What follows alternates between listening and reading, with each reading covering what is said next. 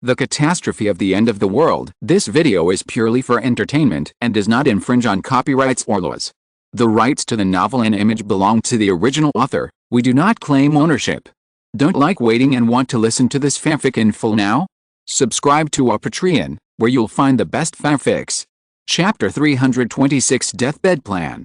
Shen Feng appeared beside Chu Chaoyan, with a gloomy expression on his face, half kneeling, not knowing what to say. He just put his hand on Chu Chaoyan's shoulder to express his comfort, and Chu Chaoyan saw Shen Feng's appearance at this time, straightened up and hugged him, crying and said, "Shen Feng, I have no relatives now, and my last relative is gone. Now, I'm the only one left. It's okay, there's me. I'll always be by your side."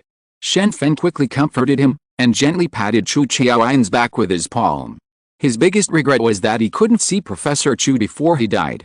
When Yuzhao left, Shen Feng felt the same as before, but he didn't expect that this departure turned out to be a farewell. Chu Chaoyan kept crying, holding Shen Feng's hand without letting go, like a wayward child crying constantly. She was very helpless at this moment, and the only person she could rely on was Shen Feng. Chang Jianyi glanced at Shen Feng's side, and said nothing superfluous.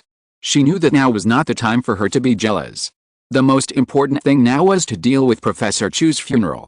After all, Professor Chu was also Shen Feng's teacher, and it has great prestige in the minds of many people, and it must be done in a good manner. Chu Chaoyan hugged Shen Feng's arm with some strength, which immediately made Shen Feng a little unbearable. Yesterday, the bone was broken by a golden carving, and it hasn't grown well yet. As a result, Chu Chaoyan hugged Shen Feng so hard, and immediately it made Shen Feng feel a dull pain in his ribs. "Zhao Yan, be gentle, you hurt me." Shen Feng whispered quickly. Chu Chaoyan raised his head with tears in his eyes, and asked, "What's wrong with you?" Shen Feng couldn't help but smile wryly, and said, "In the process of returning, I was captured by the mutated golden eagle. After flying for more than an hour, I was caught in the Kindling Mountains.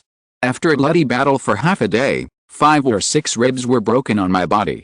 Now I'm back, or ran back from the road." When Chu Chaoyan heard Shen Feng's words, she hurriedly said worriedly, "Then go and recuperate. I didn't mean it just now." Shen Feng quickly shook his head, and said seriously, "It's okay, your grandfather is my grandfather. If that's the case, then I can be considered a half-grandson. My injury is not very serious. As long as I don't fight, everything will be fine, and I will recover in a few days. Now, the most important thing is to allow Professor Chu to be buried with dignity." Chu Chaoyan was very moved when she heard this. Chang Jianyi accepted her before, and Shen Feng is the same now. Although he was injured, he still insisted on arranging a beautiful funeral.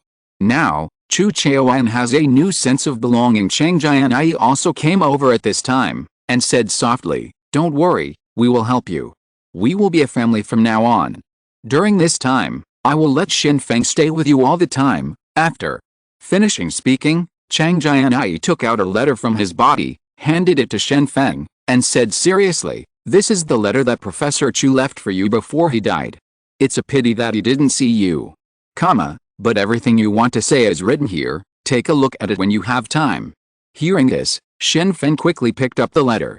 Unexpectedly, Professor Chu was still thinking about himself even before he died, and he was moved. Chang Jianyi said in a low voice, "You take good care of Chaoyan these days, and I have to go to work outside the city, so I won't be back in a short time." "Wait a minute, why do you want to go outside the city?" Shen Feng immediately became puzzled when he heard what the senior said, and, at this moment, Shen Feng thought of something, quickly grabbed Chang Jianyi's shoulder, and asked in disbelief, "Sister, don't you feel left out? You can't leave me. We have been together since a year ago. Until now, they have always supported each other, and they can't stay away from me when they feel discouraged." Shen Feng was in a panic, because he never expected that senior sister would say that he was going out of the city at this time. Isn't this just an act of pique? Could it be that she couldn't stand seeing herself and Chu Chaoyan show affection? Hearing Shen Feng's nervous words, Chang Jianyi couldn't help feeling amused, and quickly said, "Can you have some confidence in me, kid? Am I so jealous? I went to ripen the crops, and now all the mutant beasts are. It is raging in the wild. If I don't lead people to harvest the crops first, they will all be eaten." Shen Feng suddenly realized that the senior sister didn't leave because she hated him, but from this point of view, The problem of mutant beasts in Yuzhou has not been resolved, then. Be careful and let Luo Qing protect you at every step. In addition, Lin Yu and Qi Lingshan, the two supernatural beings, should be fine recently. Let these two protect you too. Your safety is the most important thing. Important. Shen Feng said hastily. Chang Jianyi nodded, and then left Chu Qiaoyin's house. Shen Feng started to help Chu Qiaoyin with the funeral, but both of Chu Yangshan's sons were dead, and the only relative left was his granddaughter. Chu Qiaoyin had to stay in the mourning hall at all times, and how to arrange the funeral was Shen Feng's task at night. Shen Feng took out the letter left by Professor Chu and began to read it, but he didn't expect that the most in this letter was encouragement. There were many problems in Yuzhou, but Professor Chu just mentioned it, but it was a big surprise. Part of the content is encouraging yourself, Shen Feng. You are a very smart person, and you are willing to treat others with kindness, but you have a fatal flaw, that is, you can't make decisions when encountering big things. Indecision is your shortcoming. At this time, you need others to help you do it. I decided that this kind of situation must be avoided as much as possible in the future. As a leader, many times there is no decision-making that meets both needs. At this time, you must stand up and tell the people below with firm words that it is right to follow you. The so-called leadership, the charm is to be able to stand up at critical moments and stand in front of everyone. Yuzhou has great potential for development. You need to develop well in the future. Among them, the biggest danger Yuzhou faces comes from the outside. There will be a steady stream of mutant beasts rushing out of the Yunnan-Guizhou Plateau in the south. This needs to be eliminated. The two are internal problems, the inequality of wealth and power, and the division of classes all need to be appeased. A strategy is recommended, which is to set up mercenaries to offer rewards and distribute weapons to the people below so that they can protect themselves' power, but they have to control mercenaries through trade and other means. Shen Feng sat on the sofa and looked at the letter written by Professor Chu, nodding as he read it. He knew that these contents were very important. As the ruler of Yuzhou, he must understand all of them, so as to stabilize the situation. Chu Qiaoyin made black tea for Shen Feng, threw 2 pieces of rock sugar into the tea by the way, and continued to watch the spirit. The dark coffin in the mourning hall is parked on the table, and the head and tail of the coffin are lit with long lights. Inside the coffin, the old man Chu Yangshan is lying peacefully, with ice packs inside to prevent the corpse from decomposing. During this period, there will be many people came to worship. Shen Feng's gaze couldn't help being attracted by Chu Qiaoyin. As the saying goes, a woman should be pretty and be filial. Chu Qiaoyin, dressed in white, knelt on top of the futon and silently burned the paper. Her fair face flickered in the light of the fire. At this time Chu Qiaoyin was also very cute.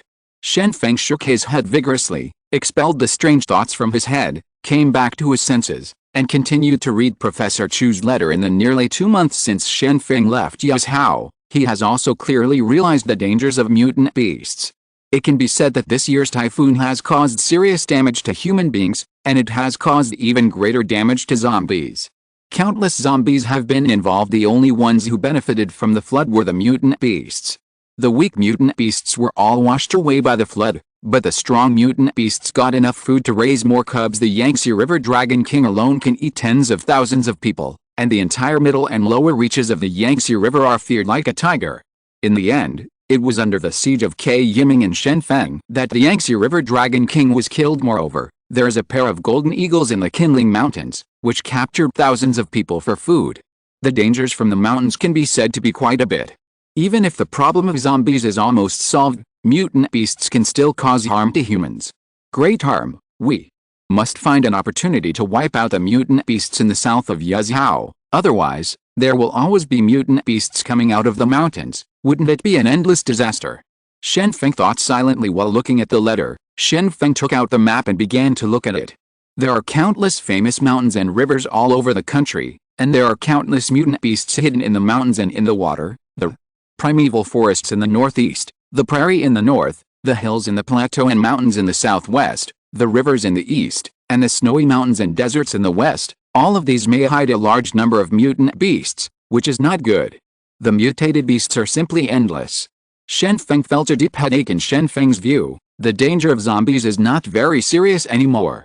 It will take 2 or 3 years at most, and all domestic zombies will be wiped out.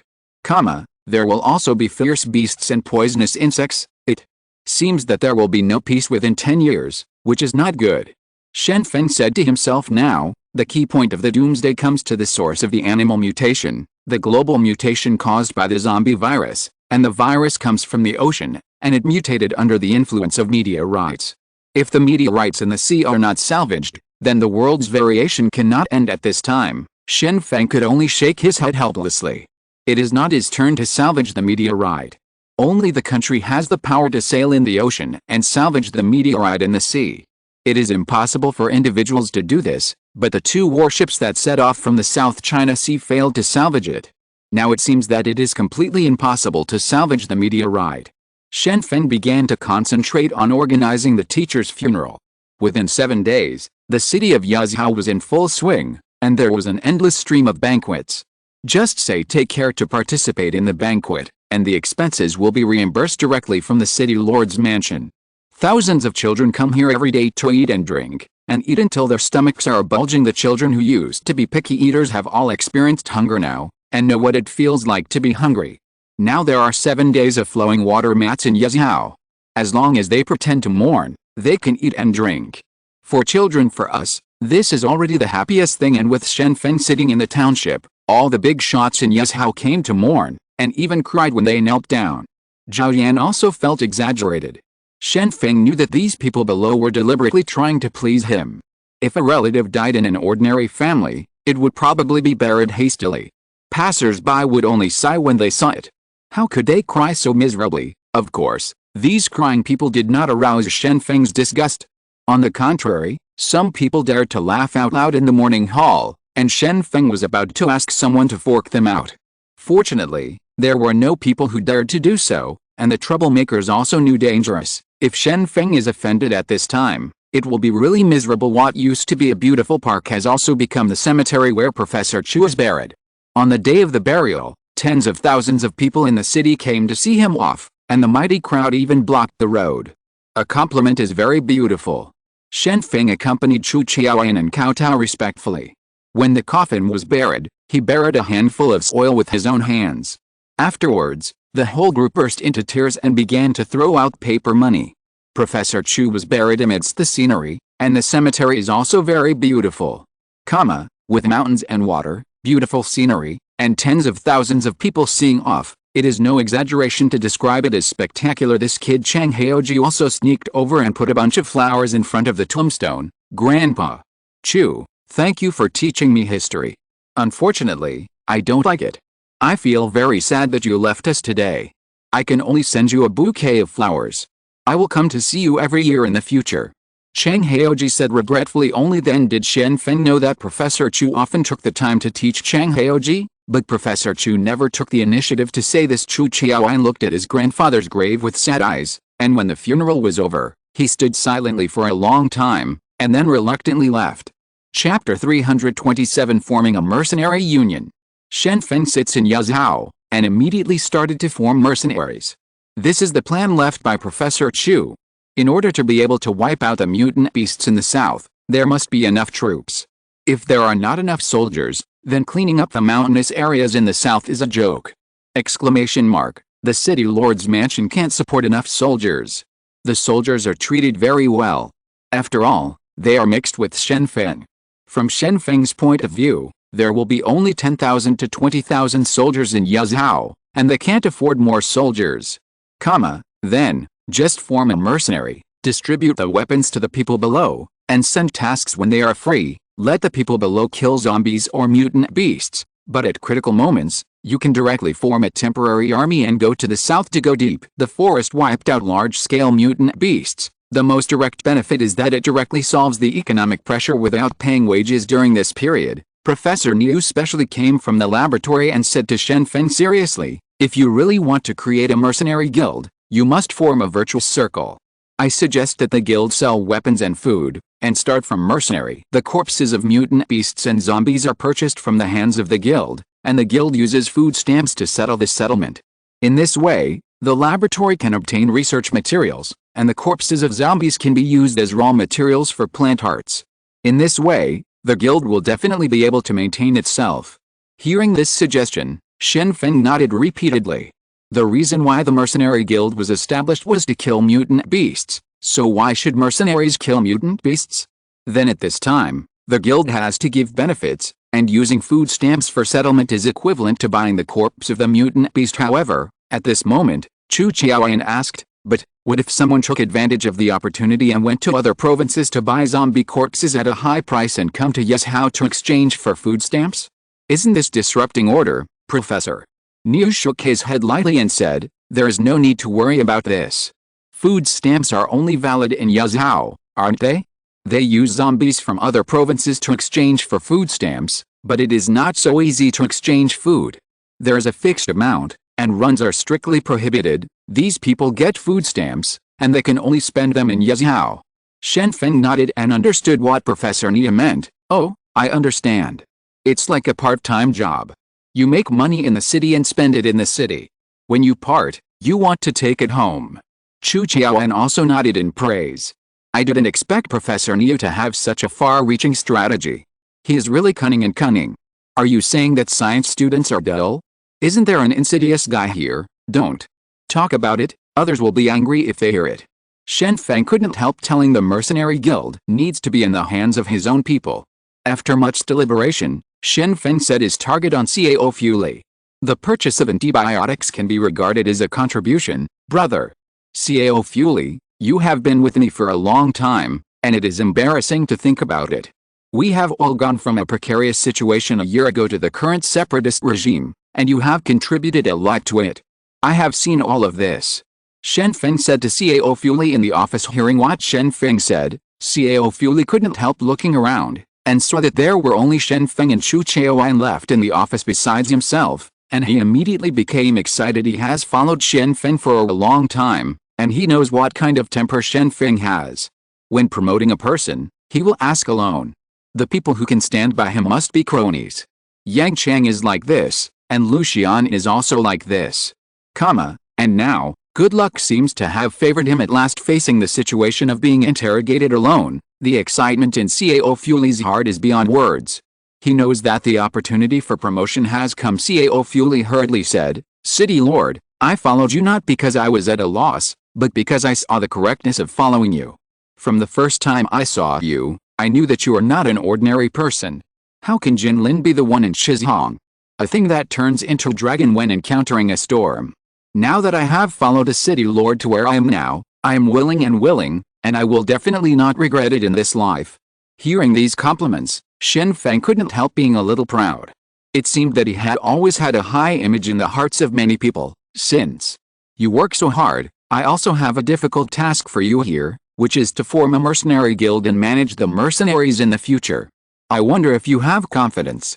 Shen Feng asked with a smile. Cao Fuli nodded quickly, and said seriously, don't worry, City Master, I will definitely complete this task. After the mercenary guild is established, it will definitely become your support, City Master. Shen Feng then ordered, in the next few months, the mercenary guild will be established.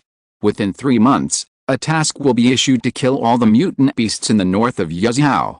After 3 months, I will personally take the army and mercenaries to the southern mountains to clear up. Understand? Hearing this plan, Cao Fuli was also very excited. It seems that he has entered the decision-making level.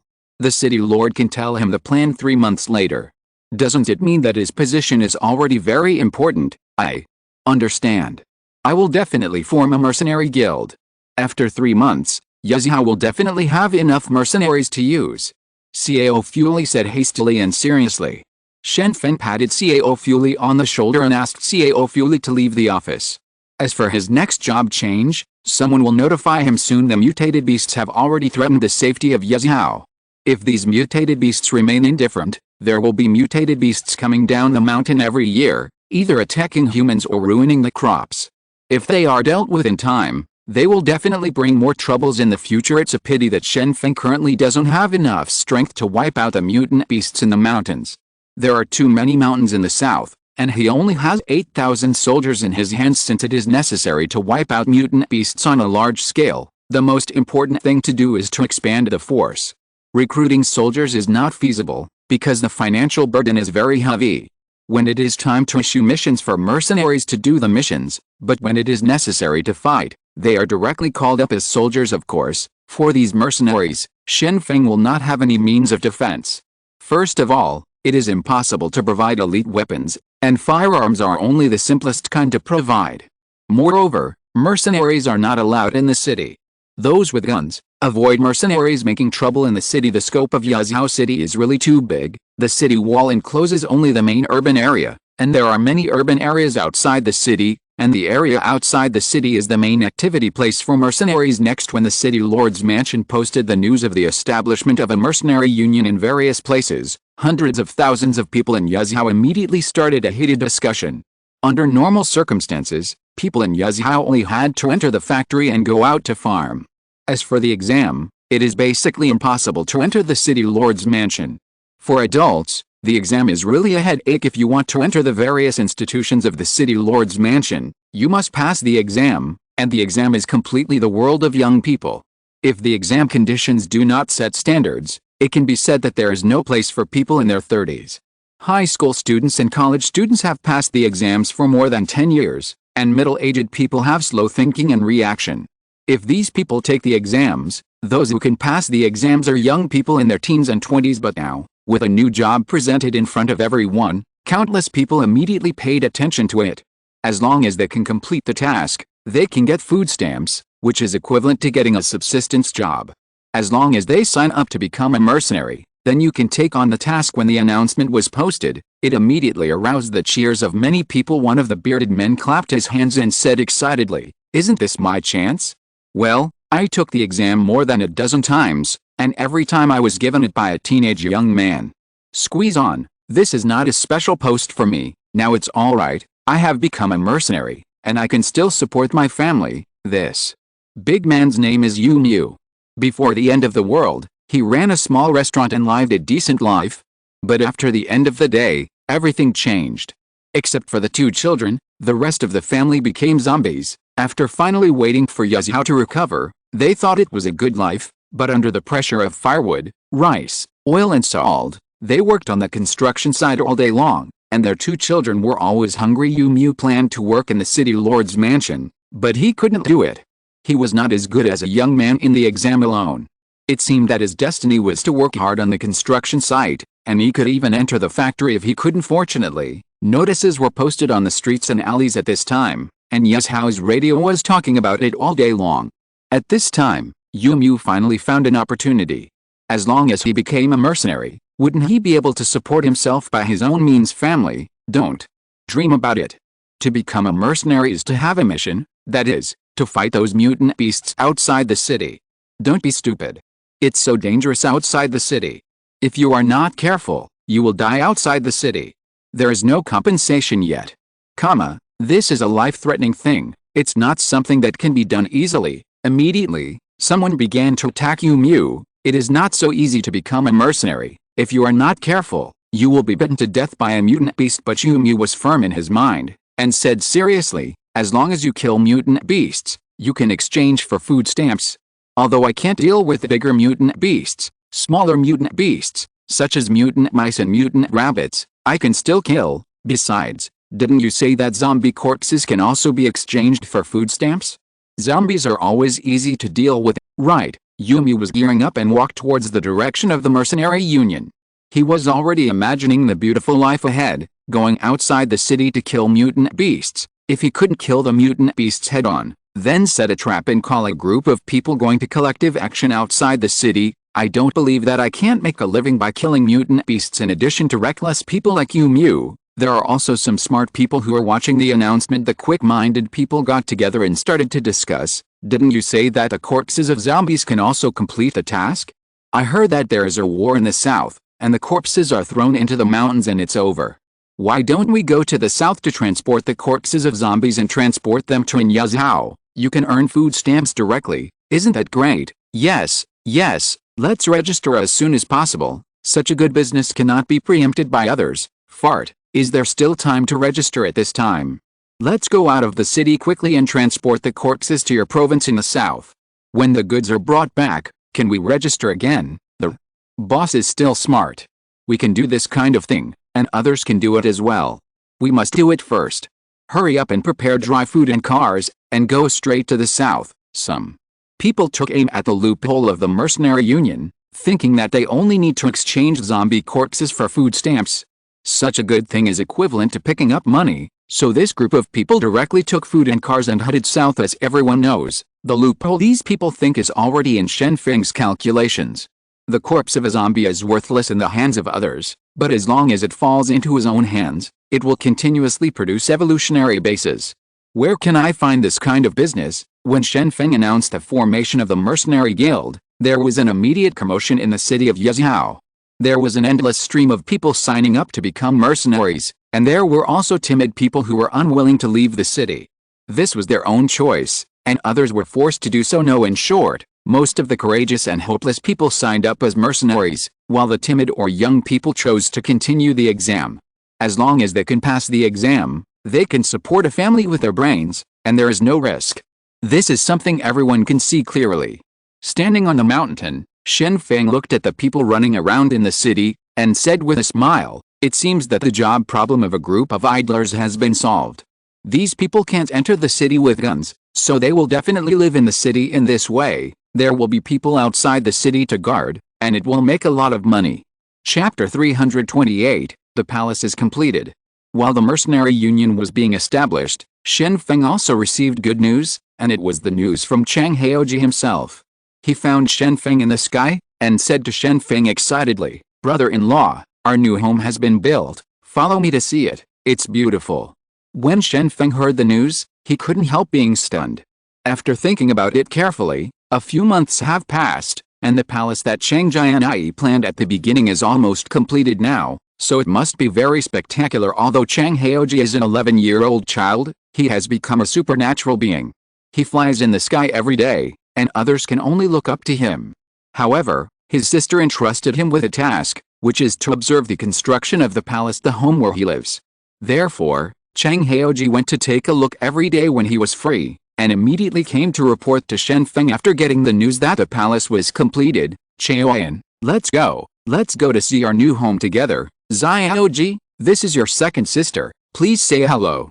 Shen Feng said with a smile. Chang Jianyi had no psychological burden, and said to Jianyi, "Second sister, let's go and have a look together." Jianyi hadn't gotten over the pain of losing a loved one recently, and she looked frowning all day long, but now that Chang Jianyi was saying hello, she couldn't help but smile, and said, "Okay, since the houses are all built, we'll go to take a look, just relax." At this time, Chang Jianyi summoned a larger cloud, patted the white cloud beside him, and said, "Brother-in-law, and second sister, please sit up, I will take you to see, and let you also see the scenery in the sky." What Chang Jianyi is most proud of is that he can fly.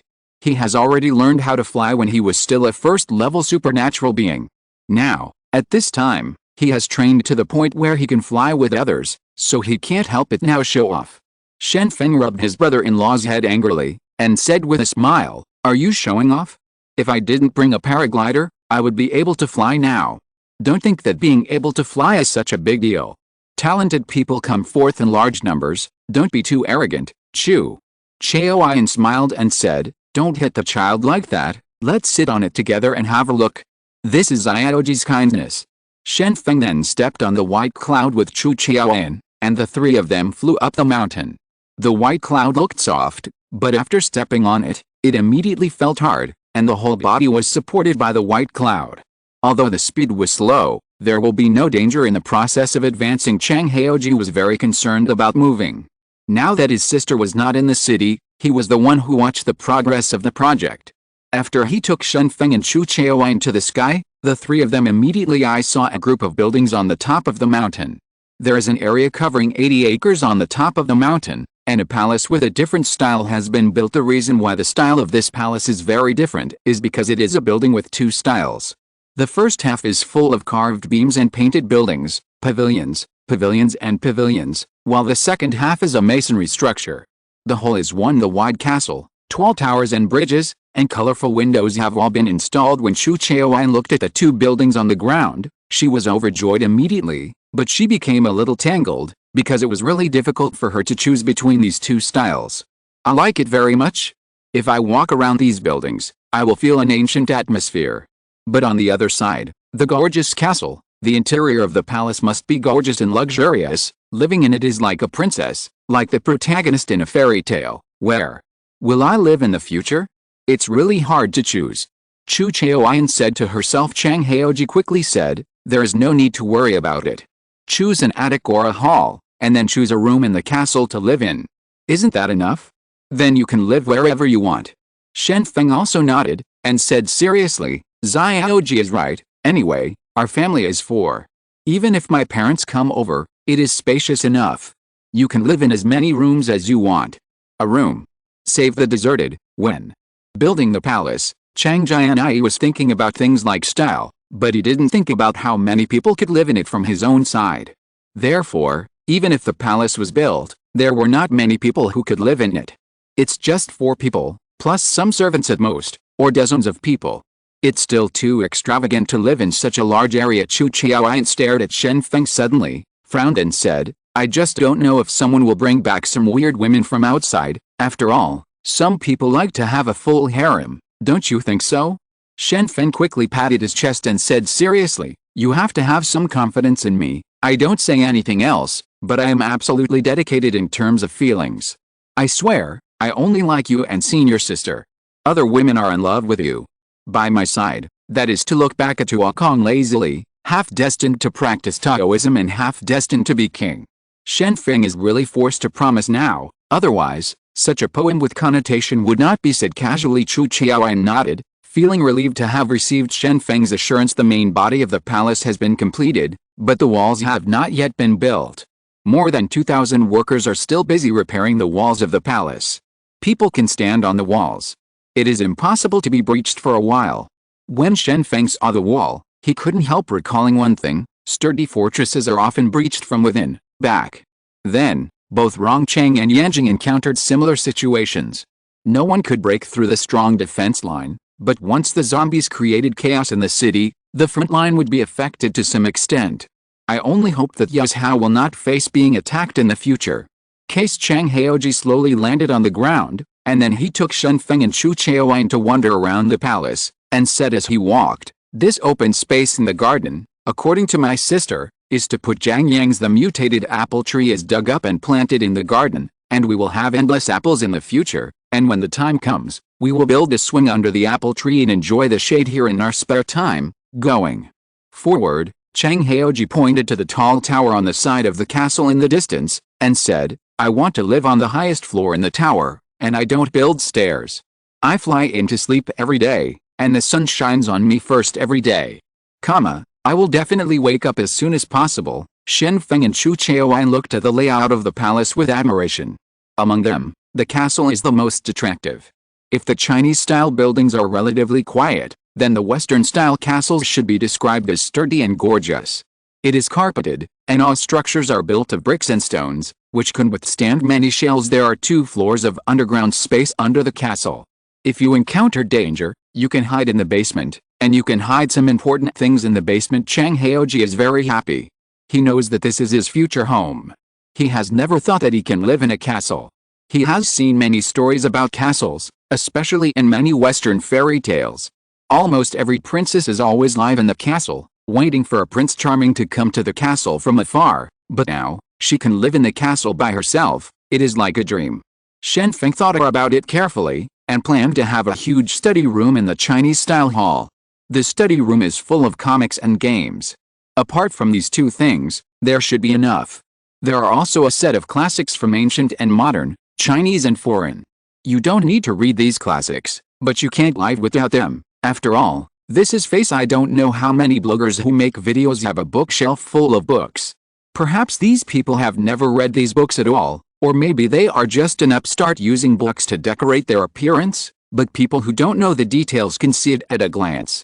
They are definitely admired, and subconsciously think that the owners of these books are very educated guys. However, the name of the palace also needs to be chosen. Chang Jianyi is still busy outside the city now. During this period, the 3 of Shen Feng also lived in the palace. Finally, half a month later, Chang Jianyi led his people to harvest all the crops in the farmland, and return to Yuzhao with sufficient grain. Now, the granary in Yuzhao was finally full, and Guo Pinming and Luxian also took 4,000 soldiers and wiped out enough mutant beasts to return to the city. The rest of Yang Chang was still wandering in the mountains in the northwest. He was chasing and killing a group of mutant beasts headed by golden monkeys.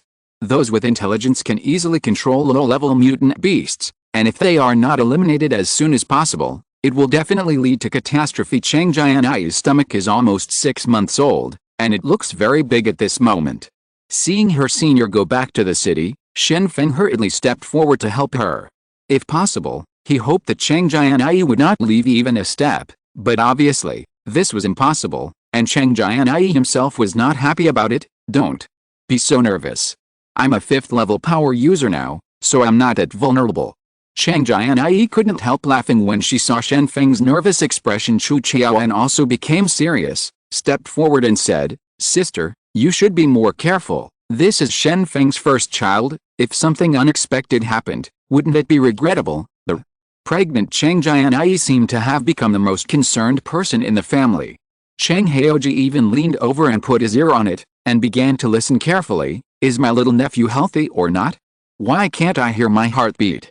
Shen Feng shook his head helplessly, and said, "You are ignorant. You have only 5 months, how can you be so fast? It will take a few months before you can hear your heartbeat." Chang Haoji smiled awkwardly, and then quickly asked, "Sister, hurry up and give our home a name. We will live in the palace in the future. Do we need a name?" Chang Jianyi looked at Shen Feng, then at Chu Qiaoan, and said, "I've already thought about the name of the palace before, and it's called Fengai Palace. What do you guys think of this name?" Of course Shen Feng has no objection. He thinks any name is more appropriate, but Chu Qiaoan heard a different meaning.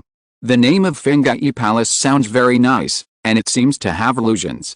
But after she heard it, she suddenly understood Chang Jianyi's thoughts. The name was obviously thought of.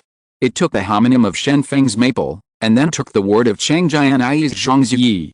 Together, it is called Fengai Palace. Chu Qiaoan was eager to try it immediately, and quickly said, "This name is good, but it's a bit girly. Living in this kind of palace, Shen Feng seems to have lost his masculinity. Isn't it good? You can't say it well, then you should choose a nice name." Chang Jianyi said, displeased. Chu Qiaoan thought seriously for a moment, and said, "I think it's good to call it the Palace of Laughing Winds. This is the descendant of the dragon and the phoenix, and the meaning is obvious. The dragon and the phoenix bring prosperity. What do you think, Chang?" Jianyi suddenly sneered. Chu Qiaoan didn't think carefully. She still used Shen Feng and her name to piece together a name. This is really a fast learning. Chang Jianyi looked at Shen Feng and asked, "A Feng, which name do you like? Decide quickly." Shen Feng felt the pressure, and it seemed inappropriate to favor either side. After much deliberation, he decided to make peace, and opened his mouth and said, "Then it might as well be called Zhaoi Palace. Look, this name is so good. Your names all contain among them, isn't it?" Shen Feng originally thought that his statement would be supported, but unexpectedly, both Chang Jianyi and Chu Qiaoan were dissatisfied. Chu Qiaoan kept winking at Shen Feng, while Chang Jianyi was more direct, saying to Shen Feng, "Think carefully, what is your name? I don't want to get an ambiguous answer." Shen Feng smiled awkwardly, and said to himself, "Isn't there a name that 3 people can be satisfied with?" Suddenly, Shen Feng looked at 12-year-old Chang Haoji, and asked quickly, "Haoji, what's your name, Chang?"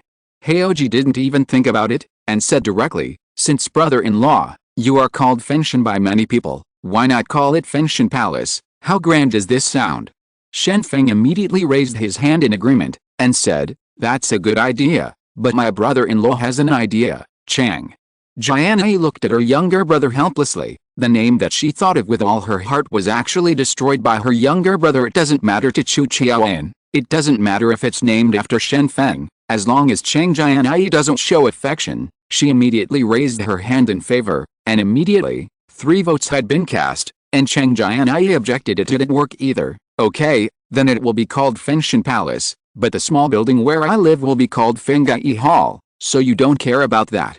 Chang Jianyi reluctantly compromised. Chu Qiaoan also moved his mind. He couldn't watch Chang Jianyi overwhelm him in such a trivial matter, so he had to find a way to name it. Chapter 329. You're lucky to meet me. After a long time of fighting, Luxian finally got his long-lost rest time, and immediately started to get busy with business. He had already planned in Yanjing, that is, after returning to Yazhou, he would find a well-educated, wise and kind man. Empathetic woman gets married, only to keep putting it off because of chores from spring to summer. Lucian either went out to rescue disasters or killed mutant beasts in the wild. He had so little free time. He envied Yang Chang very much. He got married too fast.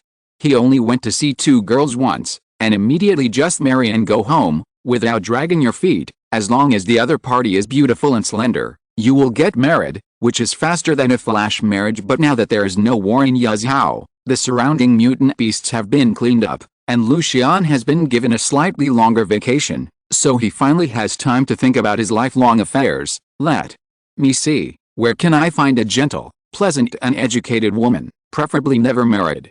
Lucian said to himself, lying on the roof of his building and looking at the street with a telescope. Lucian wasn't searching aimlessly either. Opposite the building was a park. There were people coming and going in the park, and many people were still performing arts. Standing on the top of the building, one could see whether the people below had talent. Lucian, I just want to find a woman who understands music. Such a person has the same hobbies as me and will definitely be able to accompany me until I grow old. Standing on the building, Lucian began to search for the target, muttering while searching, "This girl is beautiful, with a protruding front and back, and a pair of long legs. If she doesn't have a man holding hands, she will be perfect. This girl who plays the guzheng must know the rhythm, but, is this guy 40 years old? No, I'm still young. It's not easy to find. The performers in the park are basically men. Alice, it's not easy to find, Lu." Xian stood upstairs muttering, looking at the people in the park, but couldn't find a suitable candidate for a long time. According to Lu Xian's current behavior, if it was in the previous era, he would have been reported a long time ago. Although he could not be convicted of a hooligan, he would have to be criticized and educated no matter what. Feel ashamed at this moment, a powerful voice came from behind Lucian. "What are you looking for? Do you want my help, Lu?" Xian was startled, and when he looked back, he realized that Guo Pinming had appeared behind him without a sound. If he had used the supernatural ability, no one could approach him so easily. He was just watching in the park and didn't use his powers, so he was approached by Guo Pinming. "Old Guo, it's you. I was taken aback. Why didn't you say hello in advance when you came to see me? Also, how did you get in here?" Lucian saw that the person behind him was Guo Pinming, and finally, "Don't worry, there is no possibility of enemies appearing in Yazhou." But Guo Pinming's sudden appearance still startled him. Guo Pinming took out his mobile phone and said seriously, "I sent you a message, but you didn't answer, so I came to you. When I arrived downstairs at your house, I used my ability to assign a key. Don't believe it? If so, look at your phone yourself, Lu."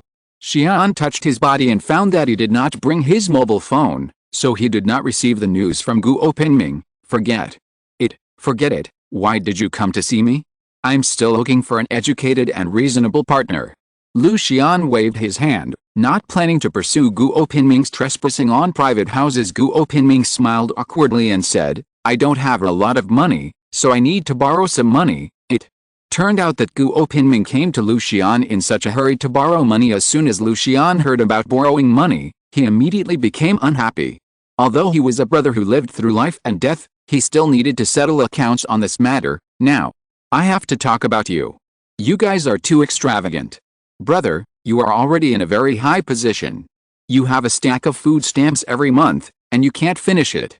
Even if you want it every day, how did you spend it all?" Lucian began to question directly. Shen Feng still takes good care of the people under his command, and his wages are paid with food stamps. The average person pays a few hundred caddies of food stamps a month. The family's food and drink can fully support the family, and there are red envelopes during the New Year's holidays. Guo Pinming, as a capable general under Shen Feng's subordinates, can exchange 10 tons of staple food every month with a food coupon, which is enough to support him. As a result, Guo Pin's name is still not enough. When Guo Pinming was short of money, he started looking for his brothers to help him. Not only Lucian was found, but Yang Chang, Xiao Fuli, and even Lu Qiang were also found in the position of Guo Pinming. The most important thing is face. If you don't borrow money, it is equivalent to not giving face. It will always be embarrassing to meet in the future. Therefore, no matter what, everyone has to lend a few hundred caddies of food coupons to Guo Pinming. Guo Pinming will also pay back the wages one by one. Seeing Lu Xian like this now, Guo Pinming couldn't help but said, Lu Xian, I will always pay back the money I borrowed, lend me some, and return it to you when I get paid. Lu Xian was a little displeased, but he still had a lot of food stamps in his hand, so he couldn't justify not borrowing the money, so he said, then give me some advice on how to find a suitable partner. There are no marriage agencies in this place now. I couldn't find a suitable partner. Guo Pinming put his hand on the stubble of his chin, groped and thought, and finally gave an answer. Well, you go to Lin Yu and Qi Lingshan. These two guys are in charge of the intelligence department. They are going to. How about knowing where the person you're looking for is the answer? Lu Xian thought about it. It was true. Come with me. I'll get you 200 caddies of food stamps. As for you this month, you'd better not go to those corrupt places. Lu Xian said lazily. When Lu Xian arrived at the bedroom, he opened the drawer, and there were piles of food stamps inside. He took out 20 food stamps and handed them over. Okay, these 200 caddies of food stamps are enough for you to live for a while. There is no problem in paying wages until next month. All right, I'll pay you back right away when the salary is paid, and I won't let you suffer. Guo Pinming said hastily. Lu Xian shrugged his shoulders, and said casually, you don't need to pay it back. Anyway, brothers, we have been fighting side by side for more than half a year. Why don't you pay it back? Guo Pinming said stubbornly, no, I will definitely pay back the money I owe. This is a matter of principle. Don't worry about this, I mean what I say. Guo Pinming put the food stamps in his pocket and left, while Lu Xian also went out to find Lin Yu and Qi Lingshan. Guo Pinming walked in the direction of the old city. The buildings in this place are already very old. Therefore, powerful people look down on this place, and many disadvantaged groups have been driven to live here, especially many old people. Weak women and children live in the old city in order to survive. The buildings in the old city are very dense, and the streets are very dark when walking. From time to time, you can see children playing near the buildings. These children look carefree, playing on the street all day long, and do not need to go to class. However, when encountering strangers, these children still instinctively hide in nearby empty houses. Guo Pinming was walking on the street, watching a group of children playing, with a rare smile on his face. Guo Pinming's favorite thing to do when he is free is to come to the old city, find some poor children, and give them some food coupons. If there are orphans in the city, most of them are sent to orphanages, but always some children stay with their parents, and those whose parents are in poor health and unable to work, have no other means of survival except to receive a bowl of gruel every day. Every time he sees the children who are suffering, Guo Pinming feels bad. He thinks of his own children. If the troubled times did not come suddenly, his children would probably be able to study in school without any worries. And these children, they don't have to worry about making a living all day long while walking on the street. Suddenly a 5 or 6-year-old girl passed by Guo Pinming, reached out and grabbed the thick stack of food stamps in his pocket, and then quickly ran to the distance. Guo Pinming didn't expect that someone would dare to rob him. Isn't this too bold? I am a supernatural being, and I have killed countless zombies and mutated beasts. As a result, a little girl actually snatched my food coupons. Guo Pinming didn't catch up, but rolled up his sleeves, and there were more than a dozen heavy hoops hanging on his left arm. People who didn't know thought he was training with weights. After all, these big hoops cost 30. Walking on the road is like carrying a large bucket of mineral water with one hand, which is impossible for ordinary people. Guo Pinming used his ability, and the iron ring suddenly turned into flowing water, flowing forward in an instant. The molten iron flowing out surrounded the little girl who stole the food stamps. The little girl closed her eyes nervously, trembling all over. She was frightened by the scene in front of her, and she didn't dare to make unnecessary moves at all. There was a crisp sound of crash in her ears, and she felt that she couldn't move all over her body. He opened his eyes and saw that he was bound by an iron chain, and he couldn't escape if he wanted to escape. The little girl fell to the ground in an instant, and Guo Pinming walked over slowly and asked, "Why did you steal my money?" The little girl trembled all over and couldn't say anything, but there were still tears in her eyes, and her mouth was sunken, as if she was about to cry. Seeing this, Guo Pinming shrugged helplessly, stretched out his hand to take back the food stamps in the little girl's hand, and then took back the iron chains, which turned into iron rings on his arms again. "You're lucky to meet me. I'm a kind-hearted person and I don't like to kill people casually. Otherwise, if you fall into the hands of Yang Cheng or Lu Xian, you will suffer. After Guo Pinming took back the food stamp, turned around and left, he let the thief go. However, Guo Pinming let the little girl go, but the little girl still followed him, following him from a distance of 5 or 6 meters. Seeing this situation, Guo Pinming also understood that this little girl must be very hungry. That's why she had no choice but to go astray, and she followed him, thinking that he would help her. Thinking of this, Guo Pinming turned around, waved at the little girl, and said, "Come here." The little girl is very timid. She only looks like 4 or 5 years old, but she can already tell the good from the bad. Now she slowly walked over, approaching this man who might take her life at any time. "No, here you go. Go buy something to eat by yourself. Don't steal anything in the future. Otherwise, if you are caught and cut off your palm, you will never be able to become a normal person for the rest of your life." Guo Pinming pulled out a 10-pound bag. The food stamps were handed to the little girl. The little girl took the food stamp timidly, but her eyes were still fixed on Guo Pinming. Guo Pinming zipped up the bag containing the food stamps, and said, "Don't be too greedy. There are others who need these food stamps, and I can't give them to you alone." At this time, Guo Pinming was a little angry. He turned around and left, thinking that the little girl in front of him must be greedy for staring at the food stamps in his hand. Obviously he didn't pursue her for the theft, and gave her the food stamps for living in repayment, but she still looks dissatisfied at this moment. The little girl knelt down on the ground with a plop, and then began to beg, "Uncle, please help me, I want to get out of here." Guo Pinming frowned and said, "Leave here? Where are you going? You can't do anything now, you should know that, right?" The little girl continued to plead, "Uncle, I will only suffer in this place now. I want to leave here. I want to find my father." Guo Pinming was about to ask, but at this moment, a young man in his 20s suddenly rushed over from the street in the distance. This young man's face was full of sternness, and he yelled loudly as he walked over, "You little bastard, is it Ichi? I haven't looked at you for a few minutes, and you dare to go out and cause trouble. Come home with me." Guo Pinming looked at the man who came over and asked, "Are you this little girl's family?" The man said angrily, "None of your business. This is my niece. I can discipline her however I want." After finishing speaking, the young man grabbed the little girl's arm and was about to drag her away. The little girl lay on the ground, crying all the time, "He's not my uncle. He's not my uncle. I'm going to find my dad. He's a big liar." When Guo Pinming saw this scene, he couldn't help shaking his head. Since it was someone else's family business, he couldn't take care of it, so Guo Pinming turned around and continued walking. Chapter 338 Blessing in Misfortune. Guo Pinming turned around and walked a distance away, originally thinking of helping some poor children, but he couldn't think of anything right. The figure of the little girl who stole money just now was lingering in his mind. After much deliberation, this matter seems to have a lot of doubts, and the pitiful expression of the little girl just now does not seem to be pretending. Could it be that this little girl has been abused, and it's from her uncle?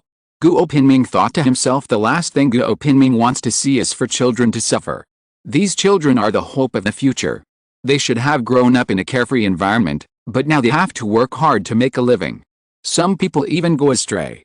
If things go on like this, it's definitely not a good thing. Thinking of this, Guo Pinming turned around and was about to return, but when he thought of something, he cast a supernatural power. 2 steel arms emerged from the sleeves of his arms, grabbed the balconies on both sides of the road, and climbed to the top of the building like a spider in a secluded corner. The young man threw the 5-year-old Zhou Lily against the wall, pointed to his nose and asked, "Little girl, did you just want to ask for help?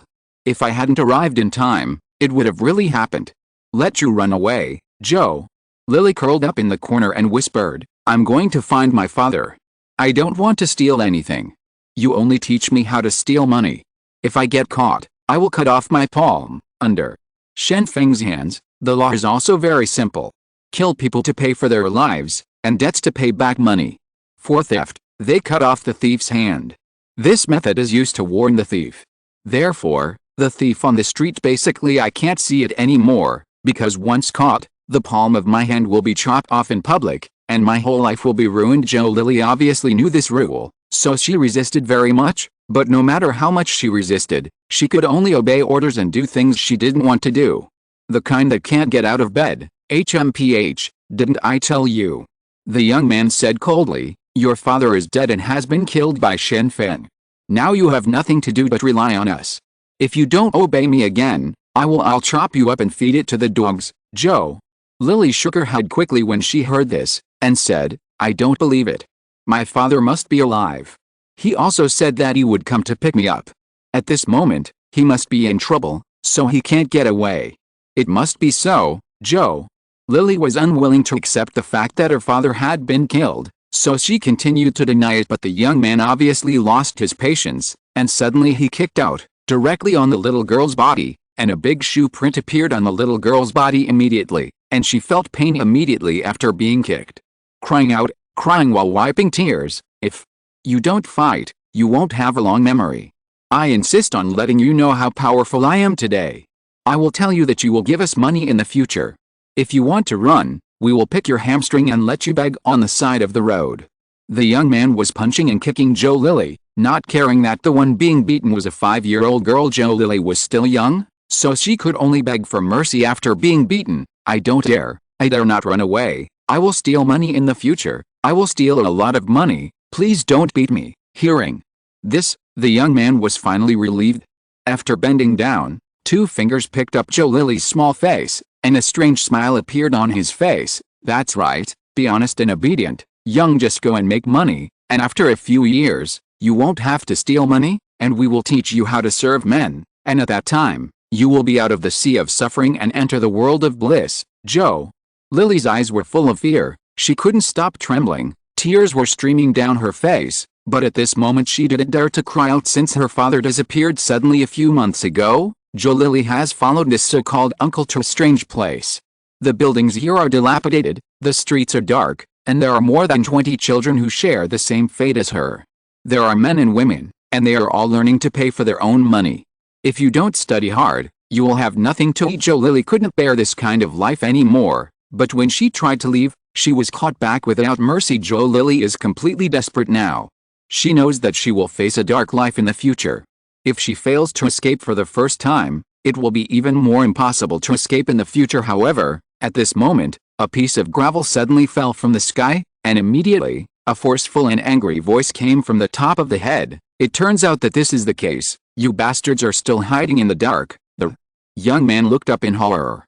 He thought this was a corner with no outsiders, and no one would come here at ordinary times, but suddenly a person fell from the sky. Moreover, this man had 2 steel-like arms. The steel arms grabbed the houses on both sides of the corridor, and the concrete walls were like paper, and the steel arms could easily be inserted into them. Guo Pinming fell from the sky with a cold expression on his face. He thought he had just encountered an ordinary domestic violence situation, but he didn't expect that there was such a gang in Yuzhou that specialized in catching children for profit, and he immediately became angry.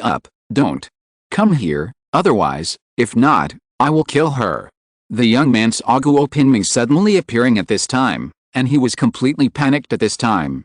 He recognized Guo Pinming. This guy is a different those who are capable. Ordinary people are definitely not opponents, so this guy grabbed Joe Lily decisively, took out a knife from his pocket, and put it on the little girl's neck. He wanted to escape from the hands of the supernatural being. The only way to do it was to fight. Those who have survived the fight can only have a chance of life if they seize the hostages. Guo Pinming couldn't help laughing when he saw that this scumbag still wanted to resist. He looked at the young man and sneered, "You're just an ordinary person, so you probably don't know how the abilities of the supernatural beings are used. Let's be honest, there is a range for the supernatural powers to work, and my current range is 10 meters around." After Guo Pinming finished speaking, he approached the man and Joe Lily in the corner step by step. The man couldn't understand what Guo Pinming was saying, but he knew that the distance between him and Guo Pinming was getting closer and closer. If the other party continued to approach him, he might kill him at any time. At this point, the man is almost crazy, immediately pressing the dagger in his hand. Even if he is going to die, he must pull it back before he dies. However, looking down, the man was holding a knife handle in his hand. As for the dagger as a whole, it turned into liquid and flowed out from the handle. It was obviously impossible to kill people with a dagger. In front of Guo Pinming, all iron products within 10 meters will be under his control, and it is very easy to change a solid into liquid. Seeing this situation, the man really panicked, threw the handle of the knife in his hand, pinched Joe Lily's neck with both hands, and shouted, "Don't come here, I can strangle this brat to death at any time." Don't force me to do it, shoo. Hui, 2 short thorns flew out of the air, directly piercing the man's shoulder blades, and nailed them to the wall. The man cried out immediately, but his shoulders were nailed to the wall and he couldn't move at all, so he could only beg for mercy. Guo Pinming said coldly, "You guys thought that you had been caught in the previous city-wide search, but now it seems that there are still fish that slip through the net. Don't worry, I won't kill you. I will kill you. I will hand you over to prison, and Zhang Zixi will deal with you as she says." Zhou. Lily hurriedly ran to Guo Pinming's side, grabbed the hem of his clothes, shrugged her shoulders, and began to cry softly. Guo Pinming bent down and comforted in a low voice, "It's okay, little girl, don't cry, take me to the base camp of these people, no matter how many villains there are, I will kill them." Zhou. Lily nodded quickly, and she said quickly, "Uncle, I'll take you there, but you have to protect me." Guo Pinming picked Zhou Lily up from the ground with one hand, and said with a smile, "It's okay, Uncle is a supernatural being, I can protect you, no one can hurt you." After speaking, Guo Pinming followed Zhou Lily to the old den where the gang trained children to steal. This is a very remote factory that has long been abandoned, and no one would come here under normal circumstances. Duan Lang is sitting in the yard of the factory basking in the sun. While basking in the sun, he is also staring at the training of the little things under his hands. It is a blessing in disguise. Duan Lang is the eyeliner of the Tulong gang in Yazhao, and there are more than a dozen people under him. When Yazhao blocked the whole city, I stayed in the basement and managed to escape.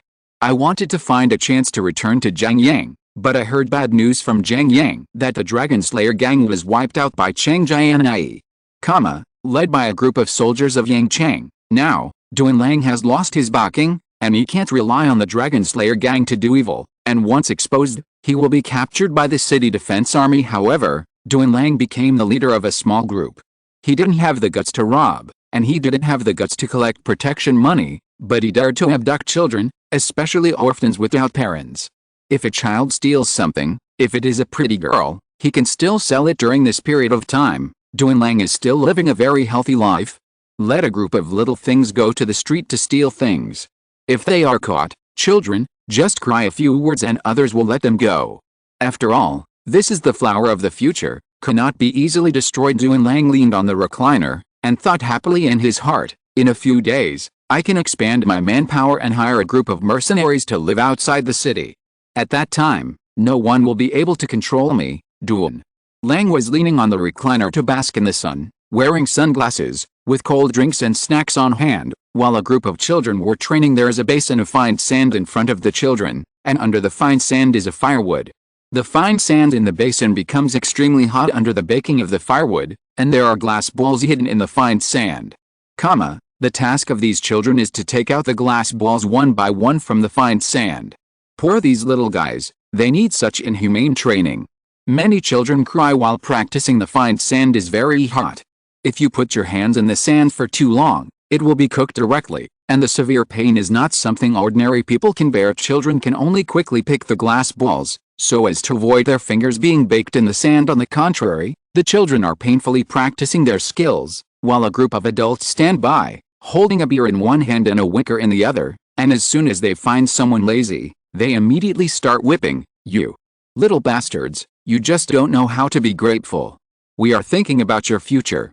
If you want to avoid being caught, then you have to be quicker when you take out your bags, and wait until you can get 30 in less than half a minute. Pick out a bead, and when you go to the street, no one will notice that you are doing it. The supervisor reprimanded the children as they walked. However, at this moment, there was a knock on the big iron gate of the factory. Boom, boom, boom. Could it be that the sixth son and the others came back? Didn't I say that they can only come back after working all day? It's still noon. Why did they come back early? Someone looked at the factory gate suspiciously. This group of people did not steal out of the nest. In this case, the target is too big, and it is easy to be caught by the pot. Therefore, this group of people uses wheel warfare. Every day, some people take their children out to steal, and secretly stare at these children. These little kids run away. Duan Lang felt something was wrong at this time, and immediately took out a gun from his body, frowned and said, "Go to the wall and have a look. I don't think it looks like Lao Liu and the others are back." Duan Lang knew that it was impossible for these people under his command to come back for no reason. Moreover, if his subordinates came back, they must be cursing, But now the sound of knocking on the door was made by one person. Not these people under his command. Duan Lang held a pistol, and no matter who tried to enter the door, he would be shot with a bullet. At this time, the big iron gate of the factory suddenly melted, and the original solid iron gate instantly turned into flowing water, flowing directly on the ground, and a middle-aged man with a cold face appeared outside the gate, in his arms and holding a little girl. Guo Pinming. Duan Lang yelled badly when he saw the person outside the door. He didn't expect that one of Shen Feng's capable generals would appear here. Could it be that his identity has been exposed? If you're listening to this novel on a channel other than Fanfic World, it means they downloaded and uploaded it without effort. We cordially invite you to visit our channel, Mundo Fanfic Novelists. There you'll find the original version of this story, and you can explore many other novels of various genres. We're waiting for you to immerse yourself in a world of incredible novels. Chapter 331, The Enemy and Number 039's Daughter. When Duan Lang saw Guo Pinming appear, he immediately panicked, raised the gun in his hand and aimed at Guo Pinming. Bang! The bullet was ejected, and fired towards Guo Pinming. The trajectory of the bullet in the air is invisible to ordinary people, because the speed of the bullet is too fast, and it is impossible for ordinary people's eyesight to capture the trajectory of the bullet. However, when the bullet was about to hit Guo Pinming, it was blocked by an iron plate in an instant. Ding! The bullet bounced off the iron plate instantly, failing to hurt Guo Pinming. Lie down, all of you. Guo Pinming was angered by the sudden attack. These people even made guns in the city without permission. It's really audacious. Even mercenaries are not allowed to bring guns into the city. To do so would be to ignore the orders of the city lord's mansion. Guo Pinming was completely angry. Immediately, all the iron objects within 10 meters of him flew up, ranging from vehicle parts to ear picks. They all flew into the sky and instantly melted into molten iron. The iron products and mina will be transformed according to his wishes. Go to hell. Duan Lang knew that if he was caught, he would definitely die, so no matter what, now he can only resist to the end. Bang! Bang! Duan Lang fired all the bullets in the pistol in one breath, with a fierce expression on his face. It seems that Duan Lang is risking his life, but in fact, he also knows that this is the madness before death. If it is an ordinary supernatural person, it is really possible to be killed by a bullet, but in the face of Guo Pinming, who is fighting, has a pistol himself, and it is impossible to be Guo Pinming's opponent. This is indeed the case. In an instant, Guo Pinming's whole body was surrounded by thick iron plates. Bullets hit it and would be easily bounced off. The countless suspended iron objects in the air turned into the chains were thrown one by one, and they flew out in an instant, binding all the people in the factory. If Guo Pinming is willing, he can turn these iron chains into sharp knives in an instant, and the scum in the factory will be killed in an instant, but he is unwilling to kill people. What he hates are zombies and mutant beasts, because countless families and zombies mutant beasts were destroyed, and humans. He was unwilling to uphold justice, but caught these scumbags and prepared to hand them over to the city lord's mansion. The iron chain was rattling. Many people wanted to crawl away after being tied up. Their bodies were constantly arching forward like inchworms. Seeing this, Guo Pinming said coldly, "If you continue to run, I just picked your hamstrings, so that you can no longer move. Just stay with me obediently." Guo Pinming took out his mobile phone and called the city defense army. "I am here in the old city. There is an illegal gang in a factory here. You bring people to deal with it. In addition, contact the orphanage and ask them to accept the second gang. A dozen orphans." Guo Pinming put Zhou Lily on the ground, pointed to a group of children in the distance, and said, "You stand with these children, and someone will take you to the orphanage later. When the time comes, you will wait till 10. At the age of 4, I don't have to work anymore, and I can read and play in the orphanage." Zhou Lily shook her head, stubbornly grabbed the corner of Guo Pinming's clothes, and whispered, "I'm going to find my father. I'm not an orphan." Guo Pinming frowned and asked, "You said you wanted to find your father. Do you know where he is? If you don't know where he is, just go to the orphanage honestly." Zhou Lily said in a low voice at this time, "I don't know where my father is. He said he was the chef of the city lord, and later said that he would be able to live comfortably after doing a big event, but he disappeared later. Before leaving and handed me over to these bad guys." When Zhou Lily thought of her father, she always couldn't figure out why her father handed herself over to the bad guys, causing her to suffer all the time. Could it be that my father no longer likes me? When Guo Pinming heard Zhou Lily's words, he couldn't help but frown. He remembered the incident where the city lord was poisoned a few months ago. It is said that the poisoned guy was a chef. Later, a doctor found arsenic in the food. To put it simply, someone added arsenic to the food. Guo Pinming looked at the poor little girl in front of him, and couldn't believe that she was the enemy's daughter. Although the chef's body was found in the sewer later, Guo Pinming was still the daughter of an enemy who almost succeeded in assassinating Shen Feng. Feeling tricky, Guo Pinming wanted to hand over Zhou Lili to Shen Feng and let Shen Feng deal with this little girl, but when he thought about it carefully, he seemed to be overly worried. This is just an ordinary little girl, not a real enemy.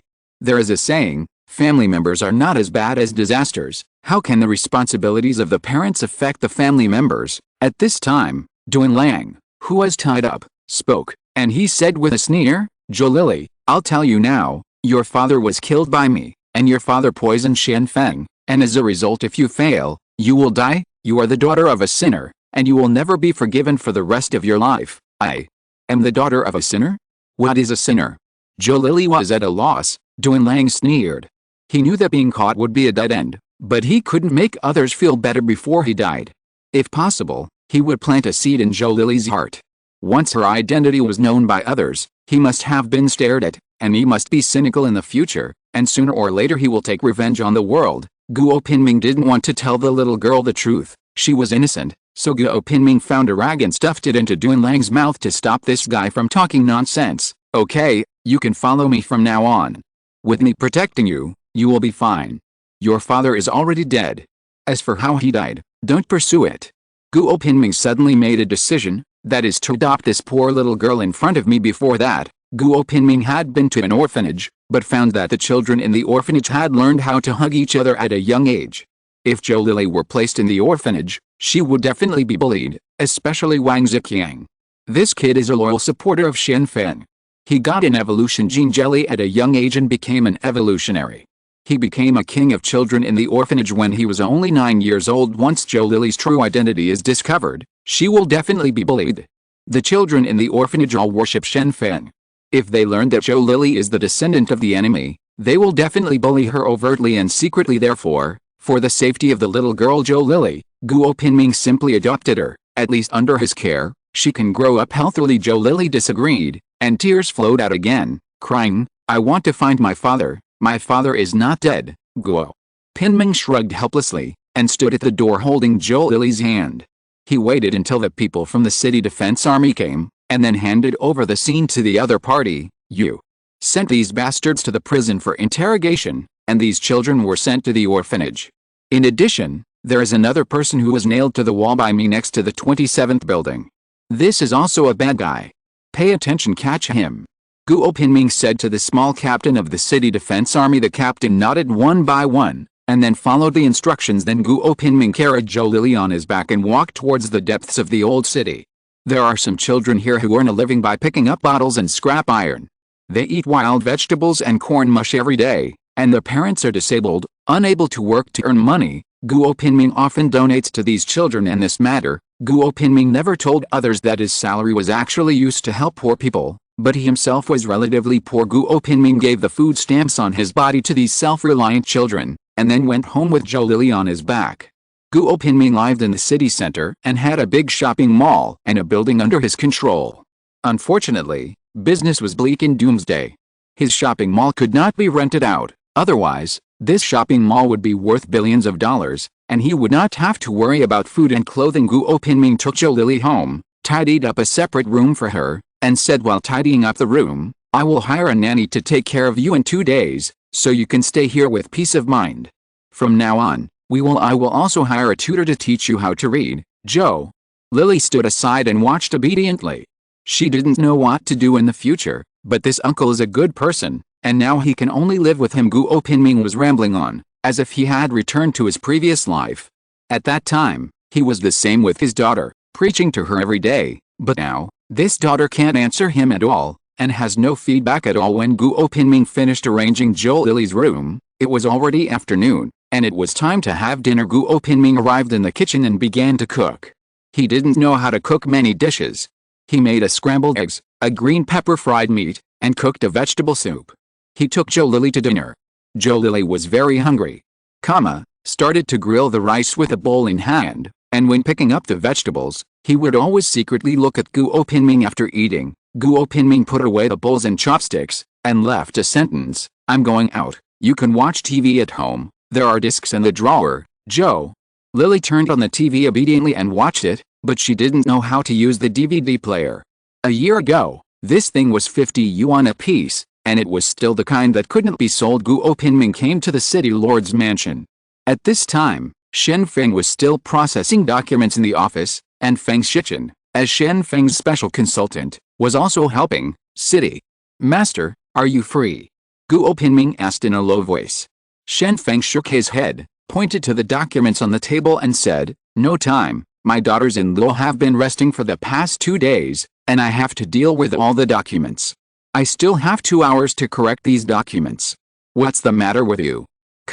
Guo Pinming hesitated for a moment, and said, "Take a step to speak." As he said that, Guo Pinming also looked at Feng Shichen, and Shen Feng realized that he also looked at Feng Shichen. The two supernatural beings looked at Feng Shichen at the same time. Although they didn't say anything, the meaning was already obvious. Feng Shi was already well versed in human feelings, otherwise he wouldn't be able to make a living by writing, and now he reacted immediately. Feng Shichen couldn't help standing up, and muttered as he walked, "Really? You take a step to talk, but I want to get out." Feng Shichen left the office, closed the door, and hung the "Do Not Disturb" sign on the door. Shen Feng put down the pen in his hand, flexed his wrist, and asked, "Then what? What are you going to say about something important?" Seeing Shen Feng and himself in the room, Guo Pinming hurriedly found a chair and sat down, and said seriously, "City Master, what? I adopted a daughter."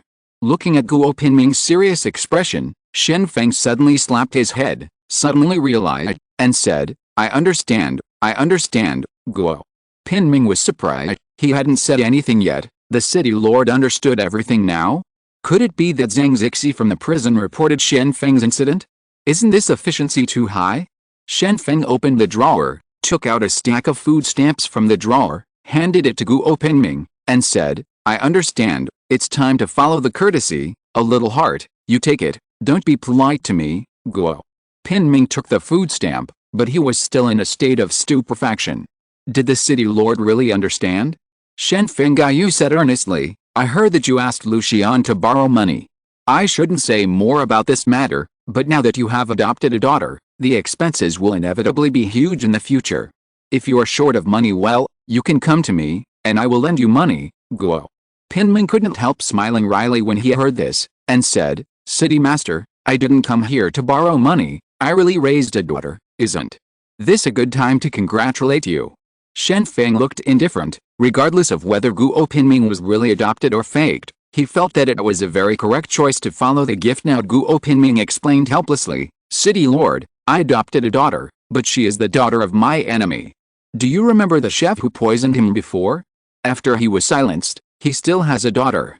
Now I have adopted him, please forgive me. Shen Feng's face changed.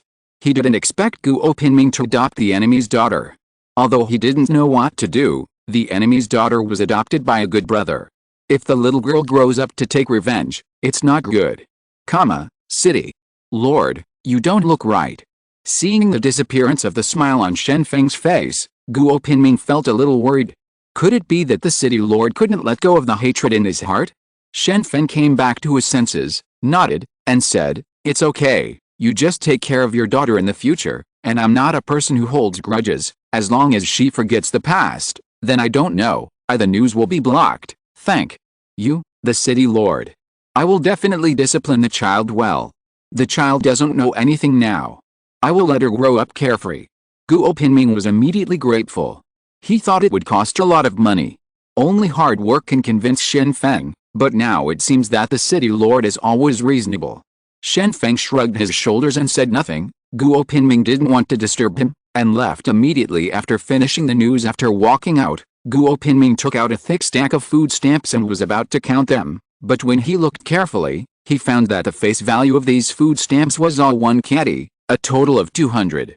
It seems that the number is quite a lot, but it is the same value as the 20 that Lu Xian lent him. I thought it was 100 catties, but I didn't expect it to be 1 catty. Feeling disappointed, Guo Pinming couldn't help shaking his head. Although Guo Pinming is not a person who likes to care about every detail, but now he really feels that the city lord is too stingy. Others give food stamps starting at 10 caddies, but when it comes to him, the face value is 1 caddy, which can also be obtained. Did you make a move? Chapter 332 Preparing for a rainy day. After a busy day, Shen Feng returned home, and Chu Qiaowen had already prepared the meals.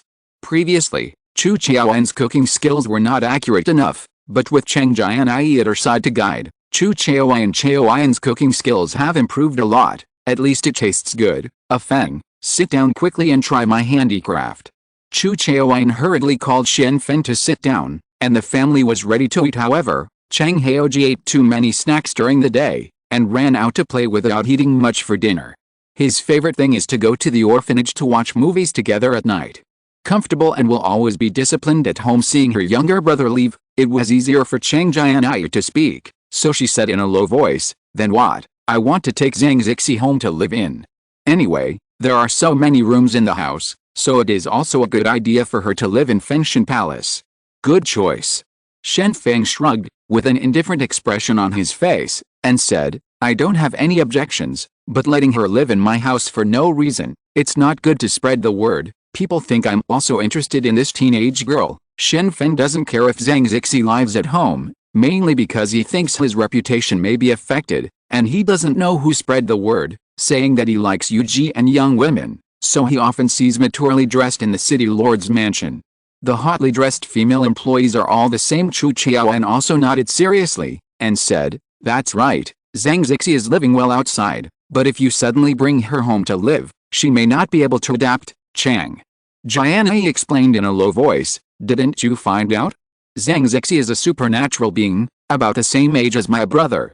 Although my brother is 2 years younger, they are a good match." As soon as these words came out, both Shen Feng and Chu Qiaowen understood that Chang Jianyi was completely out of ulterior motives. The reason why she wanted Zhang Zixi to live in Fengshan Palace was to match Chang Haoji and Zhang Zixi. Shen Feng said with some embarrassment, "I'm afraid this isn't appropriate. Zhang Zixi is my friend's sister, and I just asked me to take care of her temporarily. If something happens between her and Xiaoji, how can I explain it to my friend? Children will always grow up. It is of course normal for 2 boys and girls to grow up together. If your friend knows that your sister has a lover, she will be very happy. Besides, what is wrong with my brother? Question mark. Are you not worthy of her?" Chang Jianyi was a little dissatisfied. Shen Feng looked at Chu Qiaowen and asked, "What do you think? You and Zhang Zixi have the best relationship. Did she always regard you as a big sister? You express your opinion now." Chu Qiaowen also began to make excuses. This matter can't be simply agreed to, which is irresponsible to Zhang Zixi, and it can't be rejected directly. It is equivalent to losing face to Chang Jianyi, which is not a good thing for the relationship between the 2 parties. Therefore, if you can find a reasonable excuse, that's fine. After much deliberation, Chu Qiaowen said to Chang Jianyi, "Well, I don't think it's appropriate. Currently Zhang Zixi and Du Xinshi live together. Du Xinshi was also entrusted by a friend of Shen Feng.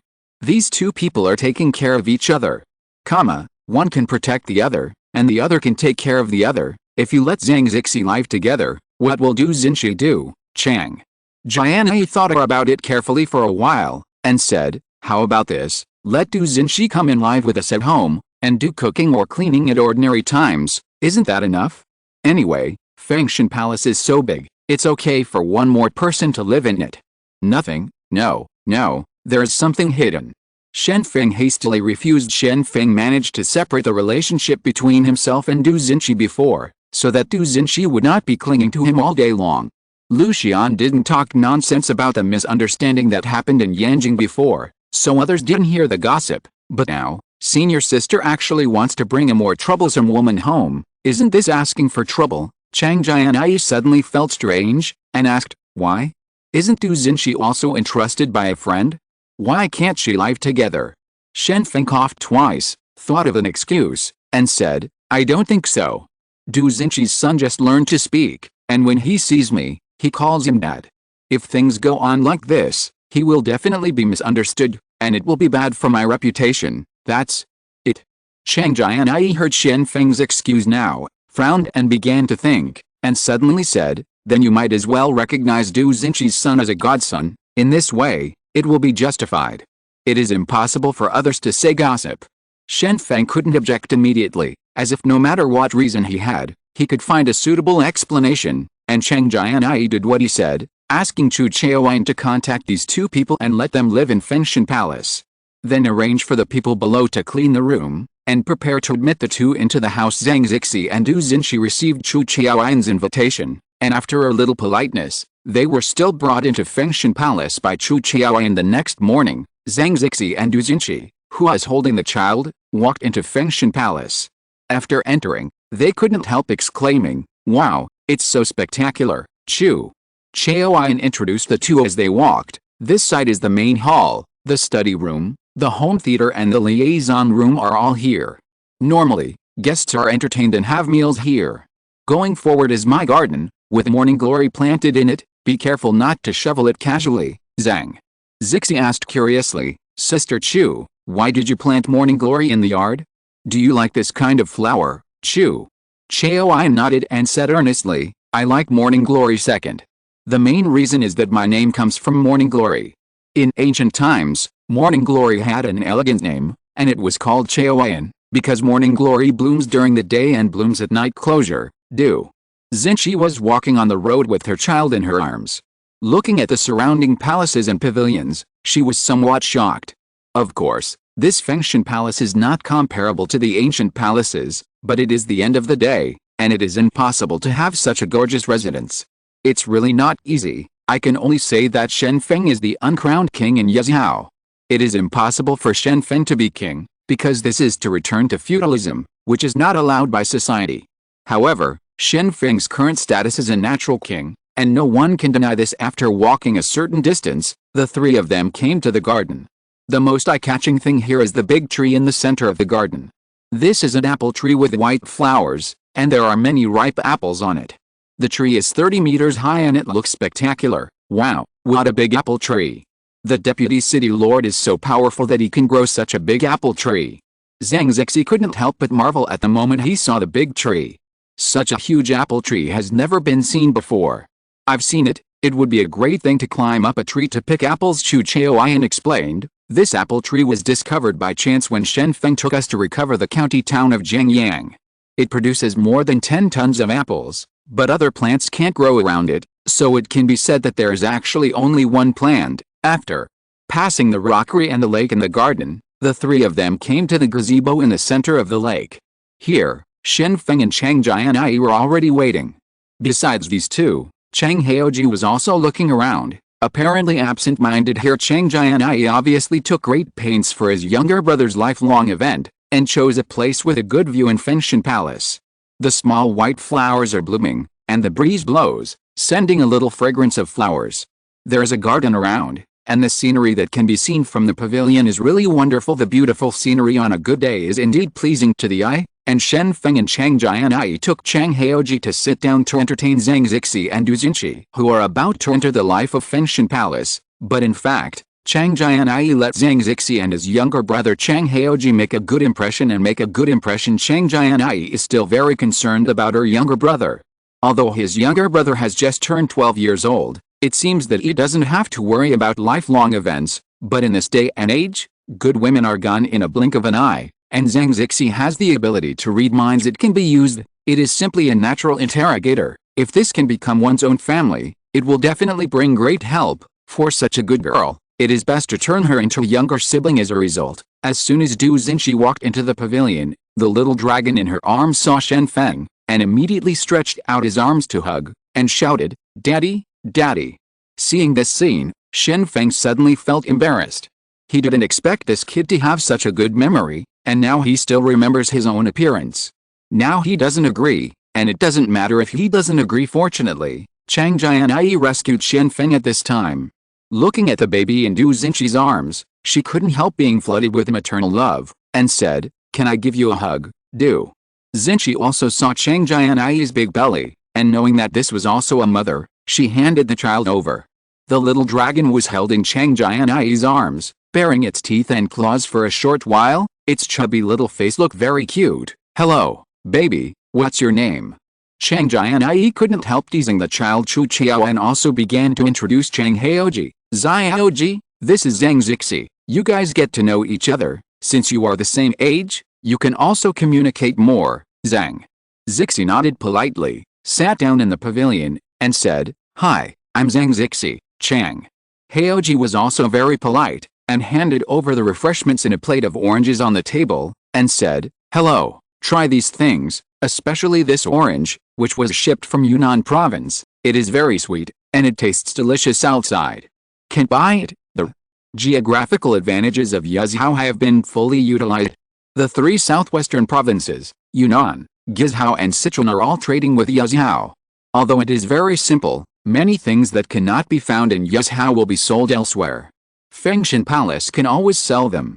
Get the best stuff. Zhang Zixi picked up the orange and began to peel it, saying, "Thank you, I will return to the north in the future. If you are a guest, I will treat you to donkey meat fire. I am older than you, you can just call me sister." "Oh, well, there's another older sister."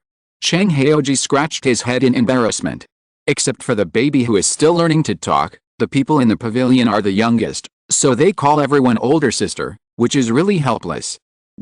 Seeing the communication between the two young men and women at this time, Chang Jianyi was moved in his heart, and quickly said to Du Xinshi, "Sister Du, I have some questions about parenting that I want to ask, please help me."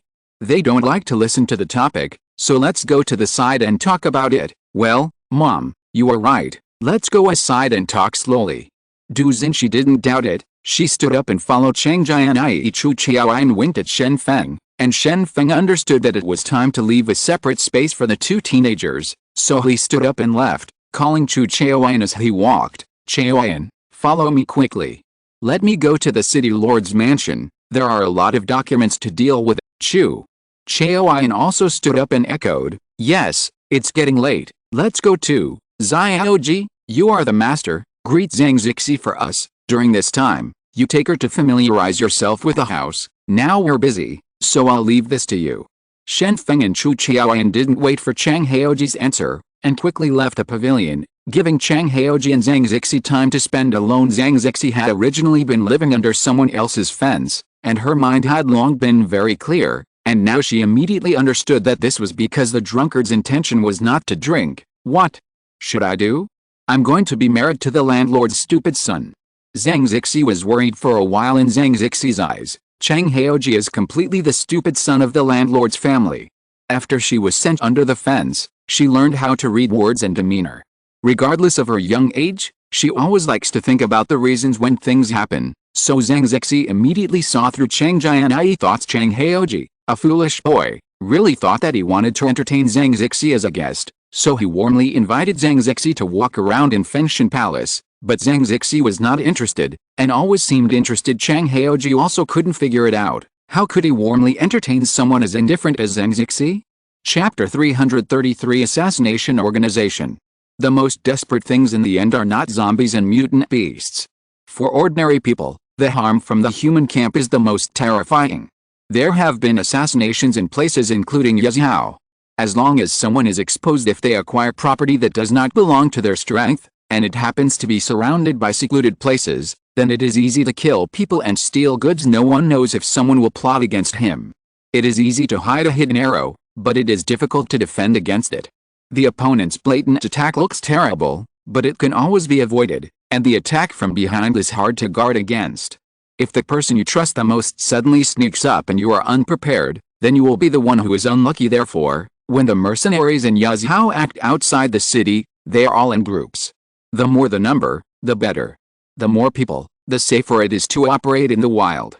If it is a lone wolf operating outside the city, it's easy to be robbed by powerful mercenaries, and if you encounter more vicious mercenaries, kill them directly, then it's not such a trivial matter as robbery. The city of Yuzhou is relatively safer, but in places where the sun does not shine, it is not uncommon for black people to eat black people. People with supernatural powers are powerful, and ordinary people are not opponents.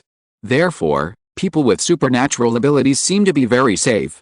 However, news came from the southeast coast that a person with supernatural abilities was ambushed, killed on the spot, and his head was chopped off. Needless to say, This is the supernatural power that the supernatural being has been targeted to. With the announcement of Li Qi's new discovery of supernatural powers, ambitious people immediately aimed at the heads of supernatural beings. As long as they can possess extraterrestrial elements, they will definitely be able to obtain supernatural powers. It began to appear, and ordinary people in the southeast region successfully assassinated the supernatural beings. In fact, Yuren Shu had already learned how to transfer abilities. Although she didn't know the principle, after using certain methods, she also transplanted abilities from the person with abilities. Even though supernatural beings are extremely powerful, no matter how they evolve, the body is always a human body, and the human body has limits, and it will still die if it is fatally injured. This is the shackles brought by the human body. Therefore, someone specially designed to find a single supernatural user to do it, and deliberately released a message to attract the supernatural person to approach. But when the supernatural person entered the encirclement, hundreds of people around shot instantly. No matter how powerful the supernatural person is, only can die under such a dense offensive. The emergence of this incident has shocked many loners with supernatural powers. They also began to seek protection from powers, and if they couldn't, they formed their own powers. With the protection of other forces, it is not easy to be targeted by bad guys. Chang Jianyi and Du Xinshi were talking about parenting experience, but soon it was noon. Chang Jianyi got up quickly and said, "Sister Du, I'm going to cook now, so I won't entertain you, and I'll have dinner in an hour. Please go to the cafeteria and have a meal together, Du." Xinshi quickly stood up and said, "Seriously, how can such a trivial matter bother madam? If you don't mind, I can cook for you." Chang Jianyi did not refuse, but Du Xinshi came to the cafeteria. There is a kitchen dedicated to her, and outsiders can't even approach casually. Otherwise they will face severe punishment. Chang Jianyi held Zayat along in his arms, and while teasing, he explained, "Sister Du, it's not that I'm stingy, I'm reluctant to hire a chef. I really don't feel relieved to hand over the heavy responsibility of cooking to others. I hired a chef before, but he ended up in the meal after poisoning. From now on, Chu Qiaoyan and I will be in charge of cooking, at least cooking by ourselves, so we can feel more at ease when eating." When Du Xinshi heard what Chang Jianyi said, she realized that there were hidden dangers under such a high position as Shen Feng. It seemed to be very beautiful, but there were always people who wanted to assassinate Shen Feng. However, Du Xinshi still had a different opinion, and said hastily, "Then, why not let the chef eat the food first after cooking it? Doesn't this solve the possibility of poisoning? The inspectors may also be bribed. Moreover, if the chef puts a chronic poison that is not easy to detect in the food, the inspectors will look fine after testing the poison, but they will die of the poison after a year or so. Isn't it still useless?" Chang Jianyi said helplessly. Chang Jianyi is not worried about being attacked. After all, there are enough protection forces in Yazhou, and there are also supernatural beings on his side for personal protection, which greatly improves the safety factor. However, assassination methods such as poisoning must be prevented. Among them, things like cooking and living must be left to the family while cooking. Du Xinshi said, "Mom, if you are worried that someone will put chronic poison in the food, you can change the cook and separate the supply of ingredients. In this way, even if the enemy uses chronic poison, there will be no harm." Very good result. It can be seen that Du Xinshi is a woman who has a lot of experience in cooking, so she couldn't help but express her opinion. Chang Jianyi's heart moved, and he said to Du Xinshi, "Since that's the case, how about you taking care of our family's food in the future? You are the person entrusted by Shen Feng's friend, and we absolutely trust you." Hearing this, Du Xinshi felt a little joy in her heart. If she only needs to cook every day, it's really not a difficult task, but the responsibility is too heavy, right? If someone really tampered with the food, wouldn't he be wronged? "Mom, is this inappropriate? I have just entered Fengshan Palace, and I became the exclusive chef on the first day. The responsibility is heavy, and I may not be able to bear it." Du Xinshi quickly refused, but Chang Jianyi shook her head stubbornly, and said seriously, "Actually, cooking still consumes a lot of my time. Chu Qiaoyan also has serious business to do. I think cooking must be left to my confidants. I can trust it. You, Sister Du, don't refuse, only." Then did Du Xinshi reluctantly accept Chang Jianyi's suggestion, but she felt a little uneasy in her heart, and always felt that this position was not a good thing. Chang Jianyi sat with her 1-year-old baby in her arms and watched Du Xinshi walk around in the kitchen. She was like a born housewife.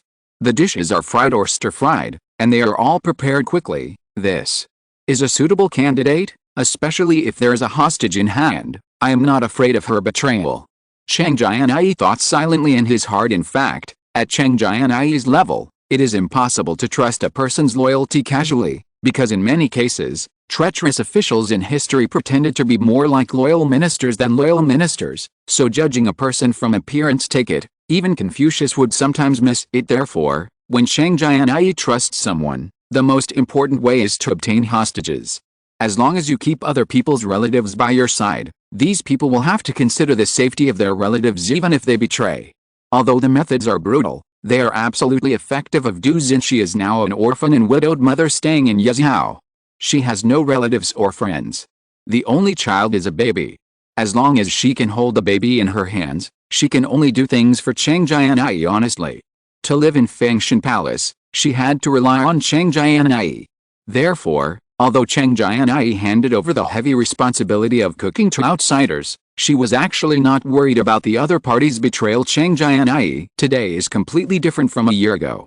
At that time, Chang Jianyi was easily deceived by others, and his judgments on many things were too simple, but at this moment, Chang Jianyi's scheming is already very deep. Sometimes seemingly simple arrangements have already thought of far-reaching aspects. In addition to taking hostages, Chang Jianyi also likes to give favors to others. It is not advisable to blindly use means. Only the combination of grace and power can make people truly fearful. The so-called thunder, rain and dew are all gifts from heaven, which is actually what it means. When the food was ready, Chang Jianyi called Shen Feng and Chu Qiaoyan and told them to go home for dinner. Shen Feng returned home. Instead of going directly to the cafeteria, he went to the garden to look for Chang Heoji. He was still very concerned about his brother-in-law's life, and wanted to know how Chang Heoji and Zhang Zixi were going at this moment.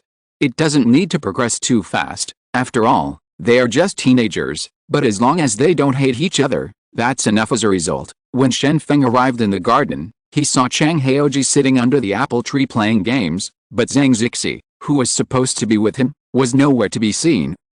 Shen Feng appeared in front of Chang Heoji like a ghost, as if he appeared out of thin air in the blink of an eye. Xiaoji, where's Zhang Zixi? Where is she? Shen Feng asked. First, Chang Heoji didn't even raise his head. He knew that his brother-in-law was very fast, so the only person who could appear suddenly now was Shen Feng. While playing games, he said, "She's meditating in the rockery over there. You need to find her. If so, go to the rockery." Meditation? What does that mean? Shen Feng had question marks all over his face. How did such a word that only appeared in the inside appear in reality? He is already a 5th-level supernatural power user, and he has never heard that becoming stronger depends on meditation. In fact, meditation is a Buddhist term, which means to reach the point of wisdom and enlightenment through meditation, but later the internet used the word meditation badly, so when Shen Feng heard about this word, he first thought that Zhang Zixi was a Chinese. It's unbelievable that a girl with a second illness is still learning meditation when she has nothing to do. Immediately, Shen Feng said to Chang Heoji bitterly, "Didn't you tell me to take her for a stroll around the house? Why did you leave Zhang Zixi alone, and you ran to the side to play games? A little is there any interest?" Chang Heoji quickly defended and said, "I planned to do what you said, brother-in-law, but when I asked Zhang Zixi what she likes to do, she said she likes to meditate. I don't even know what meditation means. She just sits in the rockery and meditates. What else can I do? Of course I am here to play games and wait for her." Hearing this explanation, Shen Feng gradually understood the truth of the matter. At this time, he also probably understood the reason.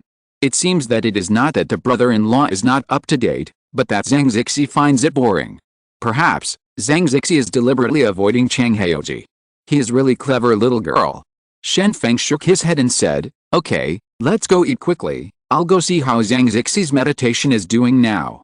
Shen Feng soon came to the vicinity of the rockery. Here is a large rockery. Many flowers and plants are planted on the jagged rocks. It looks very quiet. The caves in the rockery are interconnected. For children, this place it is the best place to play hide and seek. If you hide in the rockery, it will be difficult for others to find. Zhang Zixi leaned against a rockery and fell asleep at this time. Under the scorching sun, it is very comfortable to find a shady place to sit quietly, and once people are comfortable, They like to sleep in order to get rid of Chang Haoji's entanglement. Zhang Zixi deliberately chose a strange excuse to hide in the rockery to meditate and rest, but she became sleepy after sitting for a while, couldn't help but fell asleep, and the meditation failed. Seeing this scene, Shen Feng didn't intend to expose Zhang Zixi's careful thinking, so he stood outside the rockery and coughed heavily. Ahem, Zhang Zixi woke up instantly, and immediately sat upright, entering a state of meditation. Shen Feng came over and asked, Zixi, are you still meditating? Go eat first, you can meditate when you are full. In addition, some criminals were caught in the prison. Are you free at noon? Go to prison, Zhang Zixi nodded quickly and agreed to this matter. At the same time, Zhang Zixi was also rejoicing in her heart. It seems that I have not been exposed. If this continues, the chance of being entangled by Chang Haoji will indeed be reduced. I am really a genius. Zhang Zixi was happy because of her wit. The excuse she found would not make Shen Feng lose face, but she could also find a reason to stay away from Chang Haoji. The fate of the sun?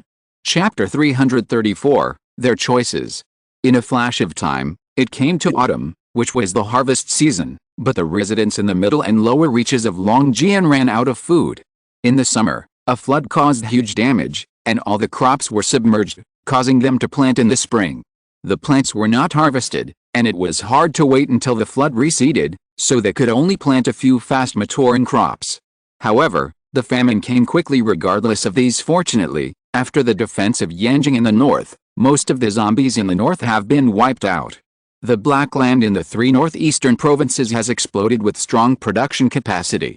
Not only has the steel industry been revitalized, but also the agriculture has achieved a bumper harvest. Quickly mobilize autumn grain to the south for disaster relief, and quickly alleviate the famine. Seeing that the famine did not cause any harm, the headquarters also felt relieved. Although the middle and lower reaches of the Yangtze River failed to produce grain in the second year of the end, the plains of northeast China and North China produced countless grains. Under the policy, a bumper harvest was obtained, and for a while, the food crisis was lifted in front of the strong productivity of the human side. However, humans have food to eat, but the animals in the mountains are hungry. After more than a year of rest and recuperation, the animals in the mountains are multiplying rapidly, but there is not much food in the mountains. Arriving, the mountains and plains are full of yellow leaves, and herbivores have nothing to eat. If you don't go down the mountain, you will be eaten by carnivores sooner or later. Under such circumstances, from north to south, all the mutated beasts in the mountains descended, aiming at the unharvested crops and began to crazily destroy them. Some people ate people, and no one ate crops. For a while, the damage caused by mutated beasts everywhere. Countless people can only hide in the city to avoid being attacked by mutant beasts. On the other hand, in Yuzhou, the harm caused by mutant beasts has been greatly reduced. The reason is also very simple. Yuzhou allows the emergence of mercenaries, so a large number of people began to hunt and kill mutant beasts. These people ate the meat of mutant beasts. Meat then became an evolutionary, and then sold the corpses of mutant beasts in exchange for food stamps. Immediately, life became much more nourishing. Yumu led more than 20 people under his command to eat and drink in the braised cooking shop.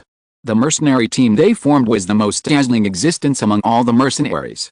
Regardless of the small number of people, there were more than 20 people, but before that, 30 mutated wild boars were ambushed. These mutated wild boars belonged to a small family. As a result, they fell into a trap when they were going down the mountain, and they were all killed in one go. Brothers, eat and drink well. Today's stewed soup is my treat.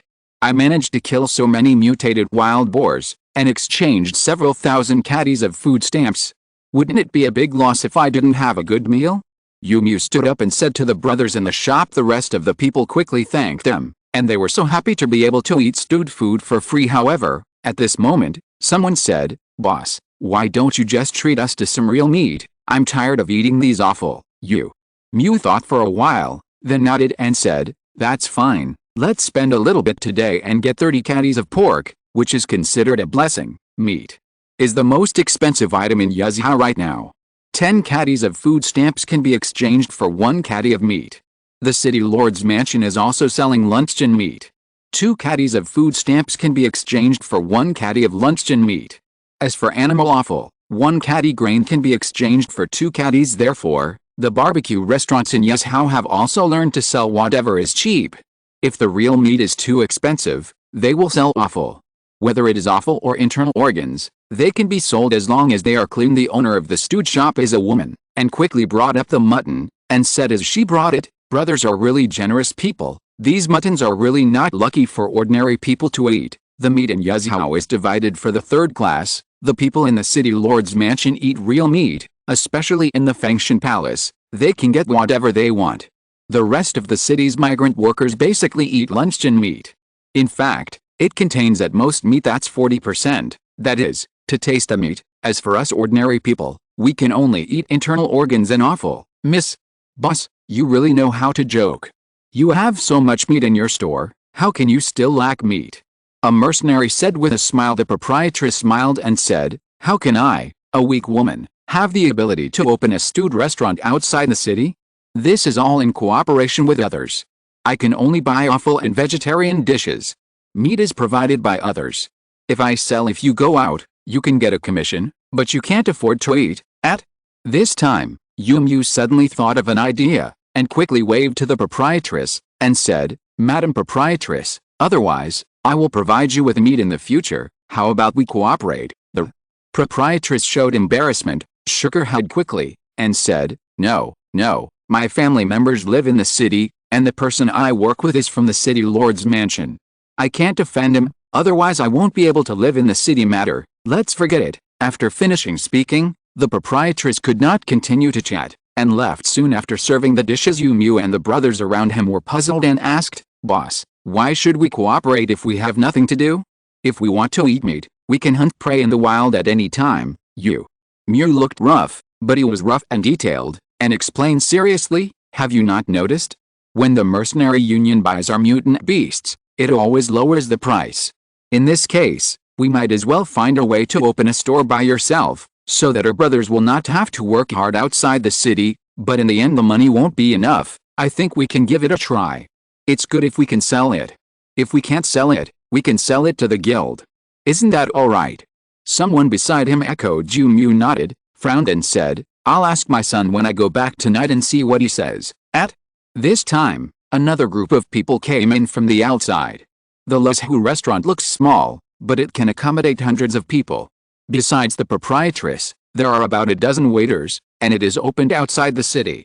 The hotel is naturally welcomed by many people. "Miss Boss, bring 50 caddies of offal, 10 bottles of white wine, and a little more other vegetarian dishes. We have a lot of people here." The man in the lead looked to be in his 30s, and he was in his prime, but he looked haggard. "Wei Tong, who are those people over there? I know the larger mercenary regiments in Yazhou, but I don't seem to have seen these people." Yu asked the brothers beside him in a low voice. Wei Tong took out a bunch of mutton in front of him, and replied in a low voice while eating, "This mercenary group is a group of opportunistic people. They went to the south to carry the corpses of zombies on the battlefield, and then pickled them with lime. After they are produced, they are transported to Yazhou and sold to the trade unions. Even though they don't fight on the battlefield, they still earn a lot of money. Damn it, it can make money.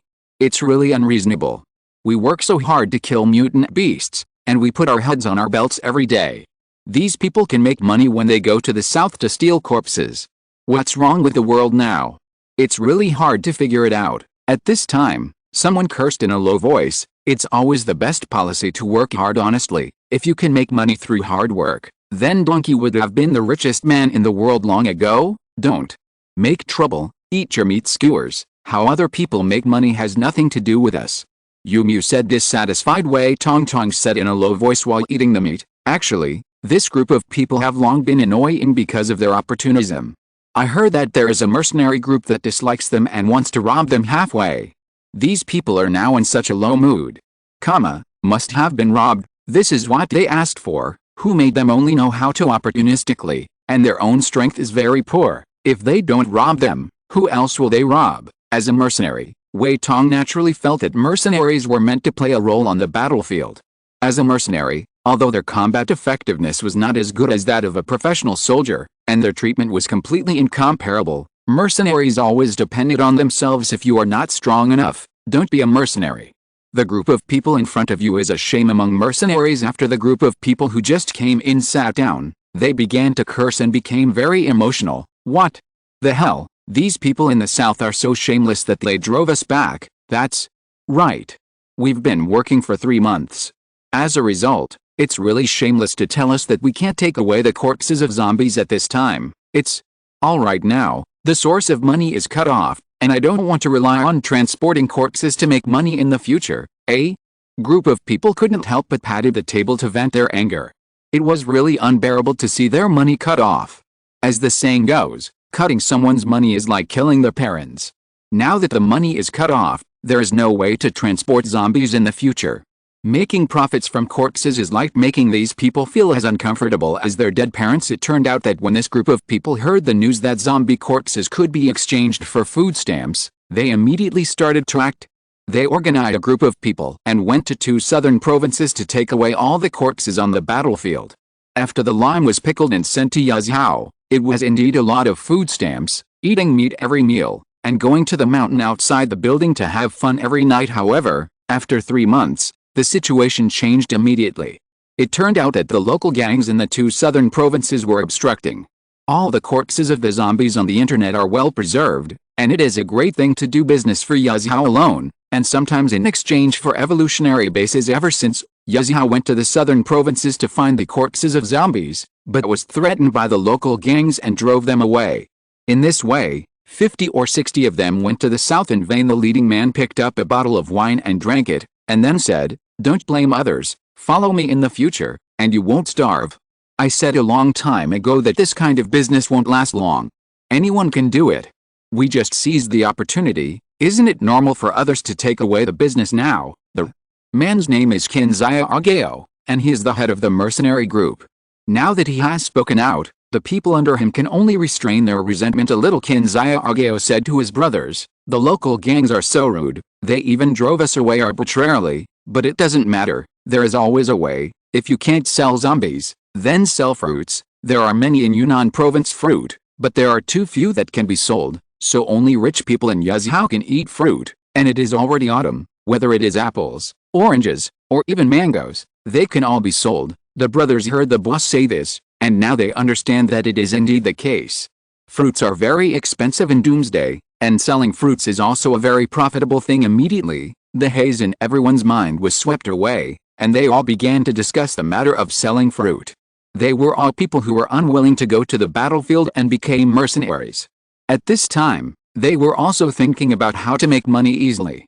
For them, doing business is a very good choice. However, at this moment, a person sneered. A group of cowardly fellows who dare not go to the battlefield, only know how to opportunistically be careful of being robbed by others on the road. When the time comes, the bamboo basket will be empty. Zion face became ugly, and he walked over with someone, and asked, "Say it again." This is a man sitting in a corner. He is alone, and he has nothing but a long knife by his side. And the clothes on this man were also very tattered. He looked like a beggar who came out of nowhere. Kinzaya was very angry at this moment. Even if someone wanted to accuse him of being greedy for life and afraid of death, it would not be the person in front of him. Don't think that he is such a talkative person. There are dozens of brothers under my own hands.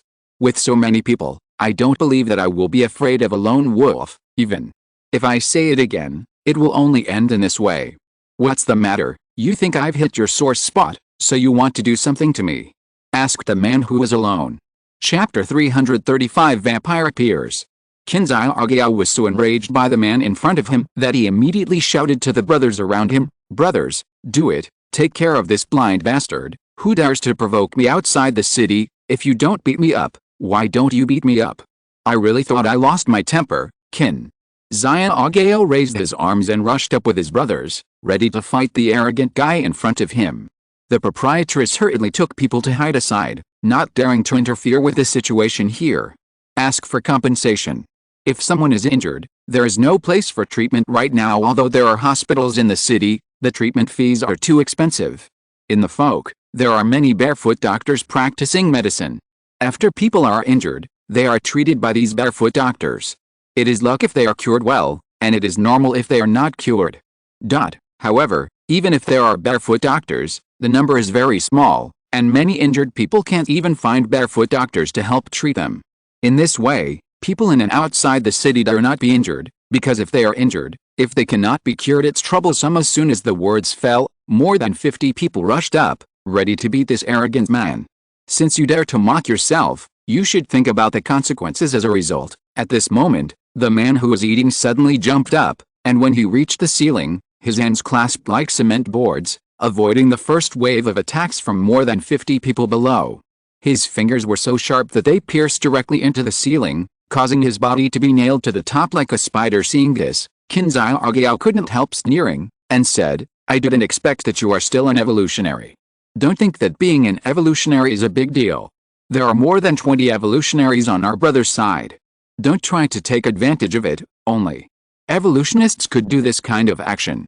Qin Xiaogeao immediately realized that he had recognized the other party's identity clearly when he saw the other party dodging the attack. Qin Xiaogeao understood that the other party must be afraid of fighting with him, so he wanted to run now, so he immediately took someone to block the store door to prevent this guy who mocked him from taking the opportunity to run away, and then all the evolutionaries jumped towards the ceiling, and they will continue to attack. However, at this moment, the man on the ceiling suddenly opened his mouth, and his two canine teeth suddenly elongated. There were small holes at the bottom of the teeth. Outside, he looked like a legendary vampire. At this moment, the man fell from the ceiling in an instant, grabbed a mercenary, and bit his arm. The mercenary screamed, his face turned pale instantly, and he seemed to have lost all color. He could feel the blood in his body flowing continuously. The man threw away the mercenary, with a trace of bright red blood at the corner of his mouth. "Vampire! This is a vampire! Help me!" The mercenaries were all stunned by the sight in front of them, but they didn't expect that the other party was a vampire. Even the evolutionary is not an opponent in front of him, and he was easily sucked blood. Qin Xiaogeao was shocked by the scene in front of him. He didn't expect that the guy opposite him was not an ordinary person, but a legendary vampire. How could he fight this? Qin Xiaogeao saw garlic on the table beside him, and immediately thought of the Western legend that garlic can ward off evil spirits, so he grabbed the piece of garlic and threw it over. That's right, vampires are afraid of garlic. It's always like this in movies. Now garlic must have an effect. Hope appeared in Qin Xiaogeao's heart. The vampire took a bite of the garlic. Although he didn't peel the skin, he chewed it for a while. After crushing the garlic, he raised his head and swallowed it, with a piercing laugh in his mouth. If you eat meat without garlic, the fragrance will be reduced by half. After finishing speaking, the vampire grabbed another mercenary, bit his shoulder and continued to suck blood, seemingly unaffected by the garlic at all. Seeing this situation, Qin Xiaogeao became more and more shocked, and murmured, "The legends are all false. Who said garlic can ward off evil spirits? Vampires are not afraid at all. What should we do next?" Qin Xiaogeao watched his subordinates being captured and sucked blood one by one. At this time, his liver and gallbladder were torn apart. He originally wanted to squeeze a soft persimmon, but now it seems that he kicked on the iron plate and was captured as a mercenary. Once he was sucked blood, he immediately fell to the ground. His face was pale and he couldn't move, and he didn't know if he was still alive. The battle in the Lazu shop also affected Yu Mu and his group not far away. Fortunately, there were only about 20 of them, and each of them had a rifle. Although it was single shot, with a gun in hand, they were more confident. At this time, more than 20 people gathered together and were watching the fight not far away. "Boss, should we help?" Wei Tong asked in a low voice. Yu Mu heard this question, but asked back, "Who are you helping? Are we familiar with them?" When Yu Mu said this, the meaning was very simple, that is, don't interfere, just watch from the sidelines. Anyway, it's not a vampire he provoked, so why should he help? After thinking about it carefully, Wei Tong thought it was right. It wasn't his brother who was injured, so he didn't need to meddle in other people's business. The proprietress also found that it was safer to stay at Yu Mu's place, so she quickly walked over and said distressedly, "When these people fight, the facilities of my shop will be destroyed a lot. If they don't have the money to compensate me, I'm really at a loss." Up to now, the proprietress is still most concerned about the tables, chairs, benches and ingredients. Yu Mu watched the fight of these people, and gradually saw the details of the vampire. He couldn't help frowning and said, "This is not a vampire in Western legends, this is a supernatural person. Although I don't know why he wants to suck blood, but obviously, this is not the kind of dirty thing that the legend can't deal with." Yu Mu told the other party's details, and everyone breathed a sigh of relief. If a vampire really appeared, they really don't know how to deal with it.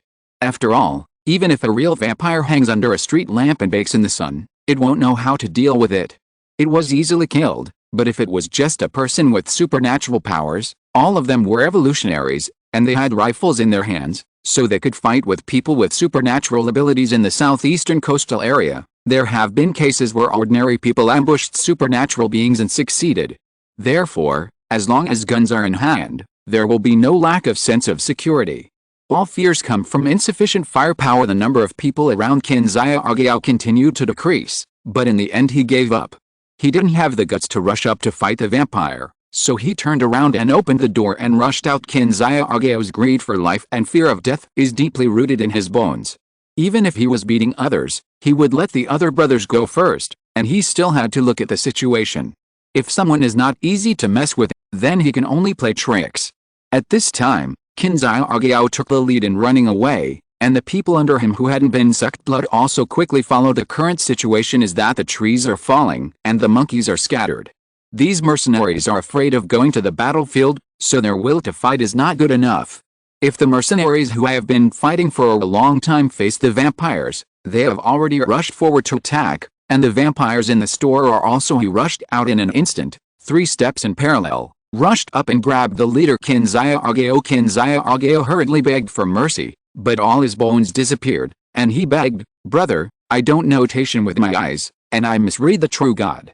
You are right, we are a bunch of people who are greedy for life and afraid of death, and we are all speculators. You bastard, please spare me." People like Qin Xiaogeao don't like to fight desperately on the battlefield, so they instinctively avoid danger, so they have a flexible moral bottom line. When it's time to bow their heads and beg for mercy, they will never hesitate. His special skill, face changing, the man ignored Qin Xiaogeao's pleading, and bit down on his arm, and began to suck Qin Xiaogeao's blood, only to see that Qin Xiaogeao's face turned pale instantly, and his whole body became sluggish, and his body was already haggard at this time. After being sucked blood, he even lost his ability to move, fell to the ground and stopped talking. The man clapped his hands and walked into the store, hiccuping in satisfaction. He seemed to be very satisfied with the meal, then threw down a piece of gold, and said to the proprietress, "This piece of gold is to compensate for the loss in your store. The taste is very good. Next time I come to Yazhou, I will come to your house for dinner." The man sucked the blood from his stomach, and his abdomen swelled up slightly. He couldn't help but loosen his belt, and then left contentedly, walking towards Yazhou City. Yu Mu led the people forward to test the condition of the blood-sucked people. They still had sniffles, but their heartbeats were much faster, and it was difficult for these people to even speak. This group of people is lucky. They didn't die. They just got sucked some blood. They can't recover in a short time. This can be regarded as their fate.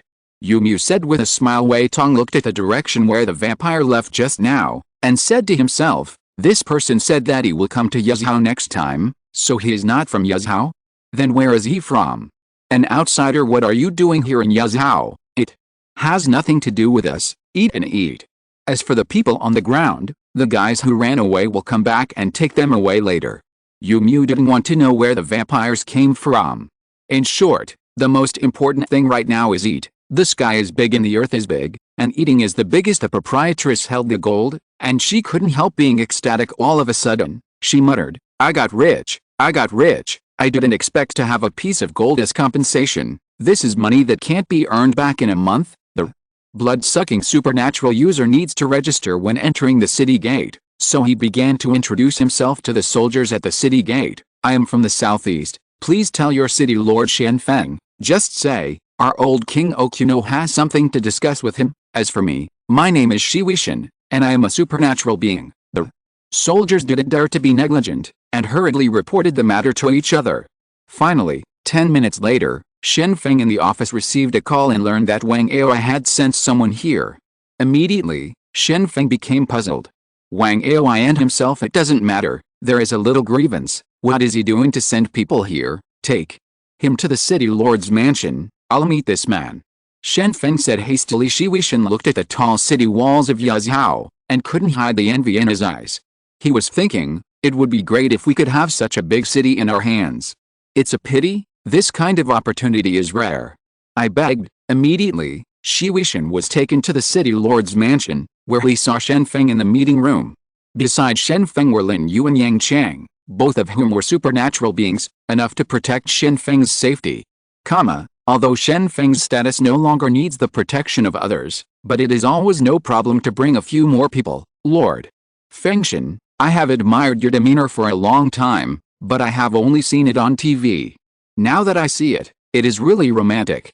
It is a great honor to meet you today. Shi Weishan hurried forward and said. Shen Feng waved his hand and said, please sit down. I don't know why Wang Aoi sent you to Yazhao. As far as I know, Yazhao has nothing to do with Wang Aoi, right? Shi Weishan sat down and saw that there were no outsiders in the conference room, and he had heard of Yang Chang before. As for Lin Yu, he was also Shen Feng's confidant. Now, there are only 4 people in the room. It is also very normal, Lord Fengshen. It's like this. Our boss wants to make a secret deal with you. The content of the cooperation is also very simple. He wants to exchange for evolutionary agents. We will provide whatever you want, whether it is food or industrial products, or even its gasoline, and we can provide it. Shi Weishan didn't hide anything, and directly stated his real purpose of coming to Yazhao from the southeast, which was to make a deal. When Shen Feng heard this, he seemed skeptical. He was not unwilling to make a deal, but he was considering the inconvenience of transportation. Even if Wang Aoi had food and gasoline in his hands, he couldn't easily transport them to Yazhao. Take someone to carry it? This is too exaggerated. Well, let's forget about it. Yazhao is thousands of kilometers away from the southeast coast, and the transportation is inconvenient. If it is transshipped through the Yangtze River, the Three Gorges is in the hands of the headquarters, and the transaction can't be done secretly. Besides, I can buy gasoline from the headquarters at any time, and the food is still sufficient, so I won't bother you. Shen Feng immediately refused. He is not a fool. It is impossible to agree to cooperate just because others provide gasoline. There are thousands of miles apart, thousands of miles away. What kind of deal is this? Shi Weishan seemed to have thought of Shen Feng's reaction, so he continued, Lord Fengshen, is there a map here? Shen Feng nodded at Lin Yu, and Lin Yu immediately turned on the monitor in the meeting room and found an electronic map. Shi Weishan walked slowly to the podium, pointed to the southeast of Yazhao, and said with a smile, Master Fengshen, does he know that there is a road in Wuling Mountain here? You can enter the boundary of Yazhao if you go north. Any material, as long as it can enter the boundary of Yazhao, it can go down the Wujiang River to the upper reaches of the Yangtze River, and then walk a certain distance upstream to reach Yazhao. It can be said that Lord Fengshen can do business just at the door of his house, so why not? Why? Shen Feng looked at the map and asked suspiciously, can you send the trading items to Wuling Mountain? Impossible? At most, you are just playing smuggling in the southeast with well-developed transportation, and now you can actually send the goods to Wuling Mountain. Is this too exaggerated? Chapter 336 Secret Cooperation. Shen Feng never expected that the underground trade that Wang Aoi created could reach Wuling Mountain. If this step can be achieved, then the transaction is still promising. Seeing that Shen Feng was still suspicious, Shi Weishan explained in a low voice, and said, Master Fengshen, please don't worry, our boss's sincerity is very obvious. As long as you agree to cooperate, we can deliver the goods first and then collect the payment, and deliver the goods directly to you. When we arrive at Wuling Mountain, we can reveal a little bit, that is, Dongting Lake has our stronghold. Hearing such an answer, Shen Feng was silent for a moment, but his eyes wandered on the map. Dongting Lake is indeed relatively close to Wuling Mountain. If Wang Aoi and his gang have a stronghold in Dongting Lake, it shows that they are really capable of transporting supplies. It can be sent to the nearest place, and it can also bypass the Three Gorges, which is equivalent to having an extra road leading to the outside world. Shen Feng frowned and thought for a moment, then suddenly raised his head and said, Mr. Shi, please take a rest first. This matter is very important. We need to discuss some opinions, and I will give you an answer tomorrow. For today, Mr. Shi will take a stroll in the city. If you want to eat any delicious food, just record it on the account of the city lord's mansion. Shi Weishan nodded and said, yes, then I will wait for the good news, and please think carefully about it, Lord Fengshen. Shi Weishan immediately left the conference room, but he knew that half of the purpose of his trip had been achieved. As long as Shen Feng agreed to seriously consider it, then it would be difficult for him to resist the temptation. After all, this time the trade can bypass the Three Gorges. Yes, I believe that Shen Feng doesn't like to be controlled by others all the time. At this time, It is the most appropriate way to open up a new trading route. Shi Wuxian rubbed his belly and left the conference room, and was led by the staff to live in the hotel. As for the food, he had already eaten a lot today. Lin Yu also received news from his subordinates at this time, and it was about Shi Wuxian, so he quickly took it out and handed it to Shen Feng, saying, "City Master, please see, this is the news from my subordinates just now. This Shi Wuxian's ability is fortify the body type." Shen Feng picked up the information and took a look, and found that Shi Wuxian's ability is probably the ability to strengthen the blood type, and he can even absorb the blood of the enemy to restore his own injuries. Generally speaking, it is the one with particularly tenacious vitality. As long as it can suck blood, it can't die. Other than that, it's not special. The way to deal with this kind of body-strengthening supernatural power is also very simple, that is, to cut off the head, or hit the opponent's heart with a single shot, and suffer fatal injuries. This type of supernatural power cannot survive go down, and Shi Wuxian had sucked the blood of many mercenaries outside the city before, but he didn't kill anyone.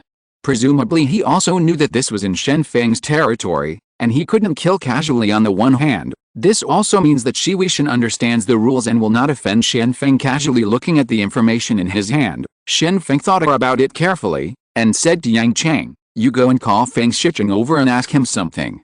As for the content of our conversation today, I don't want you to spread it and keep it secret, do you know?" Hearing this, Yang Chang nodded and left immediately, and called Feng Shicheng over.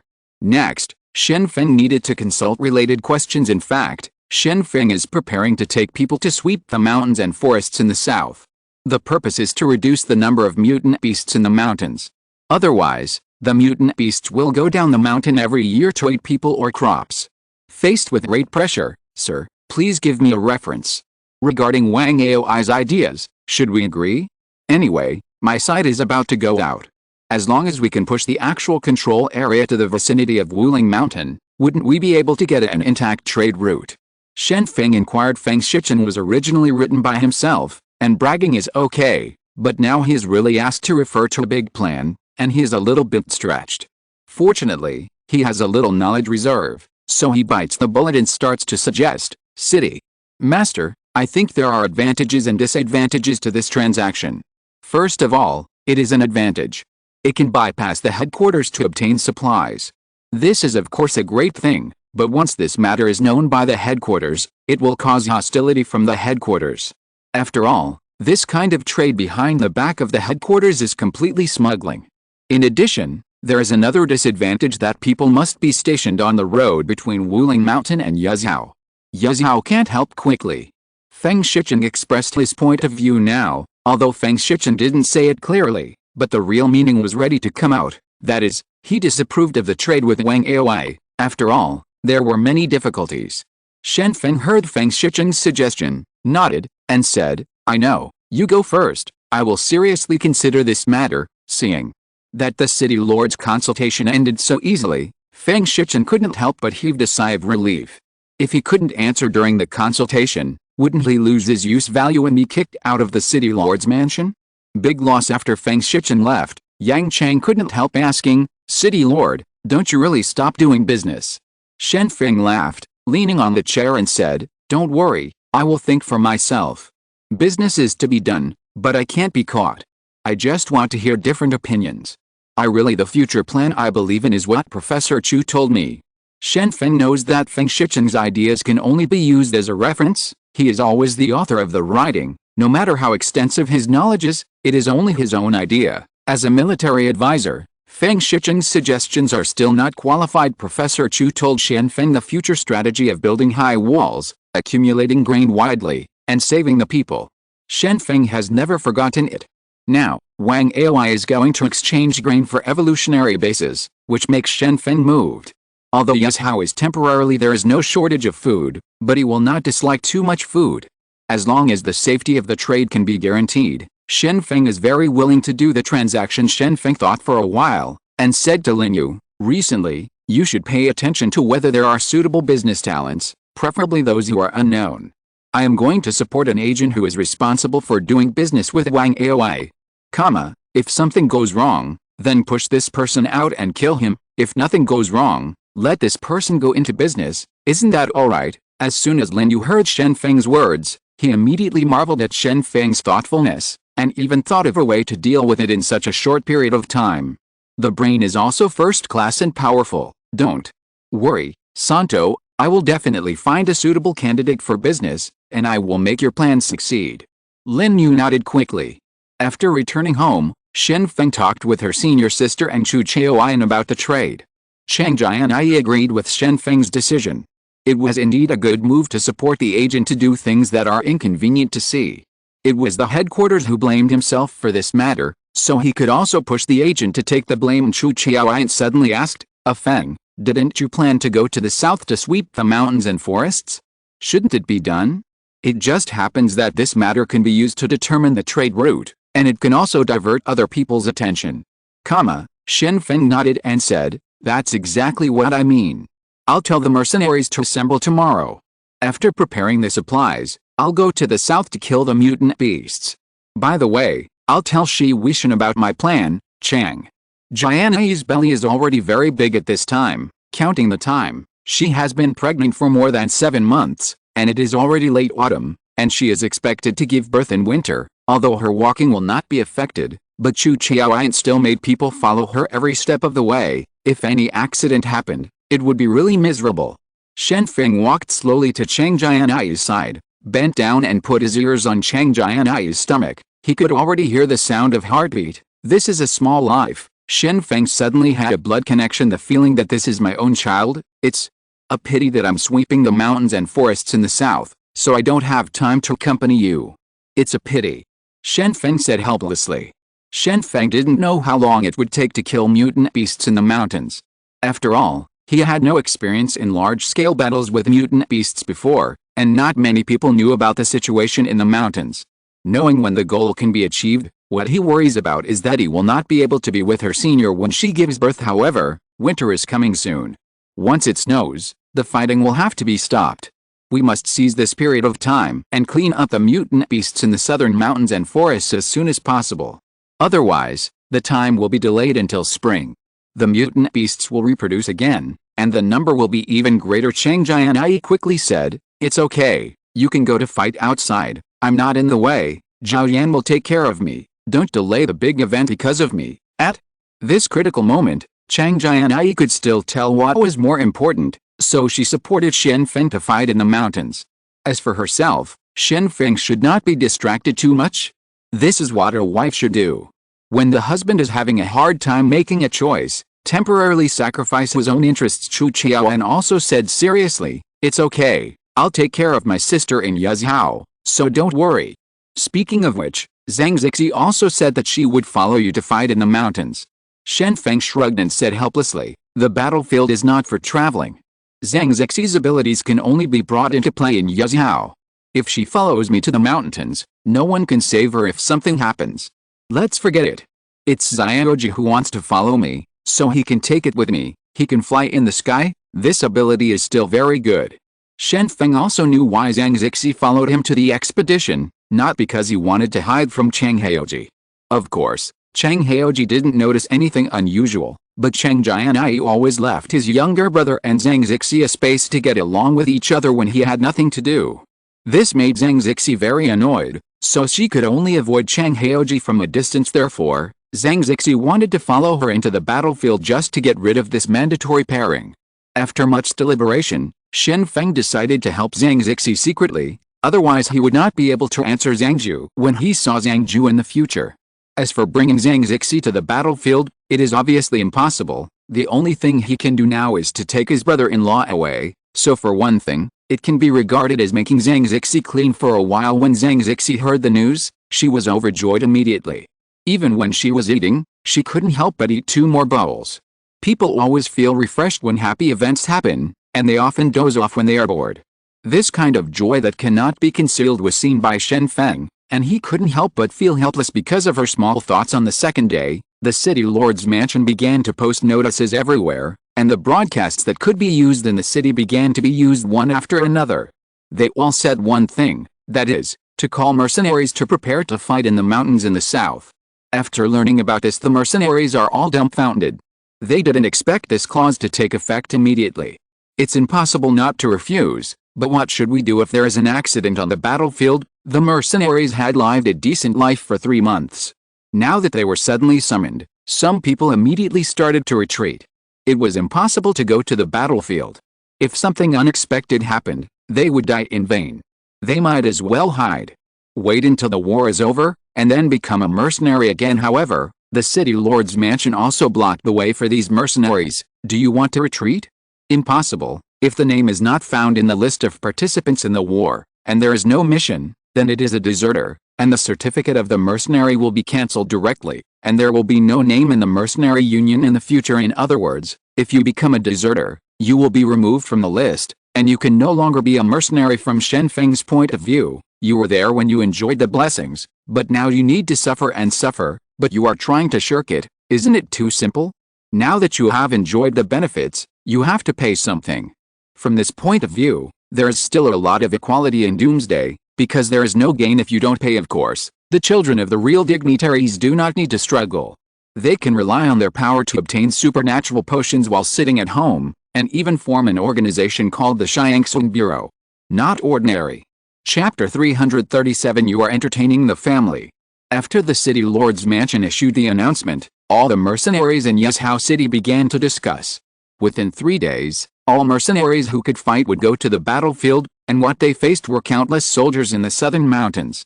Mutated beast. Just thinking about it is scary. Many mercenaries started discussions when they met on the street, and most of their emotions were pessimistic. Men are afraid of entering the wrong profession, and women are afraid of marrying the wrong man. At the beginning, I thought that becoming a mercenary would protect me and support my family, but now it seems that I am completely on a thief ship, and it is impossible to get off the ship. Didn't you say that you will be paid even if you are recruited? What are you worried about? What are you worried about? Worrying about never coming back. That's right. I had a good brother who went hunting in the mountains to the south, but he never came back. Later, someone found his shoes, and he was eaten alive. Usually, our activities are only in the plain area. If we can't fight, we can still run, but this time the war is going to be fought in the mountains. There are mountain roads and rugged terrain everywhere, and we can't even run. I think, when we accidentally get injured and become wounded, wouldn't it be logical to come down from the front line? The mercenaries are seriously discussing about going to the mountains to fight. Now that things are up to now, it's impossible not to go. We haven't set off yet. We must be prepared. It's best to unite with many mercenaries, and then we will even go in the mountains. Life can be saved to some extent. And Shiwishin had just walked out of the hotel. He was hungry at this time and was about to find a place to have breakfast. He heard a group of people's discussions and couldn't help being curious. These people were talking about war or something. Is there going to be a war? Shiwishin saw the notice on the street and listened to the broadcast on the radio, and he probably understood the reason. It turned out that Shen Feng specially organized people to clean up the countless mutant beasts in the southern mountains. Mercenaries, that's what they're talking about. The notification methods in Yuzhou are very simple, mainly posting notices. After all, before the end of the internet, there are many people who do not know how to use the internet. It is the radio. For illiterate people, listening to the radio is the main means of understanding the outside world. If I remember correctly, Shen Feng has already been forming a mercenary union here. That is to say, a few months ago, Shen Feng had already planned to take action against mutant beasts, and Yuzhou's plan goes hand in hand. But when it comes to long-term vision, it's really scary. Looking at the notice, Shiwishin felt terror in his heart. Shiwishin didn't expect that Shen Feng's plan had gone so far. If he was on the 2nd floor, Shen Feng was at least on the 5th floor. However, what Shen Feng showed was only the first layer. People who don't understand think that what they see is the whole picture of Shen Feng, but in fact Shen Feng is showing the tip of the iceberg. However, Shiwishin also saw another point from Shen Feng's actions this time, that is, his purpose of coming to Yuzhou can probably be achieved. Wuling Mountain is in the southeast of Yuzhou, and Yuzhou's actions this time it was carried out in the south. As long as Shen Feng is willing, he can easily advance the controlled area to the Wuling Mountain area. Thinking of this, Shiwishin didn't eat breakfast anymore, turned around and went to the city lord's mansion, ready to listen to Shen Feng's answer. He would not die of hunger if he didn't eat breakfast, but if he couldn't get an accurate answer from Shen Feng now, he would be at a loss. Master Fengshen, I don't know what you are thinking about. Our boss attaches great importance to this transaction. If a transaction can be concluded, it will be beneficial to both parties, isn't it? Shi Weishan came to the meeting room and immediately began to ask. Shen Feng showed a smile, shook his head lightly, and said, "Now is not the time to talk about this. Lin Yu, go, search." Lin Yu walked forward with a metal detector in hand, and said, "Mr. Shi, please cooperate. We will check if there is any monitoring device on you." When Shi Weishan saw Lin Yu's actions, he couldn't help resisting, and he was still accusing, "How can you do this? This is not how to treat guests. You are obviously suspecting that I have bad intentions. You can't kill me." Disgrace. Shi Weishan is also a supernatural being after all, and now facing such a body search, he immediately wants to resist. If it is really true that people want to test the equipment on their bodies at will, it will really be disrespected. The reason is simple. Ability users, evolutionaries and even ordinary mercenaries carry weapons at all times to avoid losing their ability to resist at critical moments. Therefore, once they are searched, it is a matter of life and death for them. Handing it over, the feeling of being slaughtered by others is really uncomfortable. Shen Feng clapped his hands and said to Lin Yu, "Since he doesn't want to be searched, then forget it.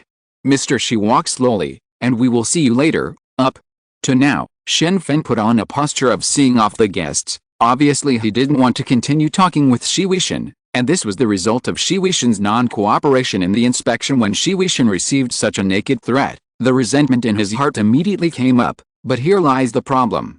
If he is unwilling to be searched, then the next transaction need not be carried out. If he turns his face on the spot, it is still in Shen Feng's territory. Once detained or even silenced, it is really too late to regret thinking of this. Shi Weishan tried his best to smile and said, "Lord Fengshan is too anxious. I didn't say that I would not cooperate with a body search. I was just not ready for a while. Isn't it just a body search?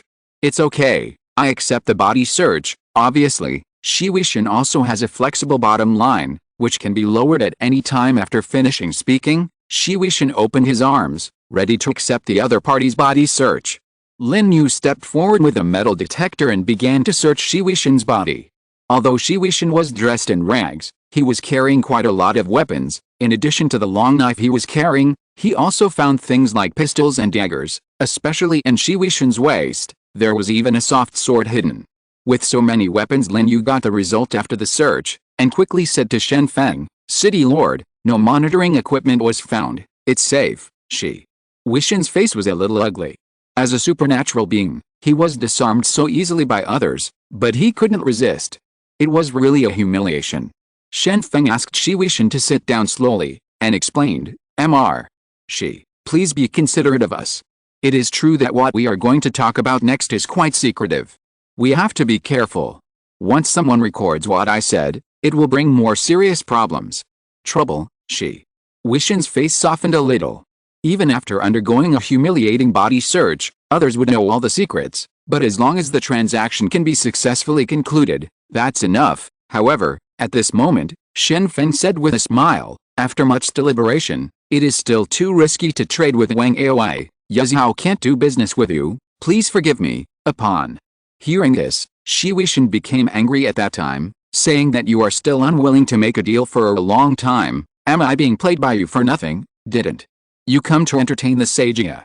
Shi Weishan asked directly, and his two canine teeth in the air were also elongated under excitement, as if he was about to strike. Shi Weishan felt that he was being tricked all over the place. Obviously it was just a one-sentence matter. Shen Feng not only delayed again and again, but then searched himself to humiliate himself. Now at this moment, he even temporarily repented. Isn't this torturing people? Shen Feng quickly waved his hand and said, "Mr. Shi, you have misunderstood. I am not intentionally entertaining you. Please listen to my words." Shi Weishan suppressed the anger in his heart, and continued to ask, "What else do you want to say, Lord Fengshan?" Shen Feng sat in his seat and took a sip of tea without haste, and then said, "It is true that Yazhao City Lord's mansion cannot do business with you, because the headquarters has objections to the private association of civil organizations, and the Three Gorges is still in the headquarters. It is impossible for me not to care about the opinions of the headquarters, but if other groups in Yazhao are trading with you, then I have nothing to do with it. Do you understand the ambiguity?" When Shi Weishan heard what Shen Feng said, he thought about it for a while, and suddenly understood Shen Feng's subconscious meaning. Isn't that just to support agents to trade? It's really a good plan. All the risks are borne by others, but Shen Feng can sit back and relax. Where in the world can I find such a good job? Thinking of this, Shi Weishan's mind also became active. Since Shen Feng can be an agent here, it seems that he can do the same on his side. In short, he must remove the responsibility from himself. If you want to settle accounts, it is impossible to fall on your own head for a while, Lord. Fengshen said that I was sloppy before, and I didn't think carefully, so I made a joke. Our side is also very enlightened. No matter who it is, as long as they have an evolutionary agent in their hands, we welcome it. For trade.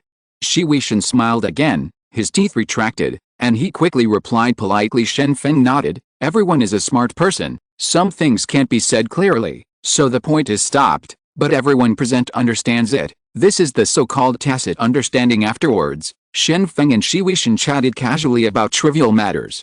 Shi Weishan had been active in the East before, and heard a lot of new things. Now he just told them about it, and Shen Feng also heard a lot. The strange things, from time to time, send out emotion, and in the slums outside the city, it has become the base of many mercenary groups. It used to be a gathering place for floating population, so the houses built here are very low, and the rooms inside are cramped. If it is not for the workers, it is difficult to adapt to this kind of place, but the mercenary group likes to stay here. Although these places have a small interior space, they can accommodate a lot of people, and it is much easier to take care of each other. There are regulations in Yezhou. People with guns are not allowed to enter the city, so the space outside the city has become the world of mercenaries. You can enter the city if you want, but you are not allowed to carry guns. This regulation is specially set up for the people in Yezhou City. The reason is very simple. Even if they are supernatural beings, they can be easily killed if they are shot suddenly, let alone the hundreds of thousands of people in the city. The safety of so many people must be considered, so mercenaries are not allowed to enter the city with guns. The main purpose of mercenaries to enter the city is to purchase goods. In addition, to pay electricity or water bills, you also have to enter the city. It is impossible to provide water and electricity outside the city casually. You have to pay to enjoy the service, so wind turbines in the city are so popular that they often lead to panic buying, and the area outside the city is also very chaotic to a certain extent. Many mercenary groups like to eat gangsters.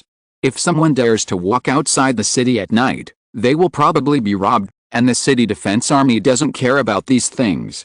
They only care about the cases that appear in the city, and they don't care what happens outside the city. When Yu saw the notice posted outside the city, he immediately hesitated. He didn't expect that it would be dangerous to go to the mountains to fight in late autumn. He still couldn't figure out the stakes in such a matter, so he turned around immediately. When he got home, he was going to ask his son for his opinion. In the slums, the sanitation conditions are not particularly good. Sewage can often be seen on the ground. Many mercenaries have their families around them. Therefore, in addition to the mercenaries living here, many of their family members also live here. It is safe. It is enough to solve the problem. A group of children kept fighting in the street, perhaps because they were swayed by the end of the world. The children also imitated the appearance of adults, holding wooden weapons, fighting in the street, shouting while fighting some weird move names: Strike, Hushin, Sukin's backsword, unrivaled in the world's backstab. The children had a great time playing, but their bodies were inevitably covered with bruises, which was the result of their random fights among the group of children. There was a 10-year-old boy who didn't fit in with these people. He sat on the threshold beside him, watching others fight, and showed disdainful eyes, and the children have long been familiar with this guy's virtues. Originally, this boy was also one of them, and he was playing around every day. As a result, one day, this companion didn't want to get involved in his games, and said, saying childish and boring words. He himself sat lazily on the threshold all day long. At this moment, a little girl came out of the house slowly, holding a cup of soy milk in her hand. She looked like 6 or 7 years old, walked up to Big Brother, and said carefully, "Big Brother, drink soy milk, this is what I just cooked." The little girl looked at the familiar face of the Big Brother, but felt very uncomfortable in her heart, because she knew that the Big Brother had become a genius, so there was a gap between him and herself. If you're listening to this novel on a channel other than Fanfic World, it means they downloaded and uploaded it without effort. We cordially invite you to visit our channel, Mundo Fanfic Novelis. There you'll find the original version of this story, and you can explore many other novels of various genres. We're waiting for you to immerse yourself in a world of incredible novels. Chapter 338 Evolutionary Sequelae. Yu Haijing looked at the soy milk brought by his sister, frowned, and drank it all in one gulp, and continued to lean on the threshold to watch the group of children wielding knives and guns below. Seeing the big brother like this, Yu Hailing said with some discomfort, "Big brother, go to sleep and stop thinking about problems." There was no expression on Yu Haijing's face, and he continued to watch the movement outside. He knew that his sister was doing it for his own good, but he really couldn't sleep. Even if he drank the hot soy milk, he had no intention of going to sleep at all. The word satiety does not work on him at this moment. Yu Hailing saw her father coming back from a distance, and immediately walked out the door and started calling, "Dad, Yu." Mu walked in slowly with his daughter in his arms, and asked Yu Haijing, who was at the door, "How long did you sleep yesterday? How do you feel now, Yu?" Haijing spread his hands, and said helplessly, "I only slept for 2 hours, and then I couldn't fall asleep no matter what. It seems that my disease can't be cured in a short time." Seeing his son like this, Mu didn't want to continue to ask questions in his heart. He knew that his son's current appearance was caused by himself. If he hadn't given him food indiscriminately, his son would not have become what he is now. A month ago, Mu once found a fruit tree in the wild with bright red fruits on it. Many animals around were vying for these fruits. Hiding in the dark, waiting for the end of the battle, in the end, all the fruits on the tree were snatched by the mutant beast and ate. However, when Mu went to search under the tree, he found a leftover fruit. Luckily there was one left. Mu wanted to eat the fruit directly, but he thought that the 2 children in his family hadn't eaten fresh fruit for a long time.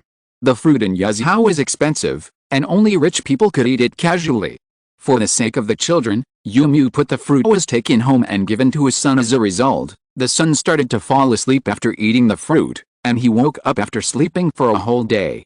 After waking up, he felt uncomfortable all over his body, scratching his head and fidgeting, as if suffering from ADHD. Will be quiet. Mu thought it was because his son liked to read, so he bought a lot of books for his son to read, whether it was boring history books or slightly interesting books. He bought them all for his son. Anyway, books are not worth much, as long as his son can keep quiet. However, Yu Haijing suddenly showed the ability of never forgetting. No matter what content he has read, he will firmly remember it after the first glance, and he will never forget it. Therefore, he can record all the books he has read once in his mind, and he will never read them again. Now there is a full bookshelf in the house. At the same time, Yu Haijing also showed mature thinking. He is only a 10-year-old child, but when looking at problems, he considers more content than adults. This kind of person is simply a genius. He has read extensively, and his way of thinking is no different from that of adults. Originally, Mu was very happy about his son's transformation. He thought that his son became a genius after eating his own fruit. Although he is 10 years old now, his intelligence level has far surpassed that of an adult. If this continues, he will definitely be able to. After being admitted to the post of the city lord's mansion, it is no problem to make a fortune in the future. But Yu Haijing also had a problem, that is, he couldn't sleep. Even if he closed his eyes, there were countless thoughts going on in his mind, so that when he opened his eyes the next day, he still didn't fall asleep for a moment. Now, Mu finally felt that something was wrong, and hurriedly took his son to the hospital for an examination. Even if it cost a lot of money, it was worth it, but in the end, nothing could be found. Only the neurologist noticed the abnormality, although he had never seen it before. Such symptoms have occurred before, but a careful examination reveals that the nerves of this 10-year-old child are extremely excited, so his nerve activity is far beyond that of ordinary people. Excited consequences. It is impossible for people to stop thinking, because if they stop thinking, people will either be brain dead or become a vegetable. The doctor frowned and said, however, if a person keeps thinking, it is not a good thing. Huji, that's what Yao means, because using the brain to think consumes a lot of energy, and constantly using the brain will not only lose the time to rest, but also consume a lot of energy in the body, causing overload to the body. Doctor, what do you mean? Mu couldn't understand what the doctor was saying, so he couldn't help asking. The neurologist shook his head, sighed and said, people need rest, not only for the body, but also for the brain. But your son has been thinking, the body will not be able to bear it, and the life expectancy will be shortened accordingly. Perhaps, Others can live to be 100 years old. Your son can only live to be 50 years old, or even shorter. Then, how long does he have to live? Yu Mu felt deep despair at this moment. He didn't expect his son to live a short life. Could it be that he wants a white-haired man to send a black-haired man? The longest life is 20 years, the shortest? I don't know. In short, take medicine and rest at the same time. If you don't sleep all the time, you will die suddenly in a few days. Take a good rest, maybe you can live longer. Doctor said helplessly. As a result, Yu Haijing, who was only 10 years old, had to take sedative and hypnotics at a young age. If he didn't take the medicine, he wouldn't even be able to fall asleep. His brain was always running, which made him feel strange. With a thin figure and sunken eye sockets, he is listless. Only when he is reading a book can he feel a moment of comfort. Yu Haijing has become a genius. At this time, his IQ and knowledge are beyond the reach of ordinary people, but the price is a shortened lifespan. Others may have slow intellectual development, and they are still playing in the street at a young age. It's an extremely childish game, but they have a long lifespan. As long as they can grow up healthy, 50 or 60 years old is no problem. If they are not living in the doomsday, 70 or 80 years old is also easy. Yu Mu couldn't bear to let his son continue to think about the problem. He still hoped that his son could take a rest as soon as possible. Otherwise, if he continued to think, he would definitely be exhausted. However, Yu Mu could refrain from asking questions, but Yu Haijing could tell that he had learned the book expression management and knew what kind of thoughts other people's expressions corresponded to, so he directly exposed his father's appearance. Your troubles are written all over your face. If you have any questions, just ask, and I will answer you quickly. Although Yu Haijing is only 10 years old, but after reading 200 books, his way of thinking is no different from that of an adult. He has become Yu Mu's military advisor and often advises Yu Mu. He is a man in his 30s. But also to follow his son's advice to do things really weird. Yu Mu didn't hide anymore, and directly stated the content of the notice he saw today, and then asked, "What should I do now?" Yu Haijing pondered for a while. His brain was running wildly, but after 2 minutes passed, he had already figured it out, so he directly replied, "Follow these people to fight, and perform better during the battle. Don't pay too much attention to the benefits, try to take care of other people, this way you can buy people's hearts. When the war is over, you will immediately expand the mercenary group and recruit those mercenaries with families." It's a hegemony. Yu Mu nodded. In fact, when he heard about this incident, he had two plans. One was not to work hard, and the other was to pretend to be sick and hide. Come down, there is no need to fight desperately with mutant beasts. But now it seems that the son's suggestion is more far-reaching. However, Yu Mu had a new question at this time, and asked quickly, "Son, what should I do if I encounter danger on the mountain? I can't just think about rushing into battle and disregard my own safety, right?" Yu Haijing said softly, "There won't be too much danger. Since Shen Feng dares to organize people to enter the mountain to wipe out the mutant beasts, he must be prepared. Although he won't come out in full force, most of the combat power will be there.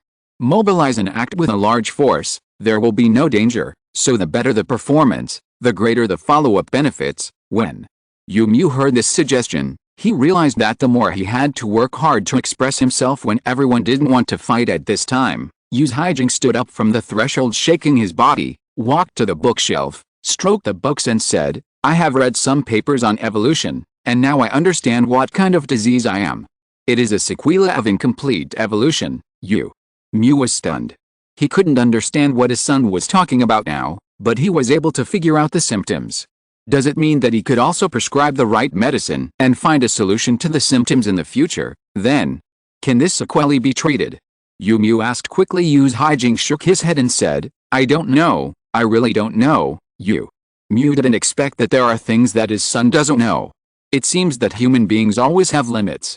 Besides, his son has only read books for a month, so it's reasonable that he doesn't have enough knowledge. Yu Haijing continued, "Humans and animals both evolve.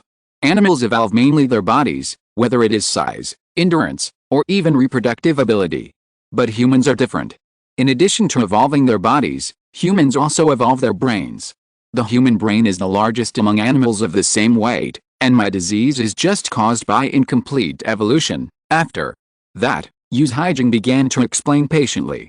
"It turns out that the fruit Yu Mu found in the wild is indeed a good thing, which can make people evolve, but the bad thing is that Zhijing is too young. If an adult eats it, the energy and virus protein in the fruit can't reach the level of evolution, but Zhijing is still in the developmental stage. He started to evolve after eating the fruit, but halfway through the evolution, the brain is strengthened, and the evolution stops, and the state is stuck between evolution and non-evolution. After the evolution of the brain, he can think crazily and can't even stop, but the body is still a child's body. The energy consumed by the brain is inconsistent with the intensity that the body can bear, which has caused the current consequences. Hearing his son's explanation, Yu couldn't help but slapped himself hard, and said, "It's all my fault. It's all my fault for bringing things back from the wild. If you don't eat this fruit, you won't have this sequelae."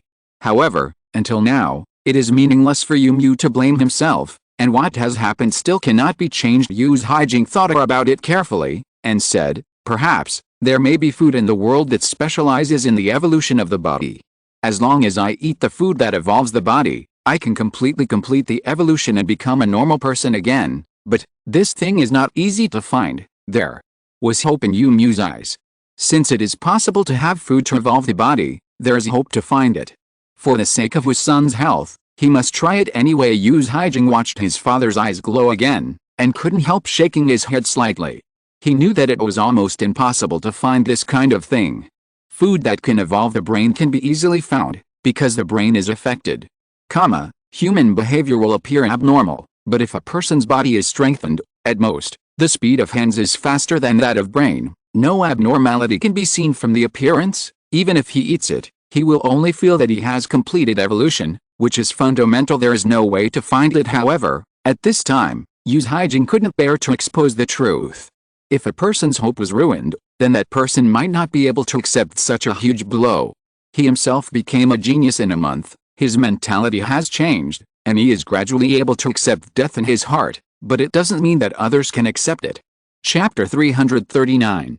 In Fengshan Palace, after dinner, when Chang Jianyi learned that he was going to the battlefield with his brother-in-law, he was both excited and scared.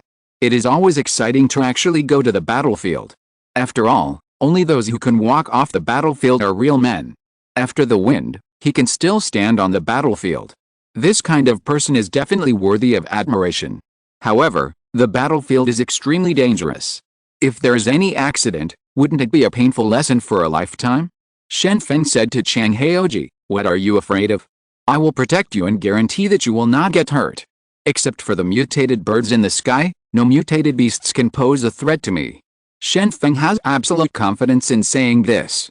Mutant beasts or zombies on the ground can no longer pose a threat to Shen Feng. The only thing that can make Shen Feng helpless is the mutated bird in the sky, attacking from the sky. Shen Feng is the most difficult to deal with. When Chang Jianyi heard this, he immediately felt relieved that as long as his brother-in-law was by his side, wouldn't he be safe?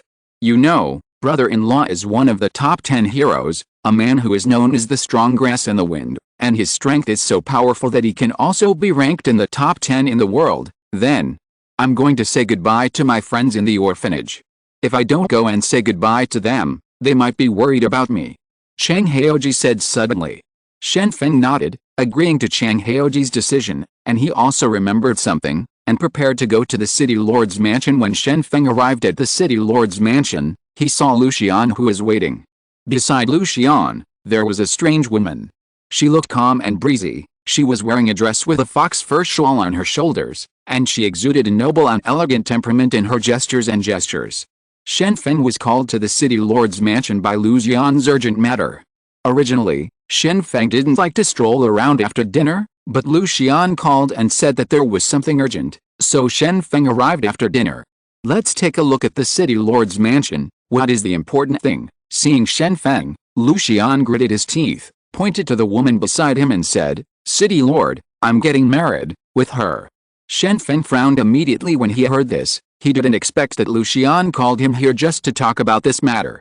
Shen Feng took a deep breath, calmed down the ignorance in his heart, opened his drawer, took out 2 stacks of food stamps, and said seriously, "In that case, then I will take a few, although there are few, but please don't be disgusted." Shen Feng never expected that Lucian would talk about such a trivial matter before he was about to set off for the expedition. If you get married, you will get married, and you have to come to ask for money, which is too much. Being so busy, I was processing documents all day, but I wasted a little time by Lu Xian's marriage. However, Shen Feng still didn't have a seizure. Although Lu Xian didn't know the general idea, he was at least a good brother. Those who went to the battlefield together shouldn't be scolded casually, so let's talk about it. After giving away the money Lu Xian frowned when he saw the food stamp Shen Feng handed over, and asked, "What does this mean?" Meaning, "City Lord, you are meaningless. If you don't give it, it will be too boring." After a couple of refusals, Lu Xian still accepted the food stamps. What a surprise, he didn't expect to get such a reward at this time. The woman on the side also came slowly, bent over to Shen Feng, and then said, "Long time no see, the city lord. Now it seems that your demeanor has not diminished. I came to make an apology. Please forgive me for more ignorance." Shen Feng saw that the lady in front of him was actually saluting to him, and was still apologizing, so he was immediately puzzled. Then what? Do we know each other? There was a trace of embarrassment on the woman's face. She didn't expect Shen Feng to forget herself. She could only patiently say, "City Lord, we met before. I didn't know Lu Xian at that time, and there was a little bit between us contradictions. After a day and a night, you left without saying goodbye one morning. I don't know, can you still remember?" When Shen Feng heard this, he immediately became excited, pointed at the woman in front of him and said, "Don't talk nonsense. I never go to those messy places, and I haven't seen you before, so don't make false accusations casually." Shen Feng felt something was wrong in his heart at this time. The other party actually said such a misleading word. If the senior sister found out, wouldn't it be a catastrophe?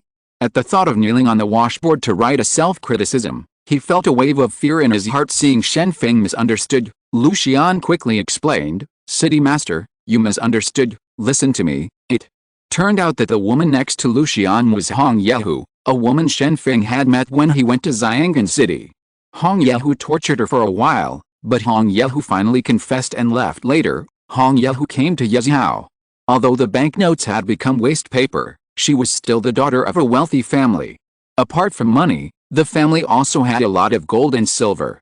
She exchanged these gold and silver into food stamps, so she could still afford food and clothing worry-free. However, it is not a good thing to sit and eat.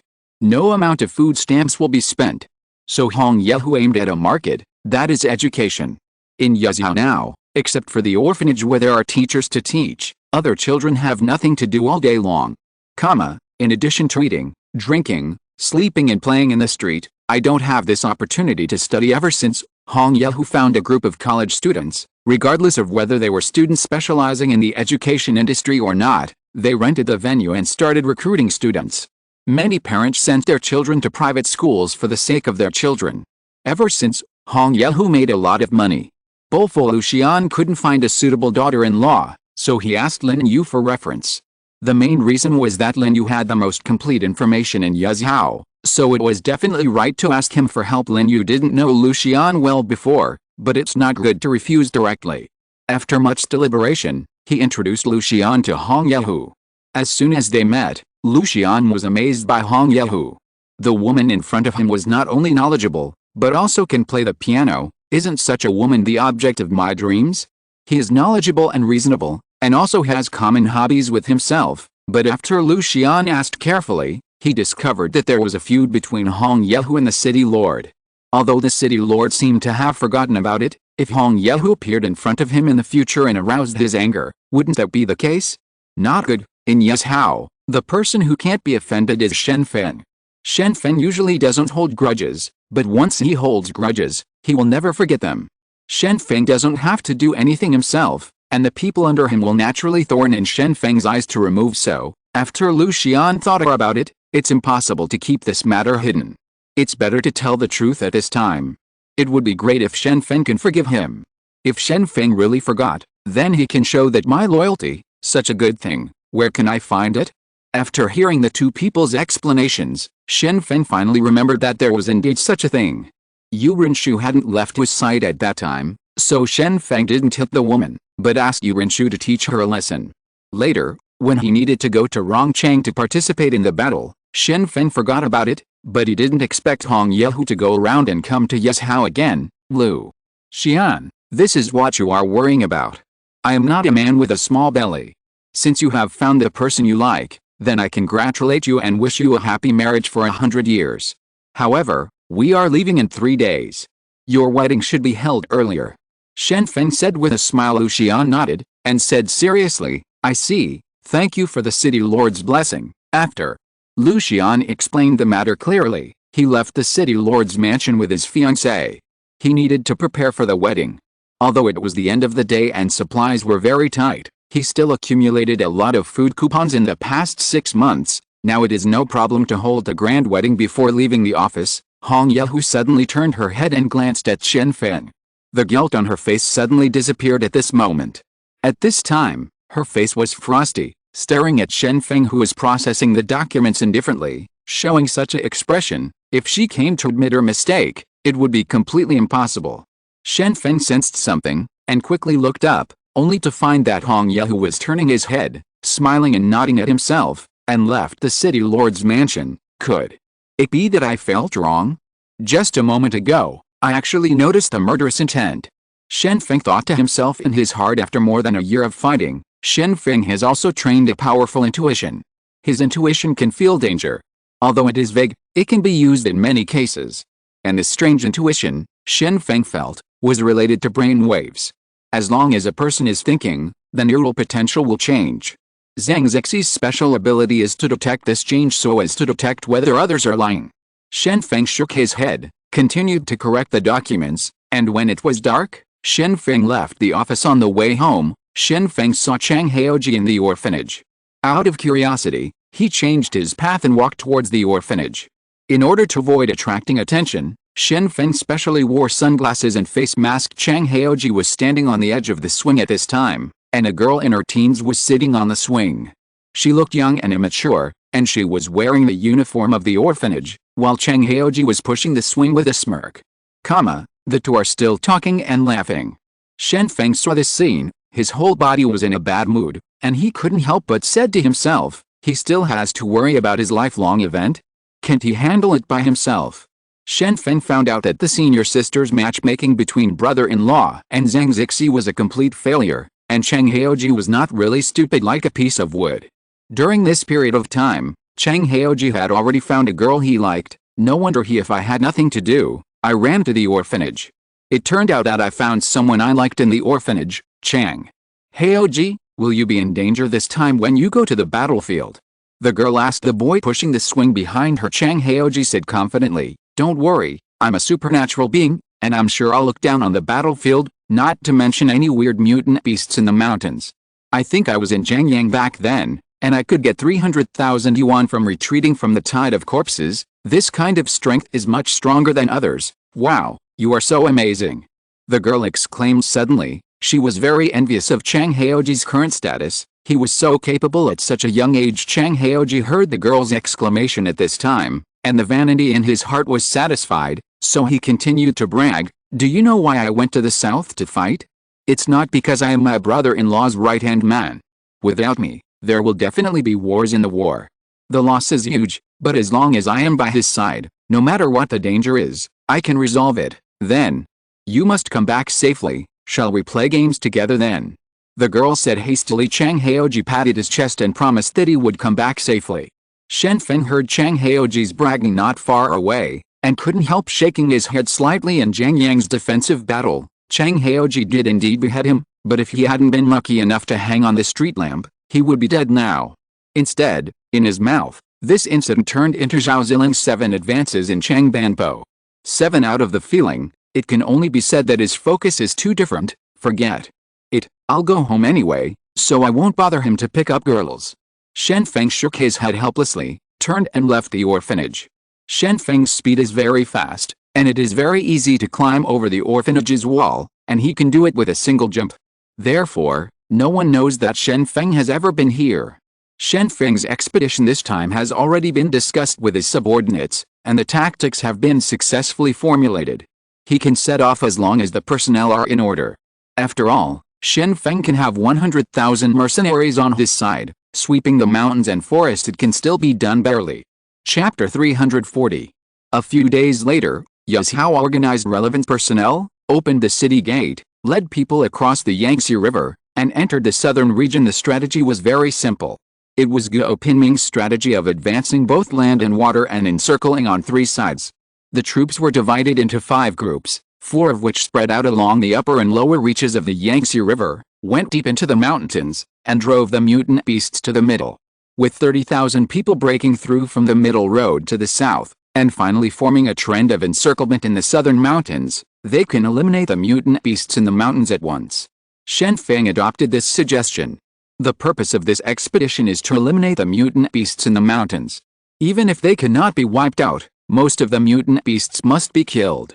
It is impossible for the mutant beasts in it to cause harm before the expedition. Shen Feng informed the headquarters of his decision by the way. Although Shen Feng can decide the affairs of Yuzhou by himself, the process still has to go. The headquarters approved Shen Feng's actions. In fact, there are mutated beasts raging all over the country now, but Yuzhou seems to be calmer. In other places, the number of mutated beasts can be said to be even greater. Brother-in-law, I will go to the sky to investigate the situation. If I find danger, I will report to you immediately. Chang Jianyi volunteered to inquire about the enemy's situation, obviously wanting to show a good performance at this time. Shen Feng nodded and said, then be careful. If you encounter a mutant bird, remember to avoid it. Don't take the initiative to provoke it. Of course, if you encounter danger, then dial the walkie-talkie and I will come save you. Chang Jianyi took the walkie-talkie and set off, only to see that the water vapor in the sky gathered and formed a white cloud in an instant. Chang Jianyi stepped on the white cloud and immediately flew into the sky, heading towards the front of Shen Feng's team. Everyone saw this in one scene. I couldn't help showing envious looks. I could fly into the sky casually. Everyone wanted such a superpower. As long as I could fly into the sky, I wouldn't be restricted by the terrain, and flying also represented free. On the other hand, Shen Feng continued to set off with people. He was sitting in the car with a paraglider beside him. If Chang Jianyi was in danger, Shen Feng would immediately fly into the sky to support him. After Chang Jianyi flew 200 meters into the sky, he held a telescope and looked down. He was searching for mutant beasts in the mountains. If he found any mutant beasts, he could quickly notify Shen Feng. Shen Feng also brought a communication vehicle with him. As long as he was within the radiation range of the communication vehicle, the walkie-talkie could be used at any time. The existence of the communication vehicle could guarantee contact at any time. Beside Guo Pinming and the others, they also brought communication vehicles. This was a good thing Shen Feng bought from Rongcheng with an evolutionary agent. If it wasn't for the war this time, he would not be willing to take out such good equipment except for Shen Feng and Guo Pinming. The commanders of the other 3 teams are Yang Chang, Lu Xian, and Xiao Fuli. Among them, except for 1,000 elite soldiers on Xiao Fuli's side, the rest are mercenaries, and he is in charge of. It's not the most important battle either. It's mainly about cleaning the battlefield and transferring supplies. While sitting in the car, Shen Feng couldn't help but look at the team behind him. With just a glance, he could tell which people were direct line soldiers and which ones were mercenaries. Those who walked neatly were the soldiers recruited by Shen Feng. In addition to training and fighting every day, basically there is no need to think about other things, and the rest are loose mercenaries. If they are not supervised, they are not willing to go deep into the mountains. The mountain that had been silent for a year suddenly had 100,000 people enter, and it became lively immediately. Although it was very small for 100,000 people to enter the mountain, the impact it brought was extraordinary. Originally, the mutant beasts in the mountain were starving. All the wild fruits in the mountain were eaten up, and they were about to go down the mountain to find something to eat, but Shen Feng led people into the mountain, and suddenly there were fierce mutant beasts rushing over. These mutant beasts were no longer afraid an animal to man, but a hunter ready to feast. Before animals mutate, they pose no threat to humans. Even tigers and elephants can only be kept in zoos to be watched by people. But after animals start to mutate, their fighting power changes, not to mention fierce beasts such as tigers and wolves. Just say that the originally docile sheep, the mutated sheep, are huge in size, and ordinary people will die on the spot if they are contradicted. Shen Feng watched thousands of mutated beasts rushing towards him, but waved at the people below, and calmly said, "Get ready to shoot." Hundreds of soldiers stepped forward in an instant, squatted down and aimed at the mutant beast on the mountain to shoot. Just entering the mountain, thousands of mutated beasts were alarmed immediately.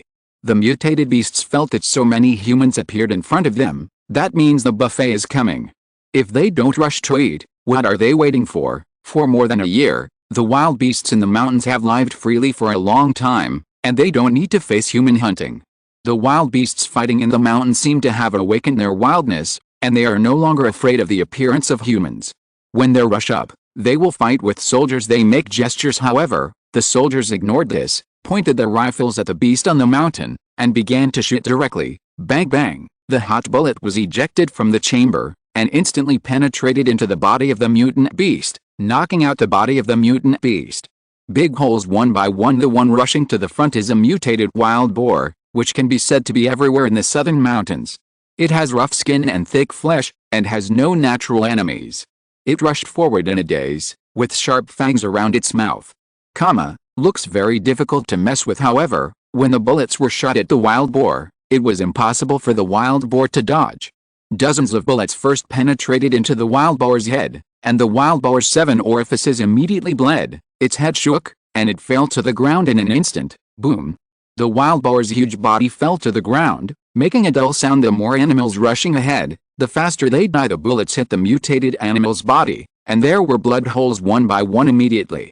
The blood flowed out unstoppably. No matter how loud it was, it couldn't stop the passing of life. On the contrary, after being hit in the head by a bullet, many animals would be headshot on the spot, which relieved the pain of the mutant beast's death. Shen Feng only brought more than 4,000 soldiers here, and the remaining 20,000 people were basically mercenaries, but the 4,000 elite soldiers were enough to dominate the battle in the mountains. At the same time, the mutated beasts kept falling, and the mutated beasts finally found out. It is futile to charge. No matter how many mutated beasts charge up, it is a dead end. Alternate shooting, strafing is prohibited. The commander on the front line looked at the mutant beasts that were constantly being killed, and continued to command with a blank expression. Many commanders participated in the battle to defend Yanjing. The 4-month-long battle gave them a new feeling for war, especially when dealing with endless mutant beasts. They were more experienced in dealing with it. For mutant beasts, the most important thing is to keep the firepower going. As long as the shooting doesn't stop, it's impossible for the mutant beasts to rush to the vicinity of the formation quickly. Shen Feng stood on the roof of the car and saw this scene, and it was not unexpected. It was the same situation when killing zombies at the beginning. Endless zombies rushed over, but only countless bullets greeted them. In the end, the tide of zombies was also impossible to span short distances. However, Shen Feng was able to keep calm, but the mercenaries could not. After they entered the mountain, they looked around carefully, for fear that some terrible monster would come out from some hidden corner. They had heard about the mountain for a long time. The mutant beasts are terrifying. Even some vehicles driving on the road are easily targeted by the mutant beasts. Therefore, when the mercenaries saw the mutant beasts rushing over from all over the mountains, their legs trembled, and some even sat on the ground with their buttocks. Although the mercenaries have been killing mutant beasts for 3 months, they basically dare not enter the mountain, and most of the mutant beasts are killed alone. If there are more than a dozen mutant beasts gathered together, then it's hard to beat.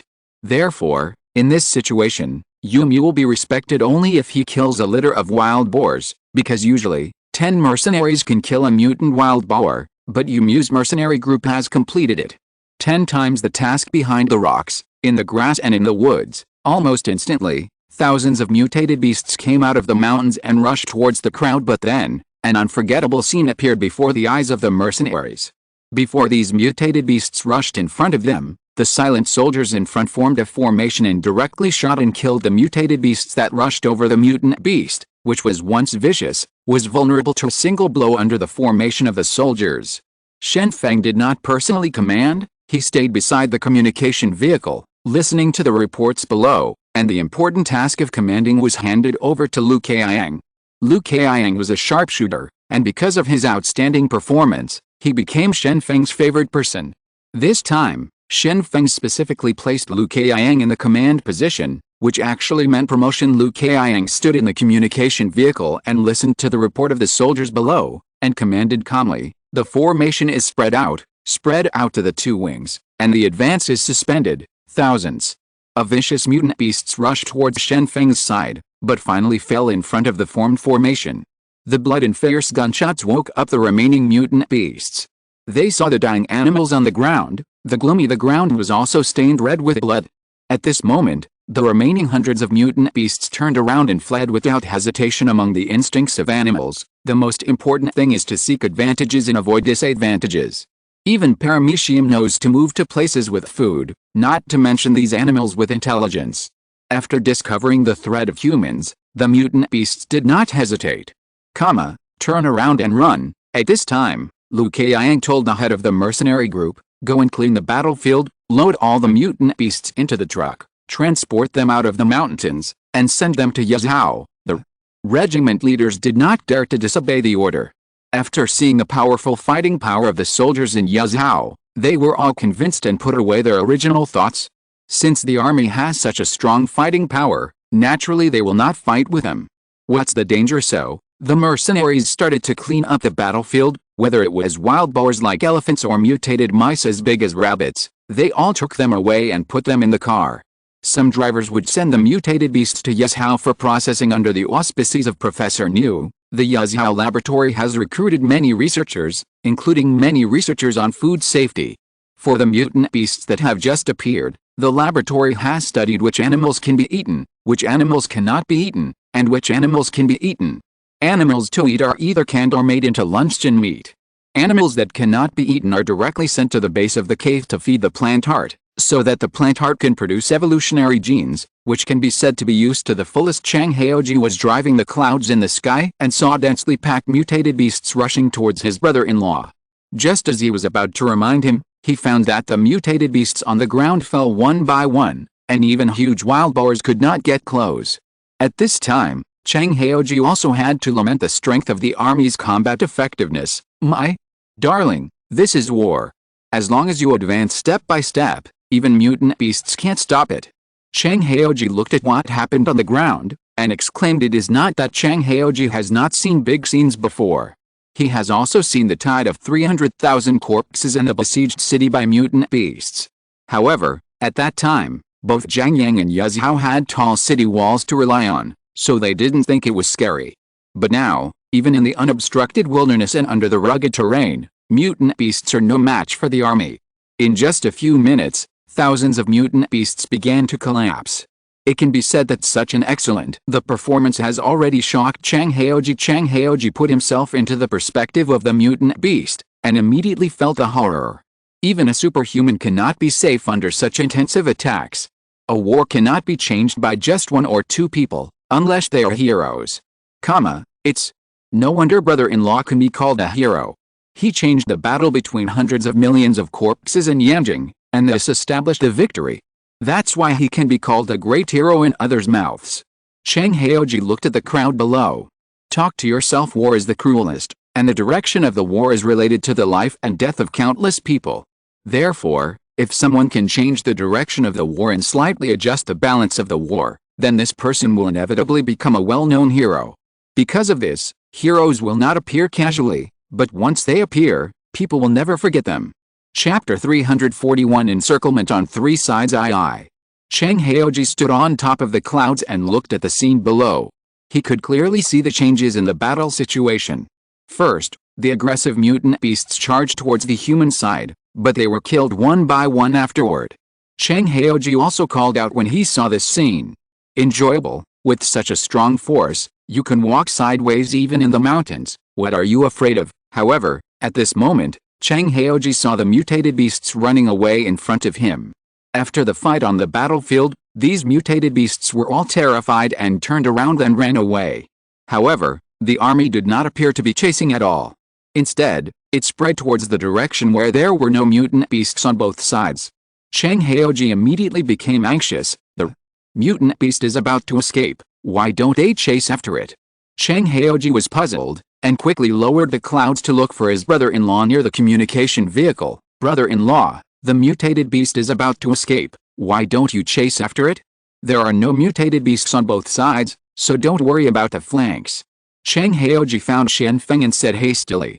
Shen Feng laughed, and said, these mutant beasts can't run away. Since you came out with me, then I'll teach you some tactics. Bring the map here. Chang Jianyi was very obedient, and immediately went to find a map, ready to ask Shen Feng about his next tactics. Shen Feng pointed to the mountain in the south of Yazhou and said, look carefully. In the mountain to the south, In such a large area, if you see a mutant beast and kill it, wouldn't you want to run around in the mountain? However, the carpet likely don't have this kind of manpower. If I had 1,000,000 troops under my command, I would just make dumplings and sweep them in a carpet style, but this is impossible. I only have 100,000 soldiers, and many of them are servants with average combat effectiveness. Soldiers, Chang Jianyi looked at the map and nodded. Indeed, there are countless mountains in the south of Yuzhou, especially the Yunnan Gizhou Plateau in the south. The mountains are steep. If you keep rushing forward, you may be able to kill a wave of mutant beasts, but there is no way covered. Shen Feng continued, now you continue to look. Now Guo Pinming crosses from the northeast corner to the southwest, and Lu Xian crosses from the northwest corner to the southeast. After setting up the defense line, I lead people to advance from north to south. What did it become? An inverted triangle. Chang Jianyi suddenly realized that this is the case. No wonder the brother-in-law didn't let people chase the escaped mutant beasts. It turned out that he wanted to make another big move. And finally encircled on 3 sides, most of the mutant beasts could be wiped out directly. Shen Feng nodded, pointed to a certain point on the side of the guide, and said, Yang Chang took a shortcut to the southern mountains. He needs to prevent the mutant beasts from entering your province, and we only need to advance the front line step by step. Annihilate a large number of mutant beasts, understand, Chang Jianyi scratched his hair, and now he roughly understood Shen Feng's tactics, but he had new doubts, and couldn't help asking, but if the defense line is stretched too long, there won't be any mutant beasts attacking the defense line. Isn't it a waste of time if the mutated beast breaks through the line of defense? Shen Feng rubbed his brother-in-law's head. He didn't expect him to ask this question. Indeed, the brother-in-law revealed the weakness of his tactics. Once the mutant beasts gather to break through one of the 3 lines of defense, the plan will be considered bankrupt. After all, although Shen Feng has 100,000 soldiers, a large part of them are not capable of fighting.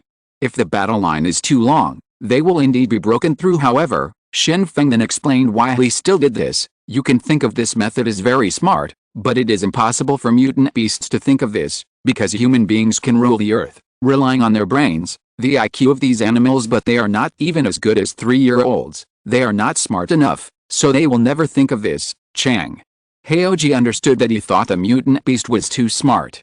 If the mutant beast was really that smart, he wouldn't be hiding in the mountains to dawdle. Okay, you can continue to patrol, and report to me if you find a mutant bird. Shen Feng said to Chang Jianyi. Chang Jianyi nodded, summoned a cloud to come over, and then flew into the sky again. In fact, Shen Feng's tactic looks perfect. Even the IQ problem of the mutant beast has been thought of, but in fact there are loopholes, that is, the mutant bird in the sky. The mutant bird will not be disturbed by the defense line. As long as it vibrates its wings, it can fly out of the encirclement, and it can even pose a threat to humans on Shen Feng's side. Although there are helicopters, their combat effectiveness is not very good. Therefore, if there are too many mutant birds, only Shen Feng can go to the sky to fight, and he may not be able to retreat completely. Shen Feng did not go to the battlefield himself. He needs to put all his energy into the sky. If Shen Feng participated in the battle, thousands of mutated beasts would not have been killed by bullets, but by wind blades. Shen Feng is lucky. There are not many mutated birds in the mountains in the south. Chang Jianyi can occasionally see a group of mutated birds in the sky, but the number is only a few dozen, and there are no hundreds of thousands of mutated birds in the Wudang Mountains. However, among the mutated beasts in the mountains, there are more snakes. From this point of view, there are also mutated beasts, so the number of mutated birds is so small. When night came, Shen Feng also asked people to camp on the spot, light a fire to cook, and set up sentry personnel to ensure that they would not be attacked at night while the mercenaries were cooking. They were still discussing the battle situation they saw during the day, and the excitement in their hearts could not be calmed down for a long time. They couldn't believe that they could participate in such a large-scale battle. They were killed in groups, and now the stew in the pot was mutant beasts. Thinking about it, the fear in my heart before was unnecessary. I thought the mutated beasts in the mountains were some kind of iron plate that couldn't be kicked, but they were driven away so easily. After all, at least tens of thousands of mutated beasts were killed today, right? Who made these mutated beasts rush towards us so stupidly? I couldn't help but also shot and killed a mutated goat. According to me, the battle will be over soon if this continues. After all, These mutant beasts are not driven away by us. Who says it's not? Kill the mutated beast earlier and go home to rest earlier. The cold wave in the north has already gone south, and winter is coming. If you want to fight when it snows, it will be too hard. The mercenaries swept away their depression during the day.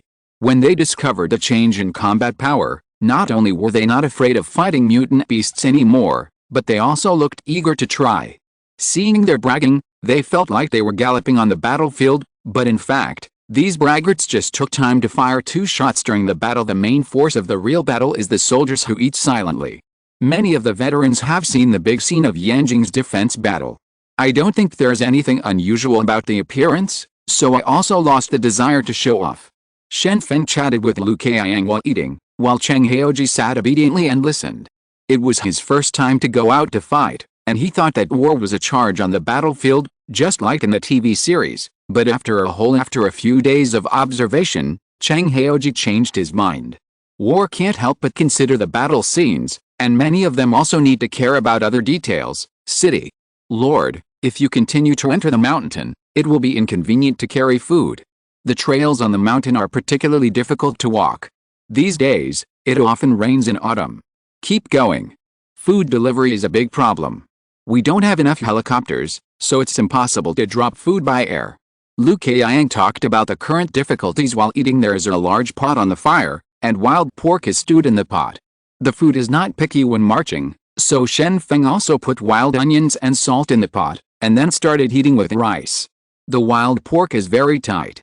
In fact, it has been stewed for more than an hour, and it is still not stewed. Shen Feng can only make do with it, and there is no picky choice now. Shen Feng also knows that the pressure on food is very high, mainly because it is necessary to maintain the advancing speed of the front line. It is impossible for the army to carry too much food. Many mountains do not even have paths. If food is sufficient, the advance of the front will be very problematic. Luxian's side is okay, roads and railways can go through, but in the direction of Shen Feng and Guopingming, the railways have to go around. The mountains are too steep, and food delivery is the biggest problem. I can only let Cao Fuli work hard. He is mainly responsible for supporting us. Now that it is difficult to transport food, he will have to work hard with his people. If it is not possible, he will recruit peasants from Yuzhou to deliver food. Shen Feng said helplessly. The bigger the mountain, the more poor it is. First of all, it is the impact of inconvenient transportation. Even in the peaceful years, there were countless poor people in the mountains. Now that the world is in chaos, the situation in the mountains is even more difficult to grasp. Chang Jianyi asked puzzledly, I see a lot of roads in the sky, why don't you use roads to transport food? Lu Qiang took a look at Chang Jianyi and explained, young master, it's like this.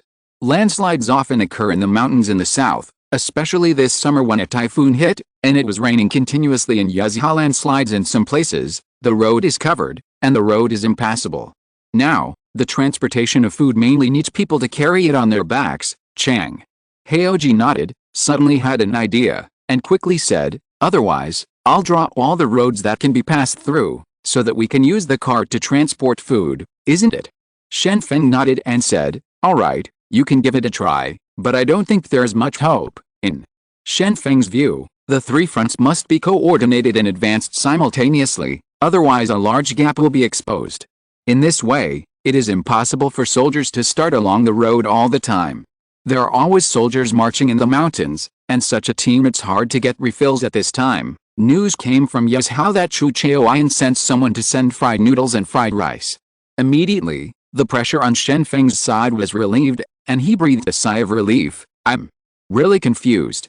I didn't prepare the military rations before the expedition, and now I need Chaoyan to help me make up the gap. Shen Feng smiled wryly. Lu Qiang quickly comforted, it's okay, City Lord, we are not professional in this, and it's not our fault that we didn't expect this. In the future, shouldn't we pay attention to the issue of military rations? Shen Feng shook his head, still feeling that he hadn't considered the issue of food well. Although he is not a person who studies military affairs, as a leader, he always needs to know all kinds of knowledge. Now that he entered the mountains to fight mountain warfare, his true colors were immediately revealed. If Chu Chaoyan hadn't sent fried rice and fried noodles in time, there would be problems in advancing the front line. Next time, I will definitely think about the food issue, and I can't take another step. Shen Feng reflected. Shen Feng felt that if he had seriously consulted others before, maybe someone would have brought up the difficulties faced by the food problem. In the end, he was too confident, so he ignored the food problem. Chang Jianyi asked suddenly, "Are fried rice and fried noodles delicious?" "I don't think I have eaten them." Shen Feng shrugged and said, "It's not delicious, but it's good for fighting hunger. 80 years ago, it was good to have fried noodles. With the fried rice and fried noodles supported by yazhao, the food problem can be alleviated in a short period of time." Afterwards, Shen Feng explained the importance of fried noodles to Chang Jianyi. Maybe the composition of fried noodles is single, the taste is very bad, and it is easy to lack vitamins after eating for too long. It can be said that there are many shortcomings, but only two advantages are needed. It can offset the remaining shortcomings. First, it is easy to carry, and second, it is anti-hunger. Basic calorie supplementation is achievable since old people 80 years ago could eat fried noodles and fight wars. People today can do the same. Shen Feng believes in this. Chapter 342. In the mountain, some soldiers were advancing rapidly, which alarmed countless mutant beasts in the mountain. Some mutant beasts rushed towards the soldiers, and some mutant beasts turned around and ran away after being alarmed. In the end, the rushing mutant beasts caused a panic attack. A few violent gunshots left the corpse on the ground without any impact, and the mutant beast that turned and fled lived longer. Guo Pinming looked at the map and frowned while looking at it. The road ahead was too difficult to walk, and he had to kill mutant beasts while walking. In this way, the speed would be greatly slowed down. No, if you can't reach the destination after 10 days, there will be a big gap in the encirclement net, and the mutant beast will escape. Guo Pinming looked at the map and said to himself, in fact, Guo Pinming chose the most difficult route, and he was under the greatest pressure. However, he is a professional soldier and has long been used to hard work, so Guo Pinming did not call for hard work, and the most difficult task was given to him himself. Then it must be because the city lord trusts him at this time. He stepped forward and said to Guo Pinming, "Minister, those mercenaries will not leave without saying anything. They have reached their limit. Shall we take a rest?" Guo Pinming didn't want to rest, but the mercenaries couldn't go on anymore, and he couldn't continue to force them, marching while fighting, and left soldiers guarding at key intersections. The line of defense was the most rare. It's normal to be unbearable, then. Let them take a break and move on in half an hour. Guo Pinming said helplessly. For Guo Pinming, the problem of food is still secondary. After all, even hunting in the mountains can rely on eating meat to advance for a period of time. The main problem is tiredness. Among them, traveling and fighting take up a lot of time, and many places it is a deep mountain and old forest, and someone must open the way to pass through. In this way, the physical strength consumed will become more serious. Even an evolutionary can't bear such a high intensity of physical exertion, not to mention that there are many ordinary people among the mercenaries. These ordinary people can't wait to find a place to sleep after they are on their way.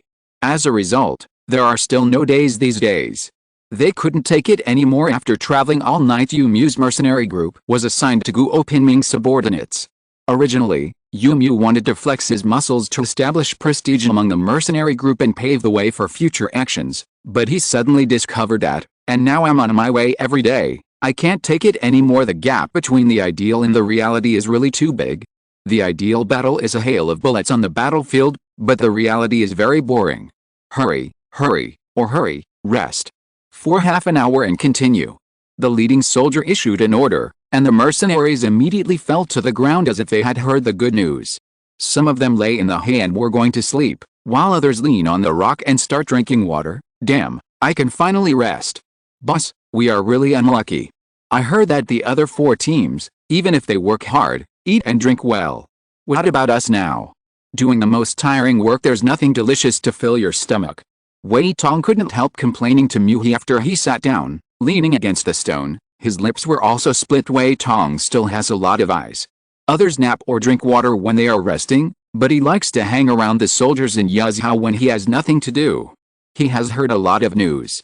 It turns out that under Guo Pinming's men, combat is the hardest part. Guo Pinming will do all the dirty work. It's like being taken advantage of. Let's just say that this time the war was the most nourishing under the hands of Shen Feng, because Shen Feng's side has the largest number of people, and it is also very close to Yazhao, and the transfer of materials is very fast. It took 2 days to lay out the battle line. Immediately began to advance. The mercenaries also followed the regular army to eat soup, and earned a lot of benefits, but the worst was Guo Pinming's side, who took on the heaviest task, and it was difficult to get enough food and drink. Even if it was fighting and rushing every day, I was exhausted to death. Wei Tong's heart suddenly became unbalanced. Obviously everyone is a mercenary, but now he has suffered a lot. He spends all day traveling in the mountains. Not to mention the hardships, he still can't get any benefits. It was the lottery that was drawn, and at this time, there was nothing he could do except complain a few words. When Yu Mu heard the complaints from his subordinates, he remembered the plan his son had told him before, that he must perform with care in the army, so at this time, he quickly persuaded Wei Tong beside him, saying, "Don't do this now. We are dejected, maybe we will be able to make meritorious service in the future? The rewards we can get at that time will definitely be very rich, but..." When Wei Tong heard this, he looked at Yu Mu in surprise, and asked, "Boss, don't you really believe what the trade union said? Now we are caught fighting like we want to catch strong men, and we are exhausted. It's tiring, it's fine if you don't give up, but now you have to work hard. Anyway, I can't stand it anymore." Wei Tong heard that he wanted to work hard to make meritorious service, so he didn't dare. He was a man in his 30s, if he didn't want to support his family, he wouldn't want to be a mercenary at all. Why bother? Yu Mu quickly persuaded and said, "Brother, listen to me, our life is very bad and hard now, and the water and electricity bills alone cost a lot every month. We always need to consider our family members.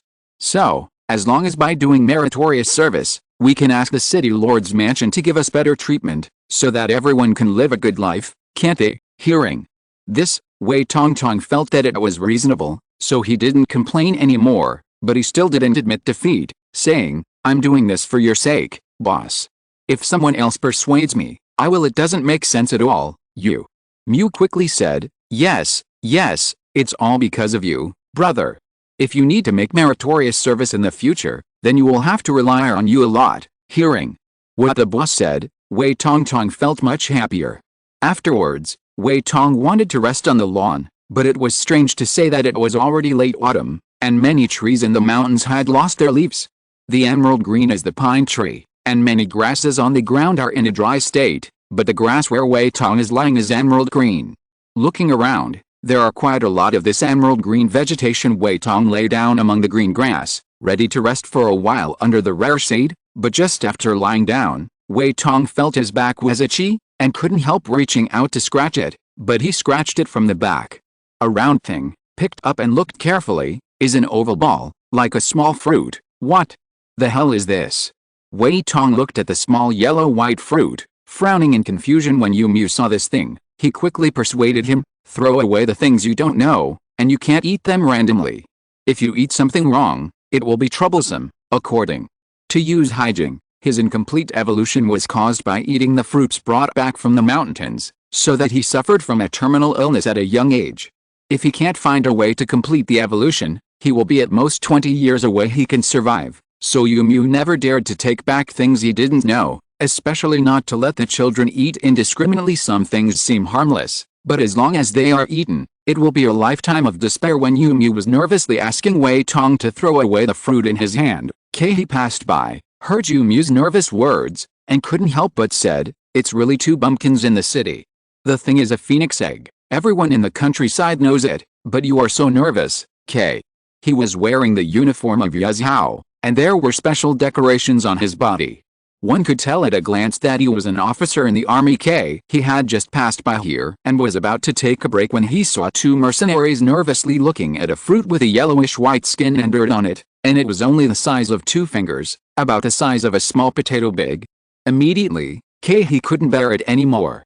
These city people have been separated from the masses for too long, so they don't even know such a little thing. Yu Mu looked at his attire and saw that he was an officer in the barracks. He didn't dare to offend him, so he quickly asked, "Brother, do you think this is a phoenix egg? What is it? We haven't seen anything before, please enlighten me." He is a villager. The first time someone from the city asked him a question, he was immediately happy. After his vanity was satisfied, he didn't hesitate to give him advice, and said directly, "The plant you are leaning on is called kidney fern. The plant you are holding the fruit is actually not a fruit, but the tuber of the kidney fern, which is the same part as the potato, and contains a lot of carbohydrates, so it's okay to eat. Yu continued to ask, then have you eaten, K? He nodded, and said, I have eaten it, and the taste is average. Anyway, it is no better than fried potatoes. Of course, more than 10 years have passed, and I can't remember how it tasted, K. He grew up in the village when he was a child. When he was hungry, he liked to look for food on the mountain. Among them, there are quite a lot of things that can be eaten on the mountain, such as wild fruits, wild peas, snake berries, and these small seeds. Small tubers. The taste is not very good, but enough to eat. Yu nodded, suddenly realized, and said, it turned out to be like this. I was too worried. The main reason is that my child got sick after eating strange fruits. Therefore, once I was bitten by a snake, I was afraid of ropes for 10 years. Don't dare to eat anything casually. He shrugged his shoulders and said, you guys should take a rest. You will be on your way again in half an hour, so don't hold back. Yu didn't say anything, and watched He leave, but Wei Tong got a little angry, and said quietly to Mui, boss, don't you think this guy knows a little more than us? He's so proud. What's so great about it, Yu? Mu quickly said, that's enough, let's take a rest, we have to hurry later. Wei Tong shrugged, shook his head helplessly, peeled the phoenix egg, threw it into his mouth without cooking it, and started to eat it raw. Since this thing is mainly carbohydrates, it means that it can replenish energy. Anyway, eat something to pad your stomach. Maybe even a dog on the side of the road would not take a look at such a small thing in the past, but now, as long as it can replenish its ability, everything is good, especially in the city. As long as there is food, then anything is enough. The one who has food is the uncle. Yu watched Wei Tong eat the so-called phoenix egg, and couldn't help feeling a little worried, but after Wei Tong ate the phoenix egg in his stomach for a long time, nothing happened, so he was relieved. It seems that not every crop is so dangerous. After Wei Tong finished eating the phoenix egg in his hand, he didn't give up. Although the taste was a little bit bad, it could fill his stomach.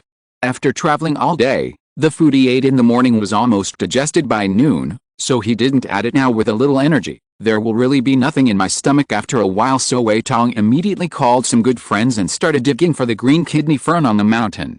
As long as he dug up the underground tubers, he would stuff them into his mouth immediately. Wei Tong led people to look for food on the mountain.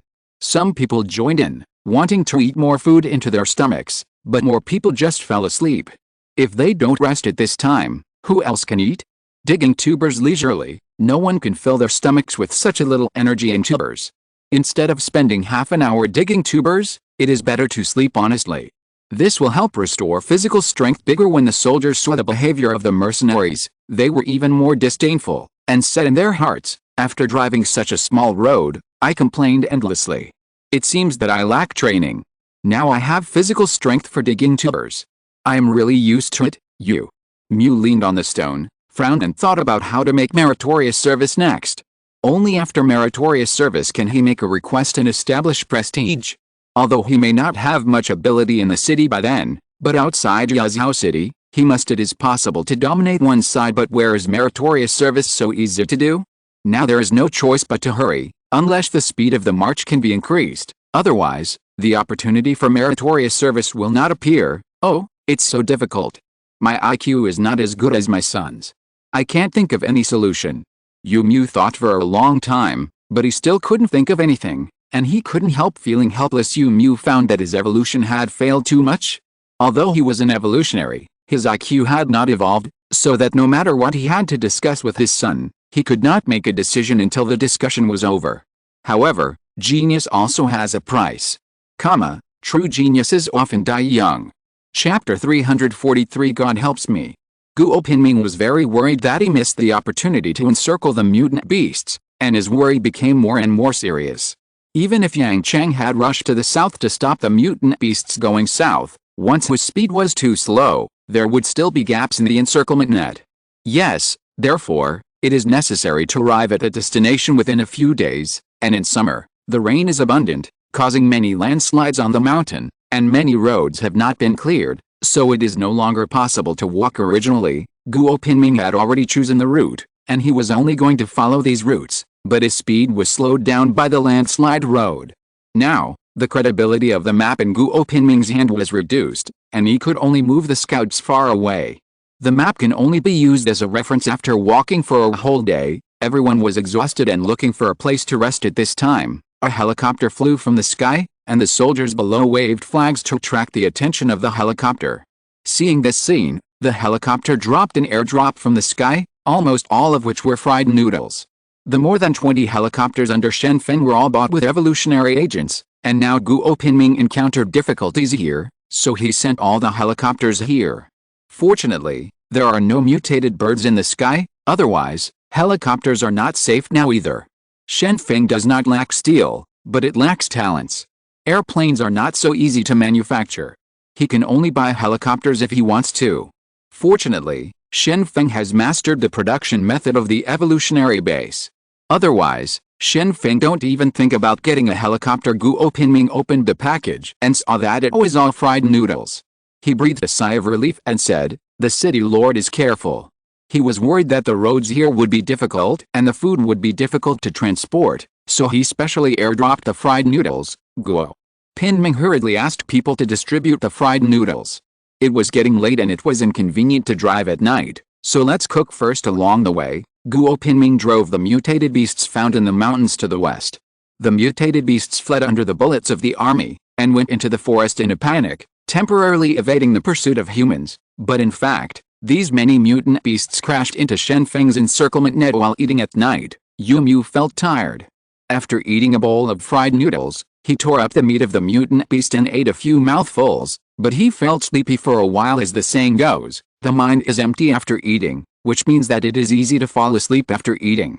The ancients did not understand why, but from a medical point of view, it is because people need to digest food after eating, so the blood gathers and the blood supply to the stomach and brain is reduced, which makes you feel sleepy. "I'm too tired, Wei Tong. I'm going to sleep for a while. If you want to change shifts, wake me up then," Yu said helplessly. While talking, Yu was about to get into the tent, but Wei Tong grabbed Yu and said, "Why are you sleeping?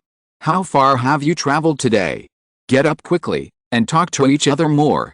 As for the night shift, I will take care of it for you."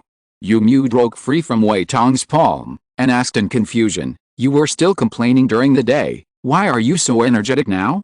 You must not be a rat, right?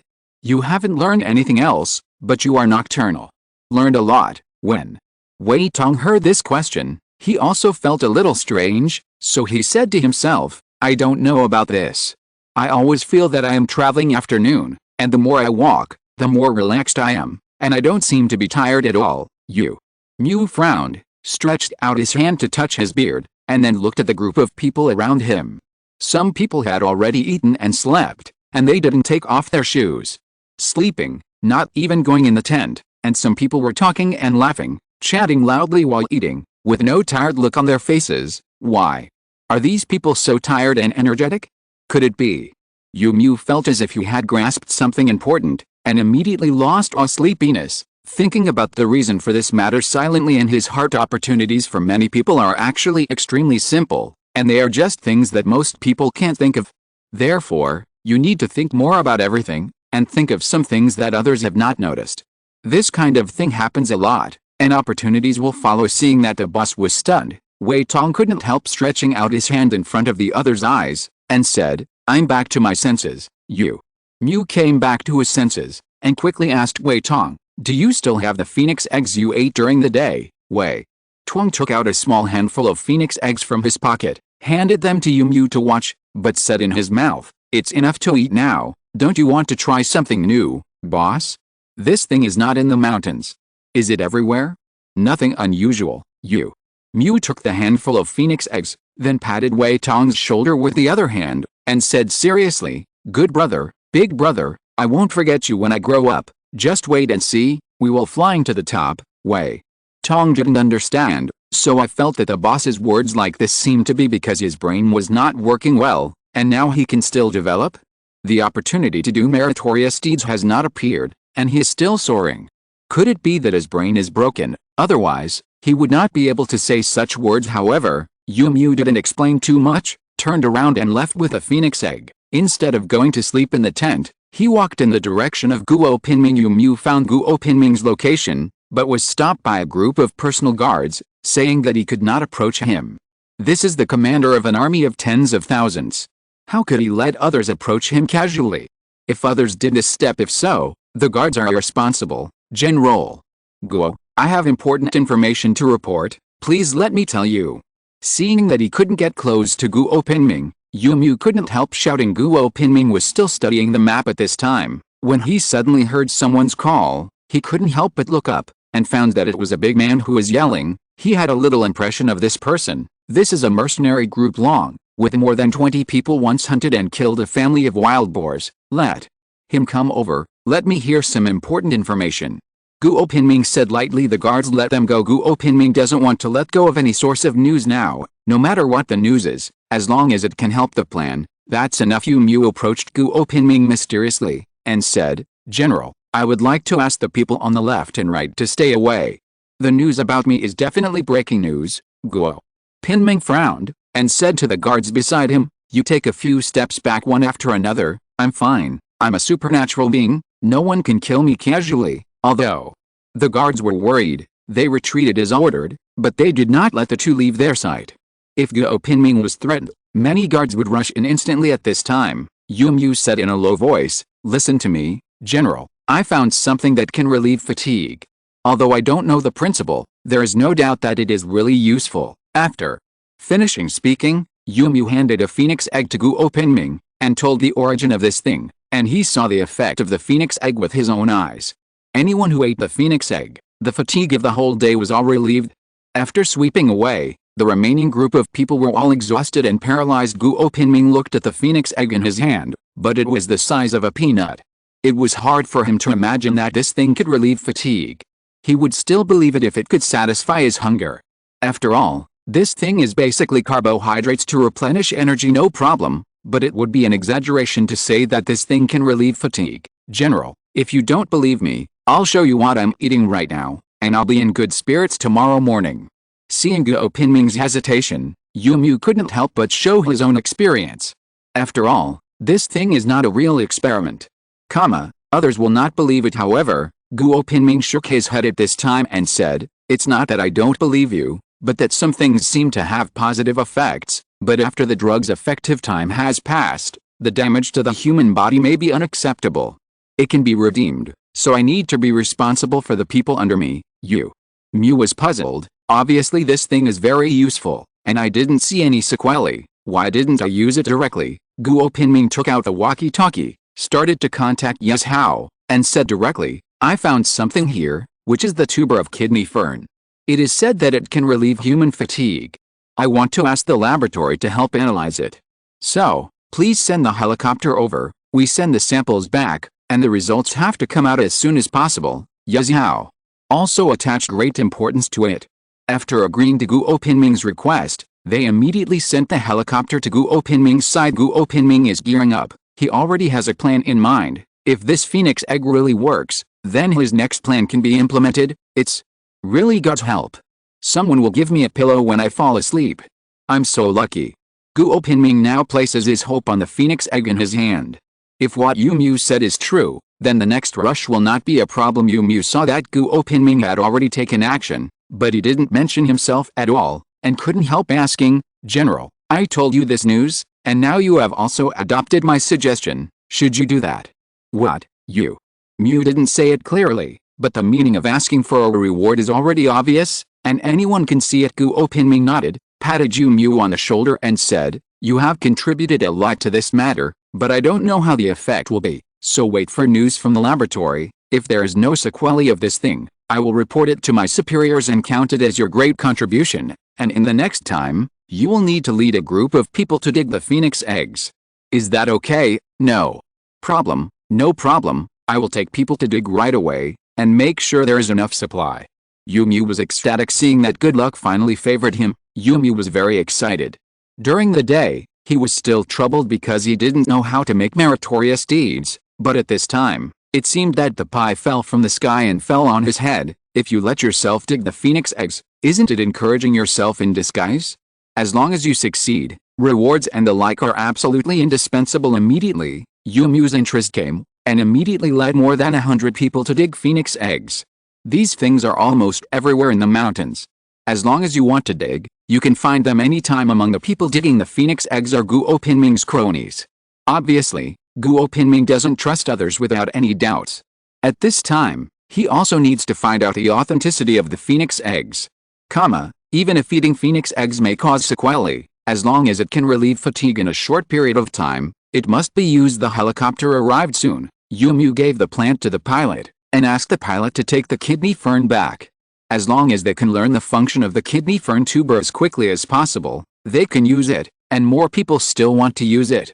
We are digging phoenix eggs to ensure that more than 10,000 people can have enough phoenix eggs to eat. Yao's laboratory received urgent news.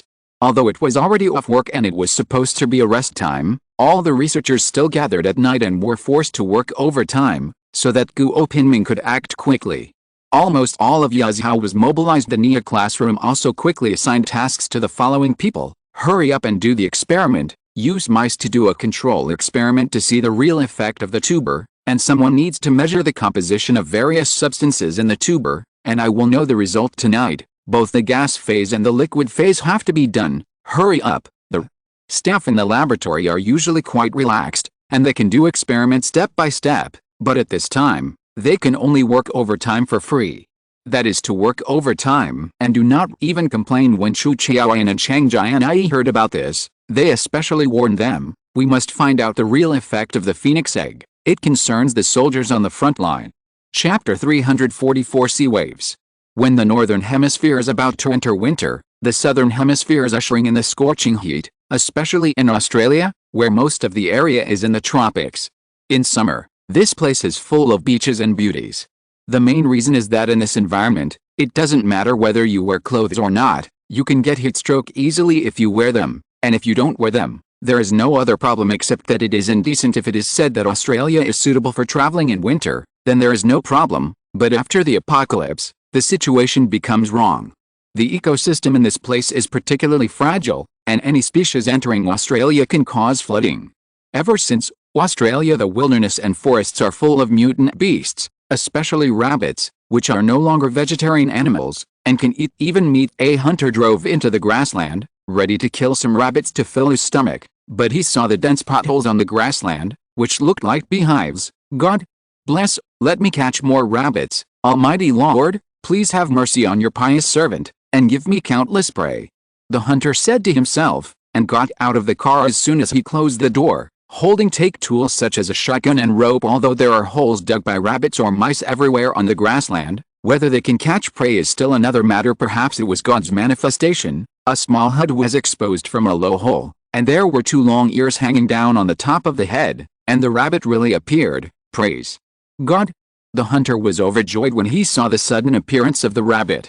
It seemed that he would not be hungry today, so he picked up the shotgun and started aiming at the rabbit's head at the entrance of the hole. Bang! The hunter pulled the trigger, and the bullet was fired instantly. The poor rabbit was killed immediately as soon as his head was exposed. All I could see was the rabbit's head exploded in an instant. Whether it was blood or brains scattered everywhere, it looked like a bloody scene. The hunter didn't care about these. He stepped forward excitedly, ready to pick up the prey. However, at this moment, countless heads with long ears suddenly drilled out of the hole in the beehive. All of them were rabbits without exception. Rabbits have the habit of digging holes, and they also like to live in groups, so a grassland was laid out, and rabbit holes were everywhere on the ground. Now, the heads of rabbits were drilled out of the holes, and the hunter immediately rejoiced, my dear God, you really take good care of me. With so many prey, I can eat it until next year. The hunter immediately prepared to continue shooting rabbits. The smile on his face was so bright, and now he felt suddenly rich. Unexpectedly, he was so lucky to be able to see so many rabbits. At least he was lucky. 10,000. I only need to catch 1/10, and I have enough food for this year. So, the hunter picked up the shotgun and started aiming, but all the rabbits got out of the hole and ran towards the hunter. Tens of thousands of rabbits began to gallop on the ground. The scene was very spectacular. Rabbits themselves like to run. Apart from digging holes, the ability of rabbits is to run, so people's metaphors come into being. The speed is already recognized as very fast. Pieces of dust on the ground were lifted up. The hunter fired a few bullets in a hurry, killing more than a dozen rabbits, but more rabbits continued to surround them. It only took a moment. The hunter is surrounded by densely packed rabbits. These rabbits are all cocky fur, but their eyes are blood red, which is the color of bloodthirsty. Seeing this scene, the hunter was stunned and said to himself, "Why aren't these rabbits afraid of me? Why don't they run away?" The next action of the rabbits gave the hunter an answer. All the rabbits rushed towards the hunter. Countless rabbits threw the hunter to the ground in an instant, and then began to bite continuously. Don't look at the small mouth of the rabbit. Humans can't cause too much damage, but they can't stand the number of rabbits, and the hunter's whole body is gnawed with blood in an instant. Go away, you stupid bastards, you ignorant bastards, stay away from me. Ah! The hunter was struggling constantly. He never thought that these rabbits were not afraid of humans or shotguns, and they rushed forward. Come up and attack yourself. Obviously I saw rabbits before. As soon as they fired a shot, almost all of them were running away. Even if they didn't run away, they would hide in the hole and dare not show their heads at all. But at this moment, these rabbits heard such a loud gunshot, not only did not dodge, but even rushed forward. Such a bold move was simply unimaginable. Did the rabbits suddenly become more courageous? The hunter was struggling constantly, peeling off the rabbits one by one, but when he stood up, he could not move his hands. 9 of the 10 fingers had been eaten by the rabbits, and only 1 finger was left. A little bit of skin and flesh sticks together, and it may fall off. Help! Help! Help me! The hunter looked at the gnawed palm, and the large and small wounds all over his body. At this moment, he was completely panicked, and his eyes were full of fear. The hunter once thought that he might be eaten by a lion or tiger while hunting, or even kicked to death by a mutant kangaroo, but he never thought that he would die in the mouth of a rabbit in the end. The hunter was calling in vain, trying to shoot in a panic, but the gunshots failed to scare the rabbits away. In the end, the hunter watched helplessly as his hands and feet were eaten clean by the rabbits, but it was only a split second. After a while, the hands and feet turned into blood-red bones. Finally, a rabbit bit the hunter's neck, the trachea was bitten off, and the carotid artery was severed. The hunter's eyes went dark, and he finally lost consciousness. The rabbit still swarmed forward and continued to chew on the hunter's bones. Rodents have the habit of grinding their teeth, and the rabbit is the same. The hunter's bones eventually became the tools for the rabbits to grind their teeth. In the end, a living person died in the rabbit in the mouth in the scorching sun. The rabbits got into the hole again. The temperature is too high, even the rabbits are too lazy to move around. These rabbits would rather appear in the early morning or evening than be exposed to the sun at noon.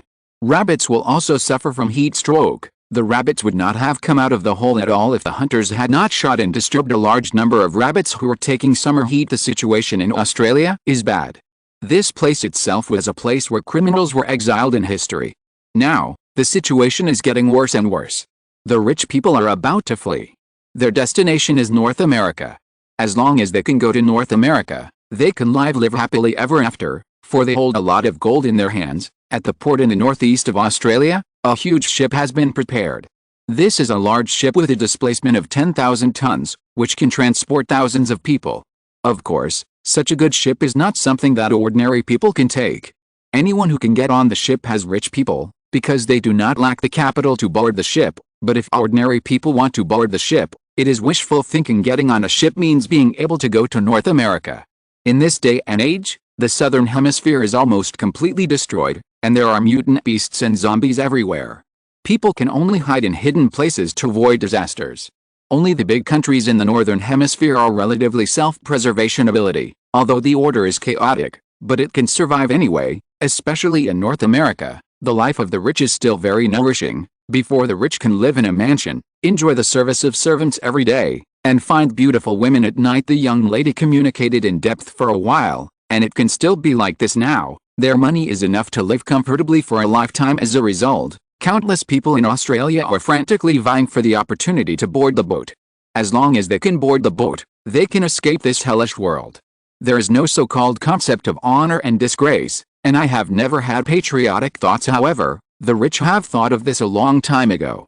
In order to prevent others from competing with themselves and to make the air on board fresher, they are not willing to let these poor ghosts board the ship, so they found a large number of bodyguards, give them the opportunity to take their families to North America, but the task is to protect their own safety, and to expel people who are close to the ship. The poor people kept begging at the pier, hoping that these elders could take them to a good place and not let themselves stay in the poor mountains and rivers. However, the existence of bodyguards prevented these civilians from approaching. Seeing the ship getting closer and closer to the pier, farther and farther away, the poor are completely desperate. They are like people abandoned by God. They can only watch the human beings leave at the same time. Perhaps these people are no longer the so-called human beings. There are a few rich young people talking on the deck of the ship. They are wearing neat suits, clean clothes without a speck of dust on them.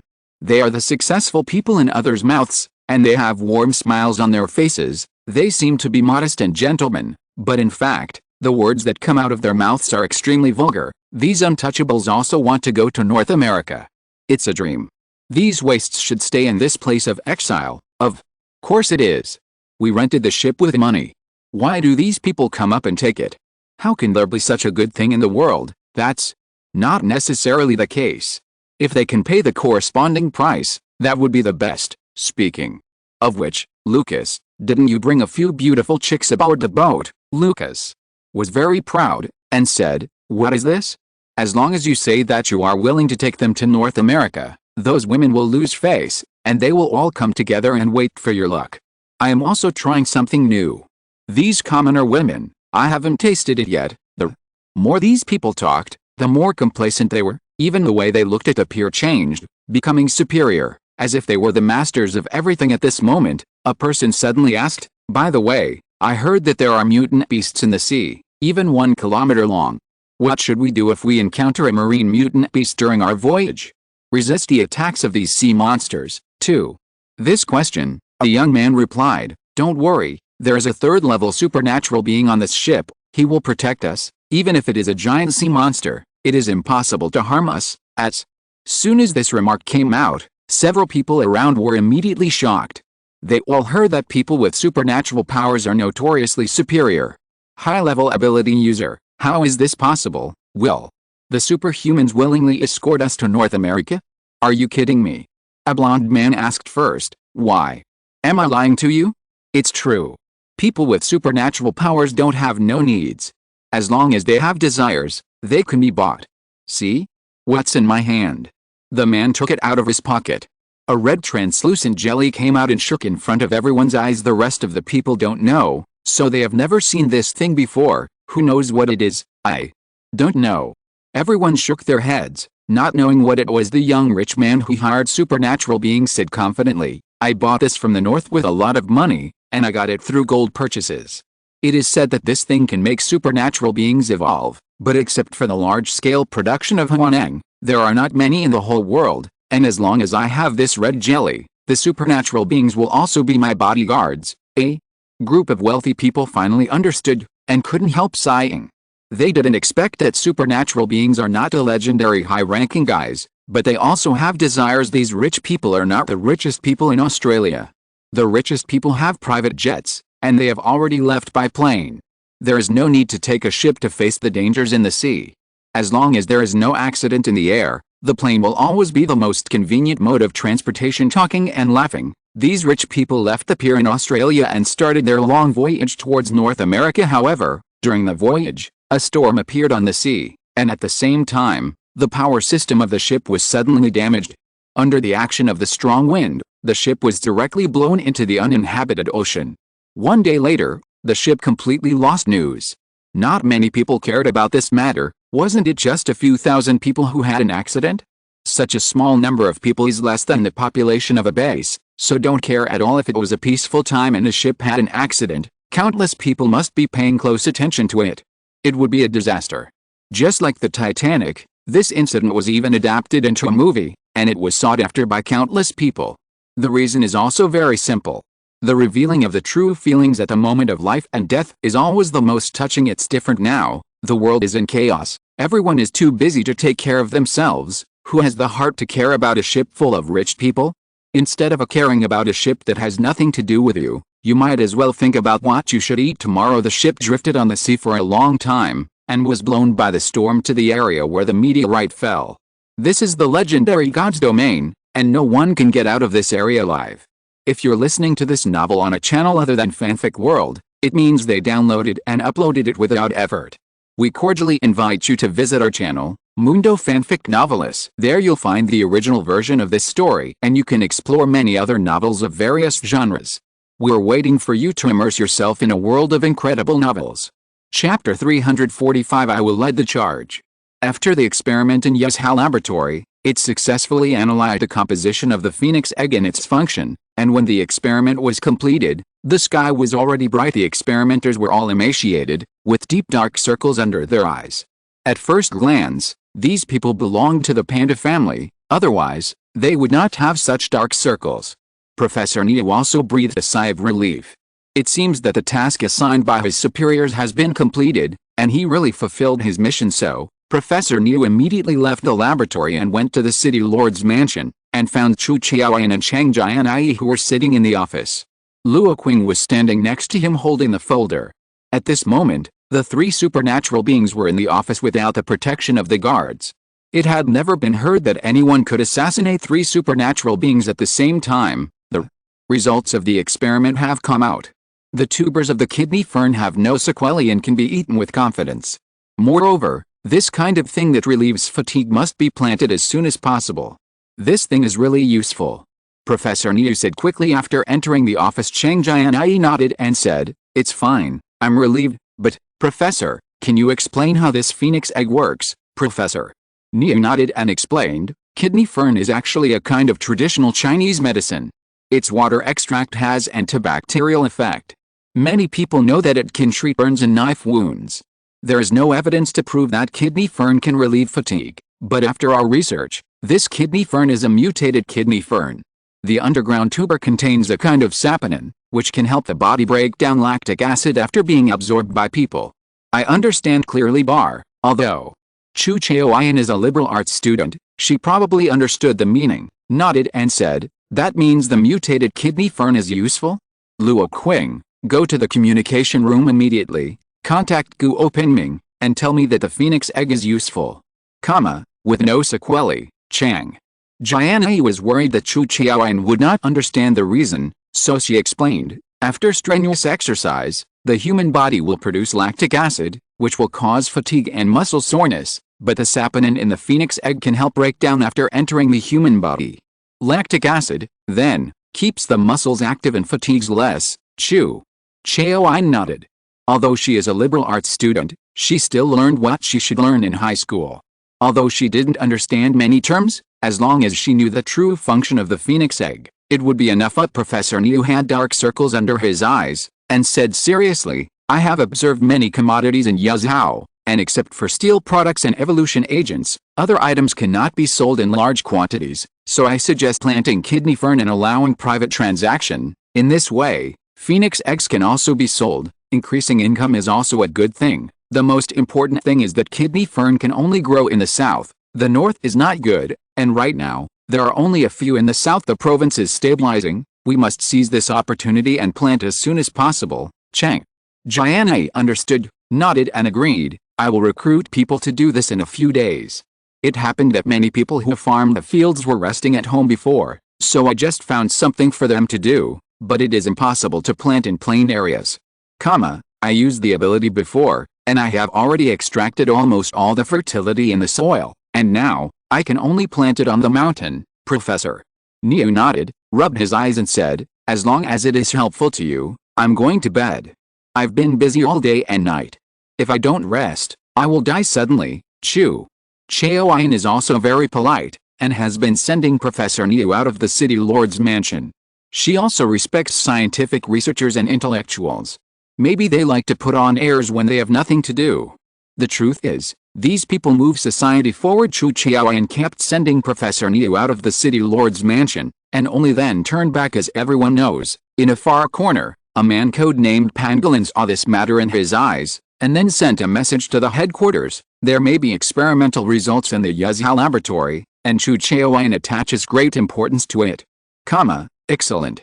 Intelligence personnel can judge the truth of the matter only based on clues, and Pangolin is obviously such a talent.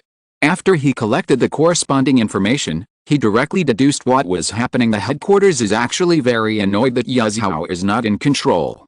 If Yanjing was in crisis last year, the headquarters had to promise Shen Feng benefits, otherwise, it would be impossible for Shen Feng to get involved in Yuzhou.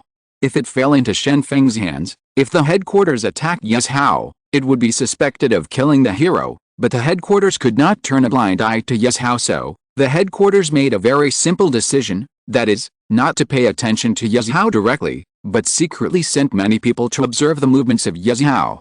Before Shen Feng occupied Jiangyang, the headquarters only let pangolins spy on information alone, but now, dozens of people in Yazhao are paying attention to the situation in different positions, especially the actions of Shen Feng's family. The headquarters received the news of the pangolin, and quickly responded with this order: continue to inquire about the news, find out what kind of scientific research results, and report at any time. After Guo Pinming learned about the effect of phoenix eggs from Yazhao, he breathed a sigh of relief.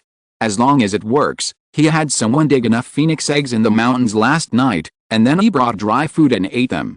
After picking up the phoenix egg, we set off relying on the phoenix eggs. Guo Pinming arrived at the destination within 3 days, and deployed enough soldiers to guard important areas along the way, and joined forces with Yang Chang in advance. When Yang Chang saw Guo Pinming, he was stunned.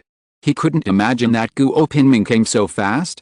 Even though the road is so bumpy and the food supplies are insufficient, the task can be completed quickly under such circumstances, and Lucian is still halfway there. One must know that the road chosen by Lucian is the best one. Half of the road can be followed by highways and railways. Under such circumstances, Guo Pinming arrived at the destination very quickly, as if flying. Yang Chang looked at the people on Guo Pinming's side again. Although they were dusty and their clothes were torn by the jungle, their faces were full of energy and they didn't look tired at all. This is really an exaggeration. Damn it, old Guo, how did you do it? You can finish the most difficult task the fastest. In this way, the siege is foolproof. Yang Chang also had to admire Guo Pinming at this time, holding the most difficult task. A difficult script, but a perfect interpretation, and humane. Anyone who sees the route to the east will shake their heads and sigh. Yang Chang himself is unwilling to take this route. Therefore, Yang Chang would rather choose to block the mutant beasts going south and lead soldiers to the mountainous area from the east. And this most difficult task, in the end, was Guo Pinming's next task. I thought that even if Guo Pinming was able to complete the task, it would take a lot of time in the end, and he was in a mess to do it. But at this time, things have exceeded Yang Chang's prediction. Guo Pinming said with a smile, "It's just good luck. The half of the road ahead almost killed me. At that time, I wanted to travel lightly. Unexpectedly, I found a phoenix egg on the way." After finishing speaking, Guo Pinming also explained the function of the phoenix egg. No matter how far the road is, as long as you eat the phoenix egg, you will not feel tired. It also depends on the effect of the phoenix egg. Complete the encirclement, now. It's on Lu Xian's side.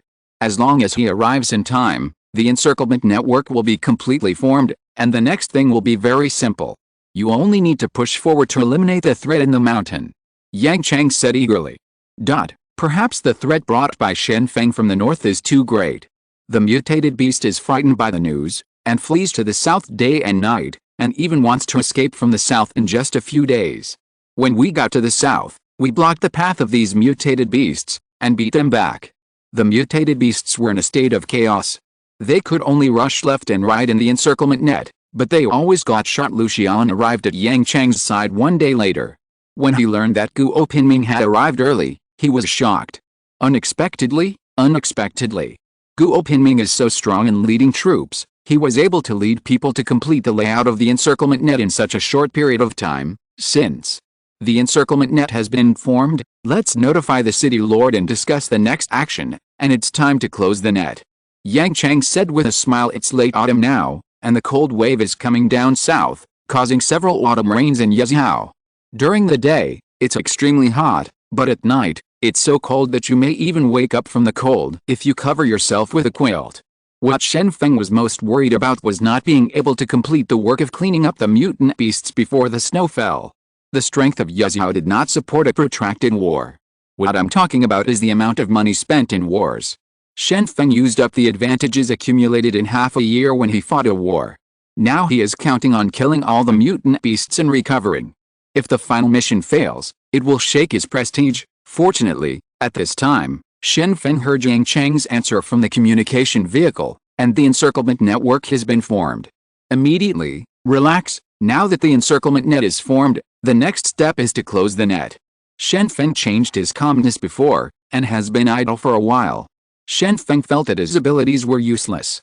Chang Jianyi shouted, "Come on, Brothers, after finishing speaking, Shen Feng rushed out immediately, with a layer of Wind King barrier condensed on his body. While protecting himself, he cast accompany the wind and disappeared into everyone's eyes as a black shadow. Seeing this scene, both the soldiers and the mercenaries were all excited.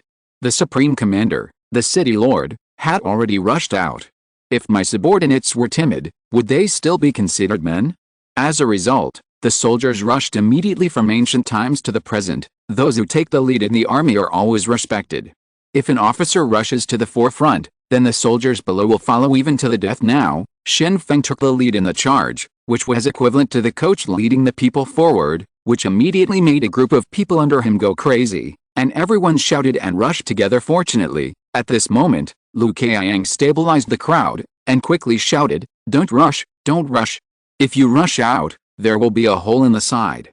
Push forward slowly." Lu Qiang is a military enthusiast and has a special liking for ordnance, so when he touched a gun for the first time, he shot very well, and then became Shen Feng's most trusted sniper. And now, Lu Qiang assuming the task of a commander, he had to grit his teeth and command the people below.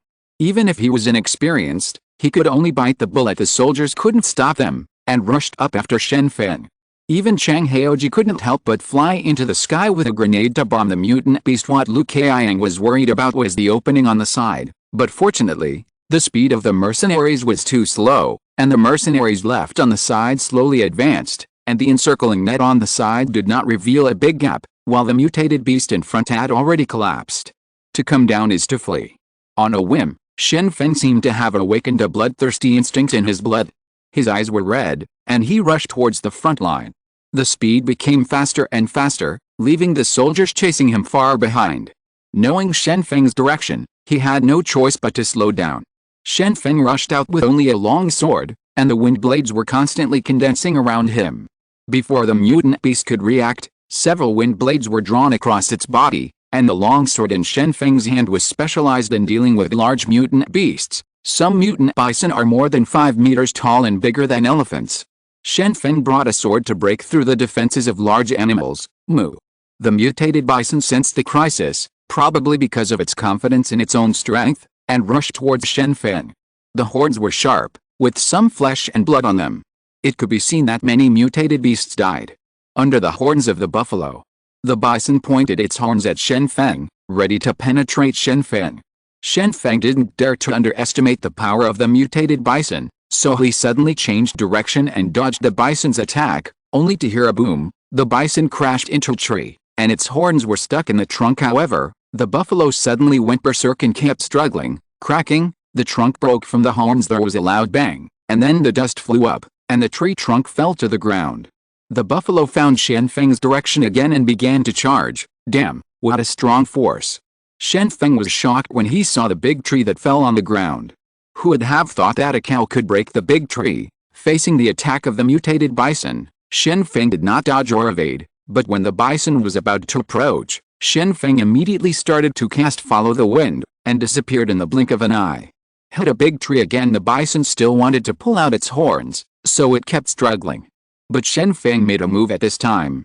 There is a saying in the art of war, avoiding the sharpness of the morning, and attacking the evening. The same is true in the battle. The buffalo rushes forward foolishly. This kind of powerful force is simply unrivaled. As long as it is hit, the bones will be broken at the slightest, and the belly will be dismantled at the severest. Shen Feng dare not use the iron shirt to resist the barbarian. Instead of charging the bull, dodge the charge of the bison afterwards. Shen Feng rushed to the bison, took a deep breath, aimed his long sword at the bison's neck, and stabbed it out. Chapter 346. The rivers and lakes are everywhere. The mutated bison is like a king in the deep mountains. Its huge body walks in the mountains, the ground even trembles, and small stones are beating gently. Although hunters say that there is a bear, 2 tigers and 3 wild boars, and there are no bears and tigers in the south, it seems that wild boars are the most terrifying in the mountains. But in fact, this ranking refers to the degree of destruction. A wild boar can destroy several acres of land overnight. When it comes to combat effectiveness, a wild boar is no match for a bison. Also go around. Therefore, after seeing Shen Feng in the mountains, the buffalo began to attack crazily. Shen Feng did not dare to confront it head-on. This kind of monster can knock down a tree with one head. If it hits itself, Wouldn't it be fatal? Shen Feng thought of a way. Wait until the buffalo's collision is over and the bull's horns get stuck in the tree trunk. At this time, the buffalo is exhausted and can't exert its strength for a moment, and Shen Feng took this opportunity to act holding the sword in both hands, stabbing fiercely to pierce the face. Buffalo leather is very tough, and ancient people often made cowhide into armor. However, under the blessing of Shen Feng's huge power, the destructive power of the tip of the longsword is brought to the extreme. The longsword pierced through the cowhide and cut off one of the bison's arteries. Blood spurted out violently. Shen Feng let go of his longsword and retreated quickly. The buffalo was still mad at this moment, and the horns pulled out from the trunk were smashing everywhere, but the artery had been cut, and the blood spilled out like a fountain. The bison also gradually lost its strength. When the blood loss exceeded a quarter, the bison fell to the ground and could not get up again. My buddy is still better. Shen Feng breathed a sigh of relief. No matter how strong a mutant beast is, it is still impossible to surpass itself. In the following time, Shen Feng went deep into the mountains and forests to start fighting. At this time, Shen Feng was already considered invincible, although only on land. As long as Shen Feng can really use his speed advantage, no one can hurt him, and there are not too many mutant birds in the forest. Shen Feng doesn't worry about the attack from the sky, he just needs to fight with peace of mind. Often before the mutant beast saw Shen Feng, its body would be cut open by the wind blade, and then die in agony, in a miserable state of death. The largest animal on land is only 70 to 80 meters long, which is the limit of their growth, and Shen Feng has only seen 4 of such a huge animal, 2 in the Yangtze River and 2 in the sky, and they can threaten. As far as Shen Feng's mutant beasts are concerned, only super large ones are possible. Shen Feng dare not underestimate the mutant beasts in the sea. Because warships can be sunk, and the monsters in the sea are really cruel, so Shen Feng rushed out towards the mountain, and the corpses of mutant beasts were strewn all over the place he passed. None of the mutant beasts could escape from Shen Feng's palm, and Shen Feng's powerful strength also encouraged his soldiers. The soldiers all rushed out following the city lord, and the northern front was advancing directly. Lu Kaiang could not control these crazy soldiers at all, and the mercenaries also wanted to take advantage of it, and follow the soldiers to charge, but at a slower speed. In this case, the northern front began to advance southward, and it directly advanced 5 kilometers within one day. Shen Feng stood on the top of the mountain, and the longsword in his hand was curled. Although the longsword was made of fine steel, it could not withstand such high-intensity slashing after a whole day of fighting. Curling blades are already considered normal, and if the quality is poor, it may break. There were many corpses of mutant beasts lying on the ground, and a large number of them had been cut in half. Some of them were killed by the wind blade, and some of them were chopped to death by Shen Feng. There was a thick smell of blood in the air that didn't dissipate, and Shen Feng's body was stained with a lot of blood, making him look terrifying. Shen Feng has been fighting for half a day, and he feels tired. He doesn't know how many mutant beasts he has killed, but as long as he looks back, he can find that wherever he passes, the ground is dripping with blood, as if there is a road of blood appeared in front of his eyes. Shen Feng let out a long breath, feeling that the worries and doubts in his heart these days have disappeared with today's battle. As long as he continues to fight, he can feel that he is still alive. Survive in a miserable world, but at the same time, Shen Feng also felt that he seemed to have lost something during the killing. This is not a physical change, but a change in his heart. From the outside, Shen Feng is still the same as before, but the kind thoughts in his heart are not. Many have disappeared. There is no crime more heinous than the deprivation of life, so the gentleman stays away from the kitchen. Shen Feng killed countless mutated beasts in one day. What he is doing now is depriving lives. Although he is not depriving human lives, it is undeniable that Shen Feng took away countless lives with his own hands. These mutated beasts also feel pain. Also has thoughts, not a ruthless thing like grass and trees. Chang Jianyi in the sky was the first person to discover Shen Feng. Although he dropped a lot of grenades from the sky in the chaos, the killing effect was obviously not as good as Shen Feng's. As for Shen Feng, he rushed into the mountain. Lost his tracks, he kept charging ahead, and the soldiers behind him couldn't catch up no matter what. Brother-in-law Chang Jianyi fell from the sky and wanted to approach Shen Feng to say hello, but Shen Feng suddenly turned his head indifferently. His eyes were extremely cold, as if there was no warmth at all. Chang Jianyi was stunned by this look, and immediately stood in place, as if being stared at by a fierce beast. Once he showed his flaws, will be hit by the ensuing attack immediately. Chang Jianyi tensed his muscles unconsciously.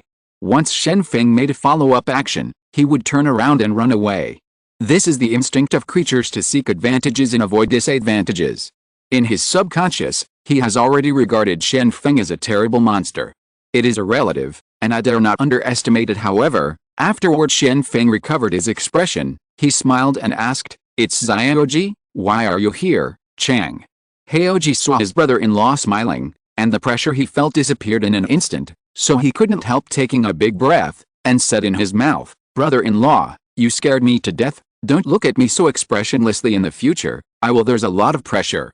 Hearing this, Shen Feng smiled and nodded, and said, Okay, I will treat everyone with a smile in the future, and you have too many demands, I have to treat you with a smile. The young people nowadays are not easy to serve, Chang. Heoji couldn't hold back his face, and said that he was a cowardly guy, so he couldn't help but said, "Brother-in-law, you have a murderous look, don't you know, Shen?" Feng shook his head lightly, and said, I don't know if there is such a thing as murderous aura, and I can't feel it myself, although Shen Feng once felt the existence of murderous aura subconsciously. Shen Feng is not sure whether this feeling is correct in the final analysis. Shen Feng still felt the murderous aura on Hong Yehu before, but when he looked up, it was the other party. Looking at himself with a smile.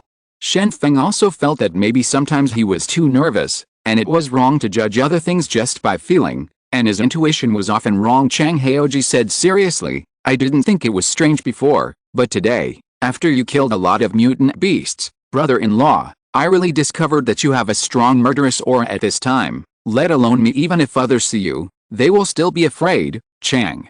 Heoji tried to prove that Shen Feng's murderous intent was very strong, so that he could justify himself for his timidity. Shen Feng shrugged helplessly, and said, "Let's go back, and see how the results of today's battle are." Shen Feng didn't intend to prove the existence of murderous intent. He was going back to the barracks to see how the battle was going. Thinking about it, today's harvest would be very good. Chang Heoji summoned Yun Ke, took Shen Feng and flew to the north together. Although it was still afternoon, winter was approaching, and the sky was getting dark very fast. Shadows could already be seen on the mountains in the distance. After flying for a while, the two saw a group of people cleaning the battlefield on the ground. The mercenaries were loading the mutated beasts killed during the day into vehicles and preparing to transport them back to Yazhao, while a small number of mutated beasts were sent to the chefs to make meals. Chang Heoji slowly landed on the ground and found Lu Keyang, who was directing the soldiers to clean up the battlefield. "You can see clearly that the larger mutant beasts all need to make up the knife. This thing has a strong vitality. There is news from the south that some mutant beasts have learned to play dead, and often sneak attack others when cleaning the battlefield. Therefore, I would rather you can't be indifferent to wasting energy to make up the knife." Lu Keyang was talking loudly to the soldiers under his hands. When the soldiers heard these words, they didn't dare to underestimate the mutant beasts, and started to make up their swords one after another. At this time, the men's swords should be regarded as flogging corpses, because many animals that were obviously dead had to be stabbed with bayonets or daggers. Repeated piercing. There are also mutant beasts that really pretend to be dead, but not many. Shen Feng found Lu Keyang, and said with a smile, "It seems that I saw the right person. You are a very suitable commander. I am not by your side today. Don't you command very well?" Hearing this, Lu Keyang sighed, pointed at the many chopped-up mutant beasts on the ground in the distance, and asked, "City Master, did you kill so many mutant beasts?" Shen Feng nodded, and said proudly, "I did it. How about it? Are you good? You work hard, and when you accumulate enough credit, I will reward you too. If it is lighter, it will reward the building, and it will be heavier. If you don't, you will be rewarded with supernatural potions, understand?" Hearing this, Lu Keyang immediately showed a smile on his face, but then he thought of what happened today, but he still shook his head and said, "City Lord, I don't think I can adapt to the task of the commander, so you should hire someone else. You look, when you charge, the soldiers and mercenaries under your hand are rushing forward together. I can't stop it.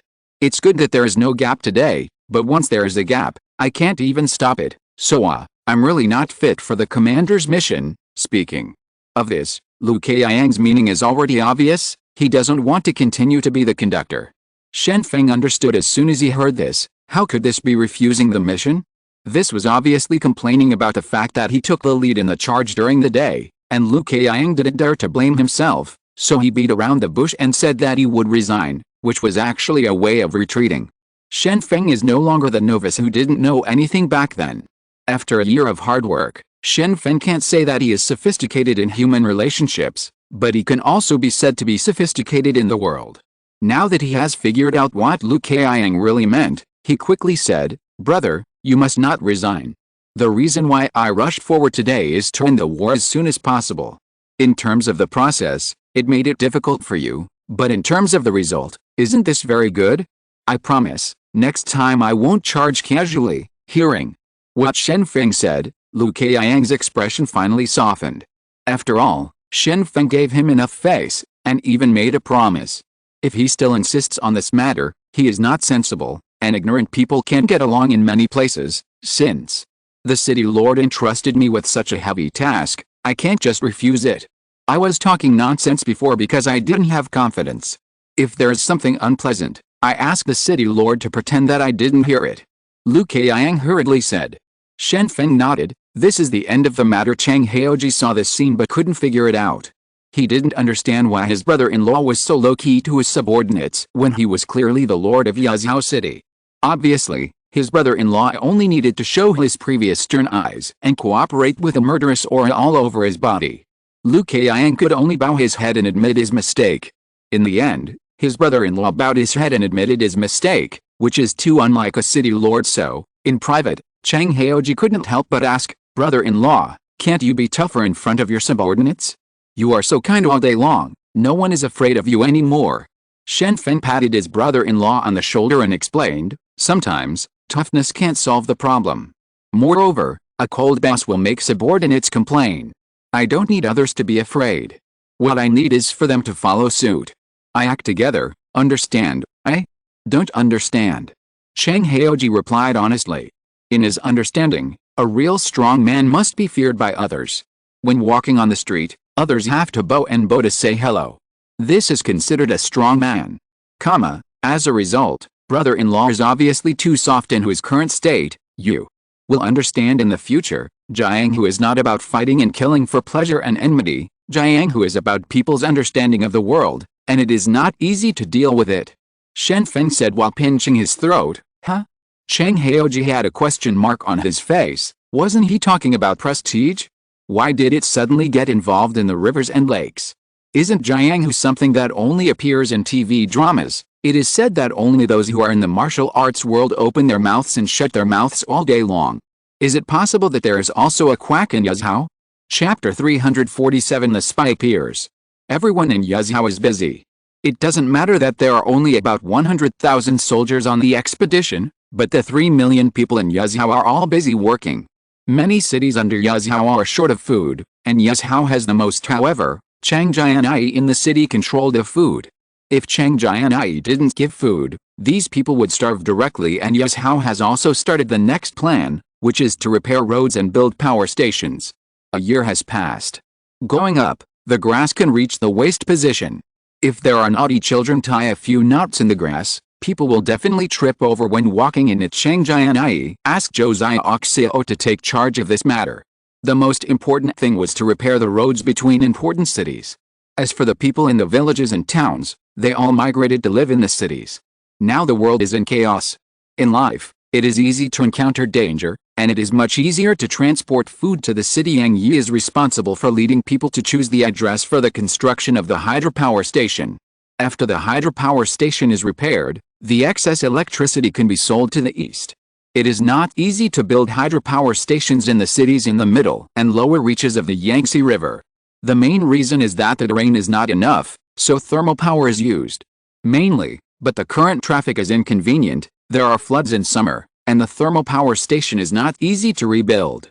As long as electricity can be bought, the cities in the middle and lower reaches will definitely choose to buy it. Zhu Hui was in charge of the simple personnel transfer work.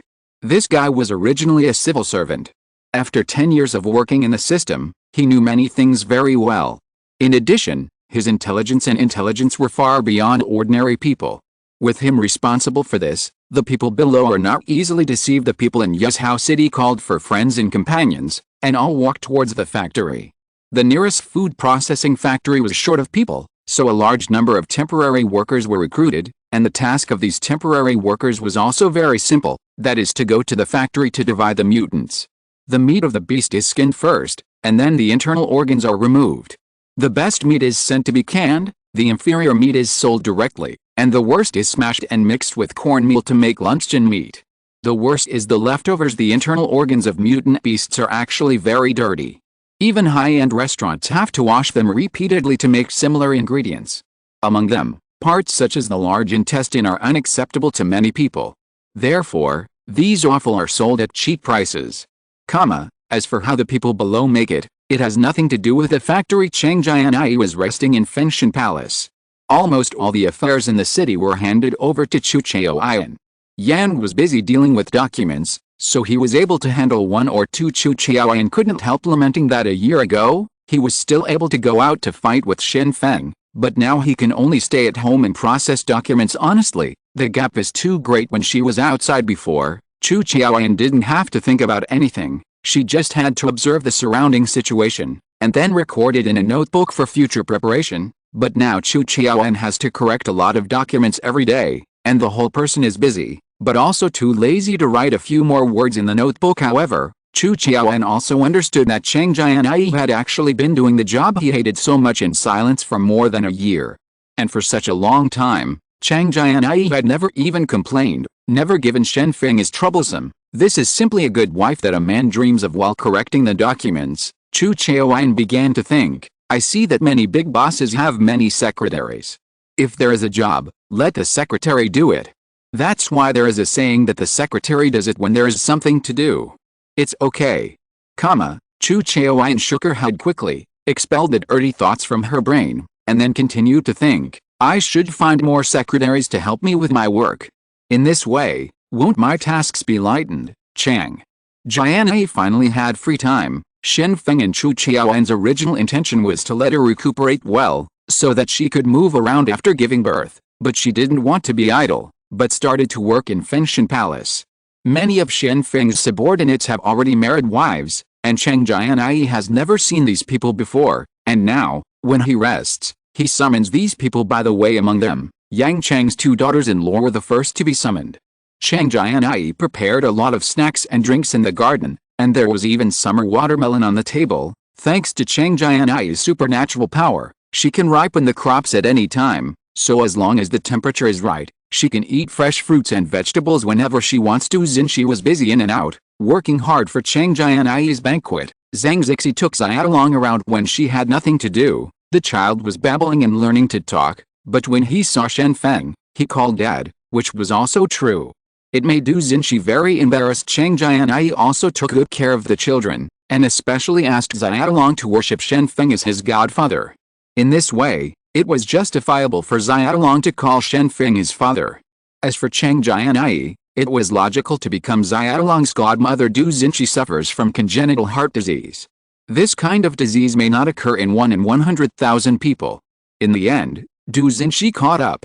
Because of her heart problem, she was unable to do physical work since she was a child.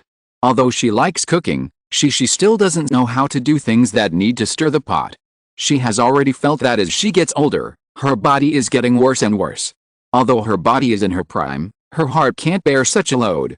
Sexually, there will be severe pain in the chest. Jinshi was also complaining about the injustice of God. If she just gave herself a sick and weak body, it would be fine. But when the troubled times came, there were zombies everywhere, and finally survived until the city was recovered, and in the end there were still mutant beasts raging, and she died. It's easy to understand, but the child is only 1 year old. If he can't find a home, won't he suffer for the rest of his life? Fortunately, Jinshi gained temporary peace in Yazhou, and she also understood that as long as her son can worship Shen Feng as his godfather, then he will not be in danger for the rest of his life. Mom, the snacks are here. Eat slowly. I'll go and see the child first. After Jinshi delivered the snacks she made by herself, she began to leave. Chang Jianyi couldn't stop her. After all, the guests were still there. Here, he nodded in agreement. Jinshi smiled and nodded at Yang Chang's two wives, then left the garden. Zhang Zixi was wandering around with Xiaolong in the castle. Xiaolong giggled and called Zhang Zixi, ah. And, Zhang. Zixi held the child in her arms and taught in a low voice, call me sister, not aunt. Poor Zhang Zixi is still a 13-year-old girl, but she is called Ent, and suddenly she is 20 years older. This makes Zhang Zixi very helpless. She is going to correct the child's name, but Xiaolong keeps calling Ent regardless of these. Yang Chang's two daughter-in-laws are both young and beautiful, and both look weak. Of course, everyone likes beautiful women, and so does Yang Chang. However, these two people were somewhat restrained in front of Chang Jianyi.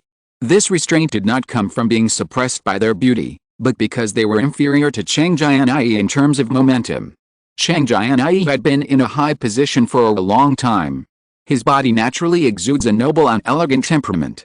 Although he smiles on his face, the pressure emanating from him makes people bow their heads unconsciously. Yukio, Pauline, don't be restrained. Today I want you to come and meet, and I will get to know you later. After all, men are fighting desperately outside, and we women should stabilize the rear, shouldn't we? In the future, if there is any need for your help, yes, please don't refuse. Chang Jianyi said with a smile. The two women quickly nodded in agreement, and then looked at Luo Qing, who was wearing casual clothes and standing behind Chang Jianyi. Won't this young lady sit down and eat together? The two asked. Chang Jianyi nodded, and said to Luo Qing, who was behind him, sit down and eat some fruit and snacks together. These two are Yang Chang's lovers. They are at home again, so there will be no danger. Luo Qing nodded at this time, and then sat down. The reason why she was favored by Chang Jianyi was because she was honest and would not have any wrong thoughts. Although Zhang Xiaoqiang and Yin Li followed Chang Jianyi very early, but Lin Yu found out the mistake of these two people, that is, they were outspoken. Many things that should be said and should not be said, all would be blurted out among them. A lot of information about Yazhao was leaked by these two people. Although it was unintentional, Chang Jianyi could tell from it that these two people were not reliable enough. A group of 4 people sat and talked in the garden, surrounded by rockery and flowers. Among them, the yellow and white chrysanthemums are the most beautiful. In late autumn, the chrysanthemums in the garden are blooming, and the yellow and white colors are everywhere. No wonder there is a poem saying that the city is full of golden chrysanthemums. While several people were admiring the flowers, suddenly a servant came over and winked at Chang Jianyi. Chang Jianyi was a little dissatisfied, and said, "There is nothing you have to say to others. If you have anything to say, just say it. The two of you here are our own people." The servant was suddenly embarrassed, and she could only tell the news. The laboratory called and said that the traitor was caught, but the news of the phoenix egg has been passed on. When Chang Jianyi heard the news, she frowned immediately. She thought that what the servant said was a trivial matter, but now it seems that there is a big problem. Not long after the laboratory was established, the traitor was caught. What's going on? Yukio, Baolin, I have something urgent to deal with here, so I won't entertain you. I will let Zhang Zixi or Du Xinshi take you for a stroll here. We will meet again in the future. Chang Jianyi slowly got up and said, these two people are also very knowledgeable. Now that something big happened, if you continue to bother, you will not know each other, so you leave quickly. Since Madam has something to leave, it is inconvenient for us to continue to disturb. We also leave, and I will definitely come to visit when I have time in the future. Chang Jianyi nodded in agreement, and led Luo Qing to the direction of the laboratory, but when she arrived here, she learned from the soldier, the traitor committed suicide by taking poison, and we didn't get any information from him. I don't know the news, and I don't know who ordered him to spy on the intelligence. After finishing speaking, the soldier explained the whole story. It turned out that the laboratory started to produce evolutionary agents half a year ago, which required a lot of workers, so they began to screen personnel. They were mainly responsible for transporting zombie corpses and packaging evolutionary bases. Strict screening ensures that no one will sneak in casually. However, today a person ran to the laboratory building and stole the data of the phoenix eggs under the pretext of going to the toilet. All this was done in just 5 minutes. When the soldiers found something was wrong, they rushed to the data storage room and caught the person, so they hurriedly reported it. As a result, the traitor took out a sugar pill from his body and swallowed it. He died a few minutes later, and his image transmission equipment was also destroyed. This is a dead soldier. Someone must have heard that there are good things in our laboratory, so they came to steal them. Luo Qing said hastily after hearing what the soldier said, but Chang Jianyi shook his head, frowned and said, not only that. This person is pretending to be a worker, but how does he know the location of the archive room? Moreover, he even found the information on the phoenix egg within 5 minutes. If he hadn't tell me, how did he accomplish all this? Chang Jianyi became suspicious. Could it be that there are traitors even in the laboratory? Who on earth is it? The more Chang Jianyi thought about it, the more frightened she became. Even if the laboratory had been infiltrated like this, could there be other places where the mole got hold of the situation? For example, the City Lord's Mansion. Chapter 348, The Mapan Warfare I. In the mountains in the south of Yazhou, after the three-sided encirclement proposed by Guo Pinming was formed, the three fronts began to advance at the same time, constantly squeezing the living space of the mutant beasts, fighting almost every day, and the mutant beasts fled everywhere in the lower triangle area. However, no matter where these mutant beasts went, they would be shot back by soldiers. There are helicopters in the sky observing the situation and reporting the situation of the large army of mutant beasts at any time. Therefore, the three lines of defense can be regarded as able to respond. There are constant collisions. Mutant beasts were constantly being sent out from the mountains, one truck after another to Yazhou City, and within a few days, good news spread frequently. The pilot of the helicopter roughly estimated, and said, there are about 800,000 mutant beasts in the encirclement, and now 100,000 have been wiped out. Next, just continue to advance, and the mutant beasts can be completely wiped out. The pilot felt that after the encirclement net was formed, the next battle would become very simple. However, there were still too many mutant beasts. Once the mutant beasts desperately broke through, a gap in the defense line might still be broken. The pilot didn't understand tactics, so he gave a suggestion that seemed reasonable. However, Lu Qiang suggested to Shen Feng at this time, City Master, I suggest to shrink the defense line and stop after 2 days. We have been fighting for more than 10 days and eliminated many mutant beasts. However, the number of mutant beasts there are still too many. If you continue to shrink the defense line, the mutated beast will lose the space to move, and will jump over the wall in a hurry and rush in one direction, so that the defense line may be rushed out of a gap. Although Shen Feng doesn't know much about tactics, he still knows the principle of jumping over the wall in a hurry. You can't let the enemy fall into a dead end, otherwise, it will be a dead end of despair. Moreover, at this time, the encirclement net has already been formed, and the mutant beasts are already unable to escape. If they are eager for quick success now, they may be self-defeating. Then, do as you said, but you have to hurry up. In another month, Yazhou will also snow. At that time, the soldiers are wearing thin clothes, and it is definitely impossible to continue fighting. Shen Feng nodded, agreeing to this decision, but there was a sense of urgency in his heart. Now it's winter. Although Yazhou is in the south, it is also located in the subtropical zone, surrounded by mountains. It will snow in winter, and it will be even colder in the mountains. It is easy to freeze to death.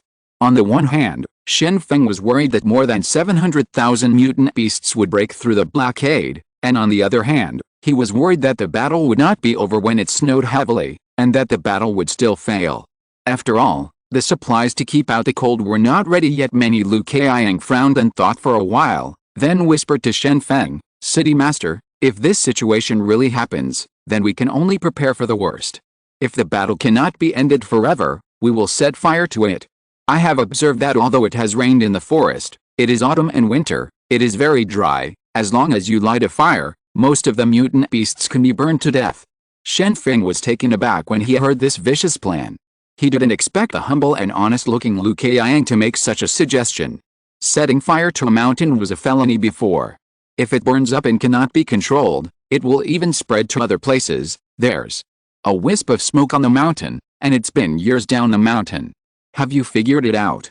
Shen Feng couldn't help but ask Lu Qiang. Lu Qiang nodded, and said seriously, I really think it through, City Lord. If you can't complete the offensive mission for a long time, there is no other way but to burn these mutant beasts to death. As for how long it will take for the trees on the mountain to recover, that's not what we should be concerned about. Shen Feng frowned and thought for a while, but he didn't give a clear reply. However, he then notified Yazhou to arrange for people to go into the mountains to cut trees. Lu Qiang understood that although the city lord hadn't made the decision to set fire to it, he was already prepared. Why did he ask someone to cut down the tree? Is it for burning wood for warmth? No, there are many hydropower stations in Yazhou. Even in the dry season in winter, the electricity in Yazhou is enough, so there's only one explanation for cutting firewood, which is to build a firebreak afterwards. Lu Qiang started command operations, and the three directions started to attack in turn. After the North started to attack, the South began to enter the defense, and the rest of the sides did the same. Every day, only one army was fighting. Trapped in the encirclement net, the mutated beasts were suddenly exhausted. Facing the powerful attack, these mutated beasts only wanted to run away, but never thought of fighting head-on, so the mutant beast was exhausted. It just ran from the north to the south today, but before it had time to rest, the sound of guns and guns came from the southeast. The mutant beast's fear of guns appeared again, which can be said with PTSD. As long as you hear even the sound of a gun, you will immediately have a stress response. The 700,000 mutant beasts were trapped in the encirclement net.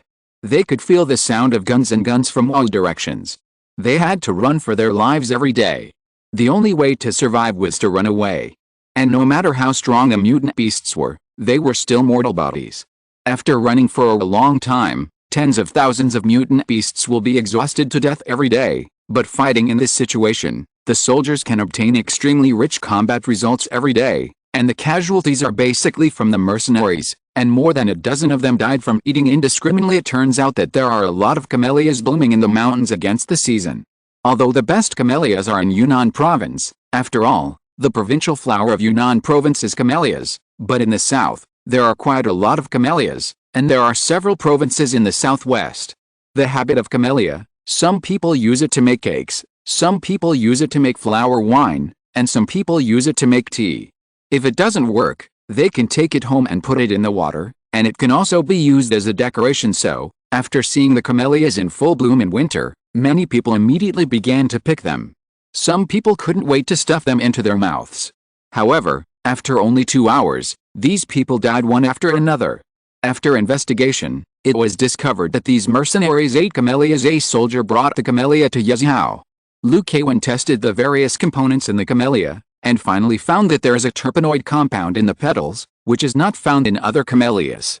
That is to say, this camellia has a mutation, so it changes from non-toxic to poisonous, which means that in the future, flowers can no longer be used to make food. Chang Jianyi still felt very fresh when he participated in the battle. He dreamed of being on the battlefield.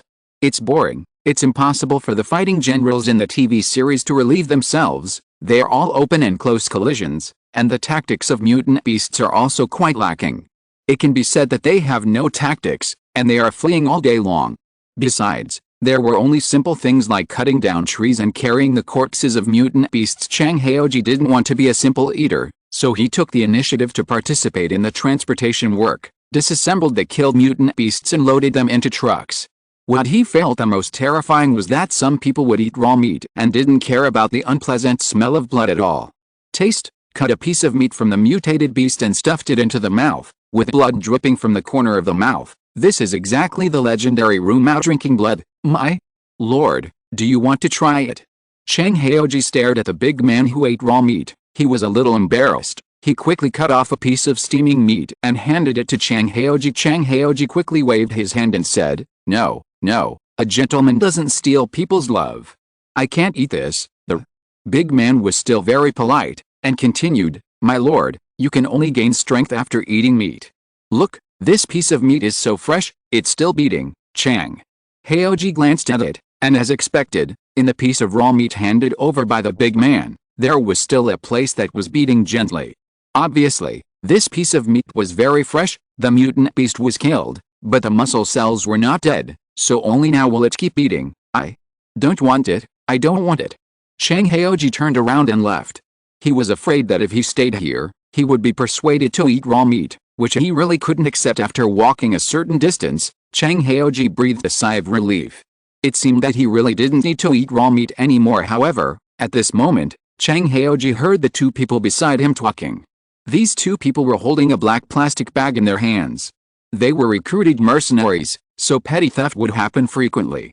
The meat of some mutated beasts will be kept on the body, and specially entrusted to send it back to Yazhao's home. Chang Jianyi thought that these two people were talking about mutant beasts, but he didn't expect to hear other conversations. "Brother, I have good things here.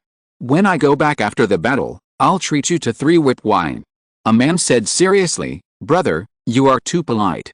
I was going to treat you to the 5-kidney banquet." Another younger middle-aged man said hastily. Chang Jianyi heard what the two said, and immediately came over and asked, "What is 3-sided wine, Immediately, the two people who were talking stopped in embarrassment.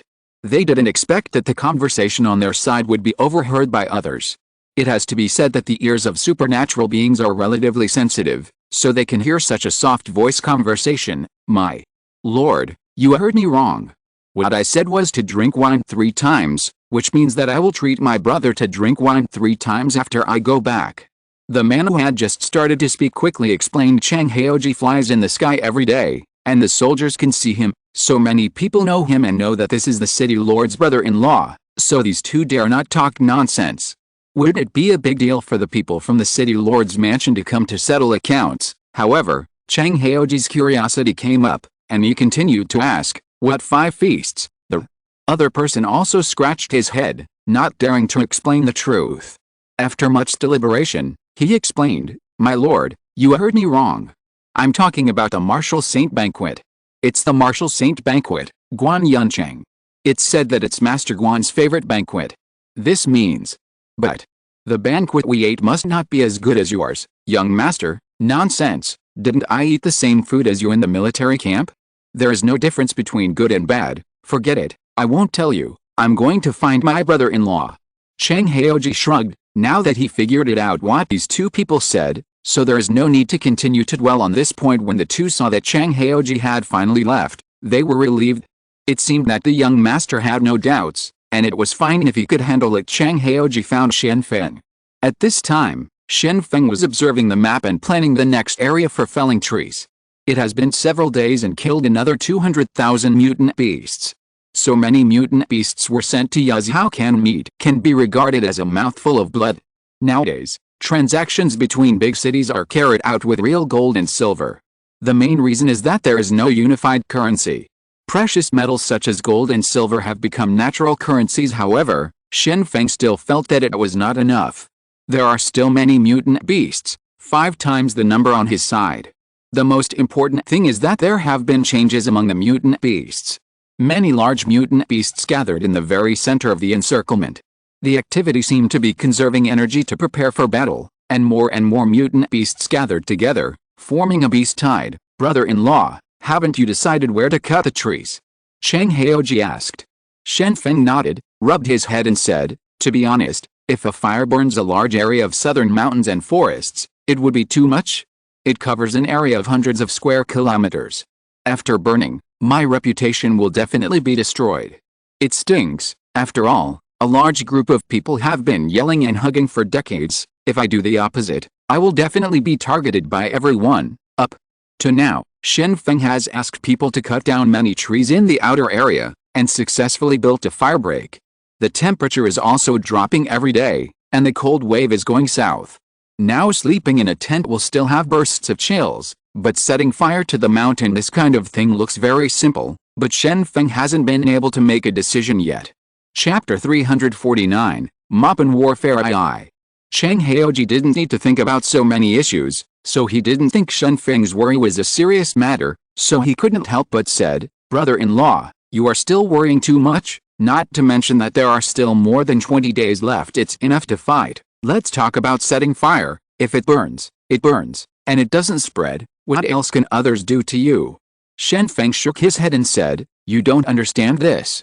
A group of people fold their sleeves lightly, and a feather sinks a boat. After all, if you give someone else a handle, the situation will turn into a mouthful of meat, eggs and milk in the country, and a raging fire in South America. In the final analysis, setting fire is the last resort." Chang Jianyi nodded, thinking of what he saw today. He couldn't help but share, "Brother-in-law, do you know? I saw someone eating raw meat today." When Shen Feng heard this, he didn't pay much attention to it. Instead, he replied casually, "Is it unusual to eat raw meat? I used to eat raw meat a lot, especially Japanese and Korean raw meat. I ate a lot." When Chang Jianyi heard Shen Feng's answer, he was immediately shocked.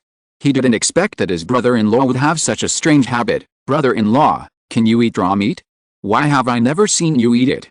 Or are you cheating on us? Secretly eat?" Shen Feng put down the map, and said seriously, "Eating raw meat, of course, has to be done behind your back, unless it's the kind of serious raw meat, but you can only eat cooked meat. After all, the domestic synicization is also quite strong." Chang Jianyi was shocked at first. In his imagination, Shen Feng must have sneaked into the kitchen at night, possibly using a supernatural power, trying not to make a sound, and then gently opened the refrigerator. The door began to look for meat to eat, all of which had to be hidden from others, and could not be discovered by others. However, when Chang Jianyi heard the word synicization, he was immediately confused. Synicization? What's synicization, brother-in-law? Let me make sure. When you say eating raw meat, do you eat the meat in your mouth? Chang Jianyi couldn't help asking. Shen Feng was stunned for a moment when he heard this question, and then he realized that what he said about his feelings and what his brother-in-law said were not the same thing, so he patted his head and explained, "The raw meat I said refers to foreign meat, untranslated works of literature and art, understand, Chang?"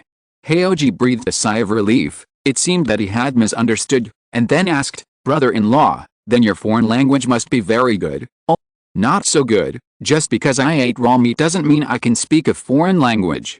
Forget it, I can't explain this to you. When you grow up, you will understand everything."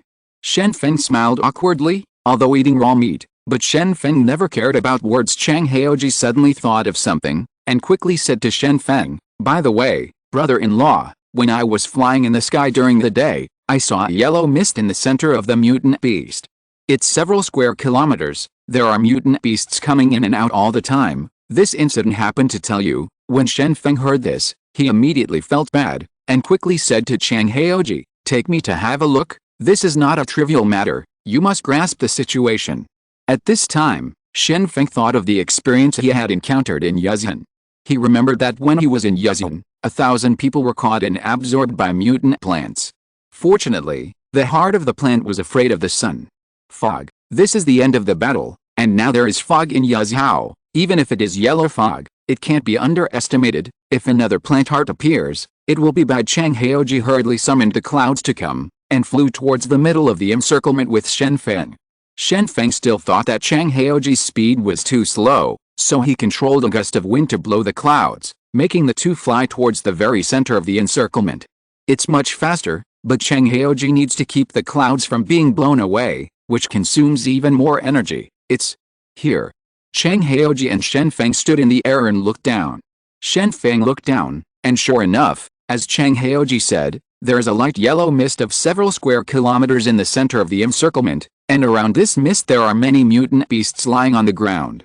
These mutated beasts look very strange, coming and going in and out of the fog. Their bodies were also shaking, and they often fell to the ground as they walked. As for what was going on in the mist, Shen Feng couldn't figure it out either. "Send me down, and I'll see what the situation looks like," Shen Feng said to Chang Jianyi. Chang Jianyi became worried when he heard this, and said, "There are so many mutant beasts down here, it might be dangerous to go down rashly, and, before leaving Yuzhou, didn't my sister tell you to be cautious?" Chang Jianyi didn't want to go down, so he moved out his sister, trying to scare Shen Feng, but Shen Feng didn't agree with this, and asked directly, "Are you scared?" Chang Jianyi is determined to become a great hero, and now he is anxious when he hears this.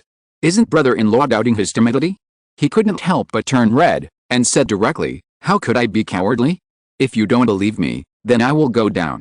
Seeing his brother-in-law so easily provoked, Shen Feng also felt amused in his heart. It's always a child who is easily aroused by my words. Chang Jianyi slowly landed on the ground with Shen Feng.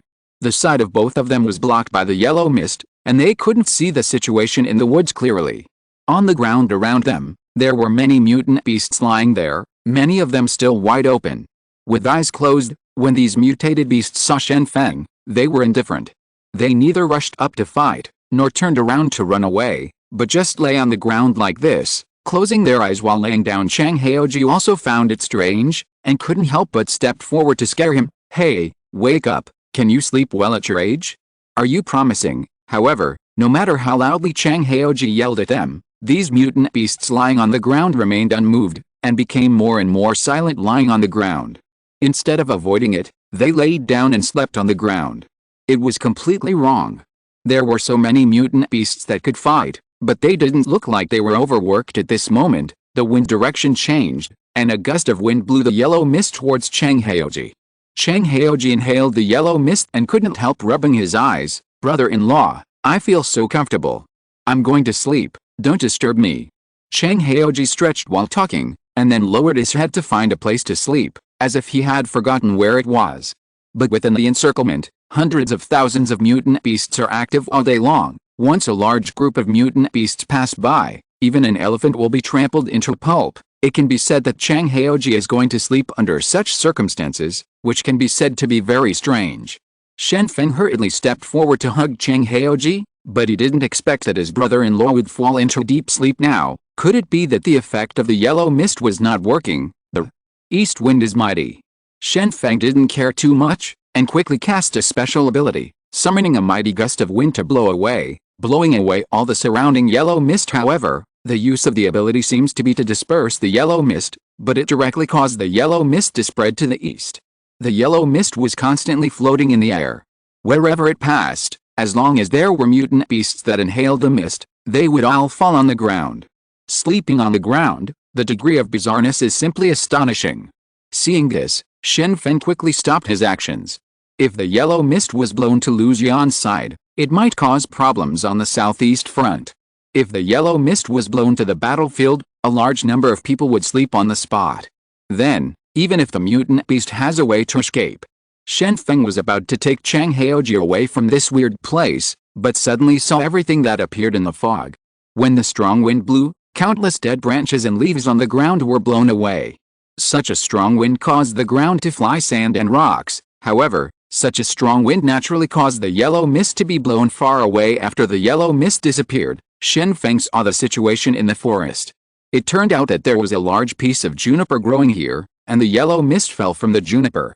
After thinking about it carefully, Shen Feng understood that the mist is the pollen of juniper. Every spring, all kinds of flowers will open and then share. Among them, the pollen of juniper can be said to be the most. Just tap it lightly, and a large piece of light yellow pollen will fall. I've never heard that juniper pollen can hypnotize me. Could it be that this is also a mutated plant? Shen Feng said to himself. Shen Feng has heard of pollen allergies, and juniper pollen can indeed cause allergic symptoms in some people with allergies. However, there are many mutant beasts lying in the woods, apparently asleep. That is to say, this yellow mist can make animals enter the water state. Take it back and study it. Shen Feng didn't dare to be careless. The situation is already very tense now. If you underestimate the mutated plants, you will suffer a lot afterwards. Shen Feng cut off a juniper branch with a wind blade, and rushed forward with accompanying the wind, held his breath, picked up the branch, took off his clothes to wrap it around, and then quickly returned to Chang Haoji's side. Chang Haoji was already lying on the ground sound asleep. The corner of his mouth was still drooling. Shen Feng didn't care about these, and quickly left with Chang Haoji on his shoulders. It was also because Shen Feng was lucky that he didn't inhale the yellow mist, otherwise, the current Shen Feng might have fallen asleep. As for what will happen after falling asleep, it is impossible to say. When Shen Feng was running fast on the ground, not long after, Chang Haoji also woke up. He saw himself being carried on the shoulders of his brother-in-law and ran away, and immediately expressed doubts. "What's wrong with me, brother-in-law? Why are you carrying it with me?" Shen Feng said lightly, "It's okay, I'll take you back to the barracks now. When the time comes, someone will check your body. Next time, don't be too impulsive, and don't get close if you encounter danger." Although Chang Haoji came down to the ground after being provoked by Shen Feng, it was a bit too reckless for him to rush forward to scold the mutant beast. Under the circumstances at that time, even throwing stones would be more effective.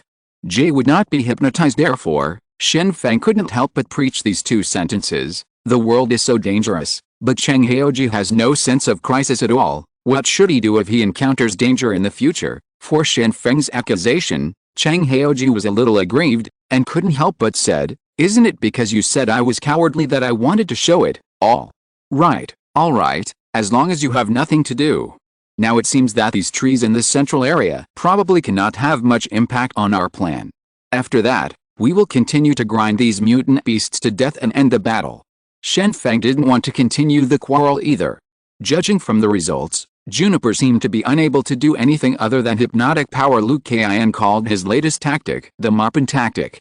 The reason is that the mutated beasts in the encirclement were besieged from three sides, and the direction of the battle was different every day.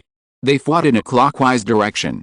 After much deliberation, Lu Qian thought of a more prestigious name, That is map in warfare, the mutant beast in the center is used as a bean, and the 100,000 soldiers around our map, and the ultimate goal is to crush the mutant beast bit by bit.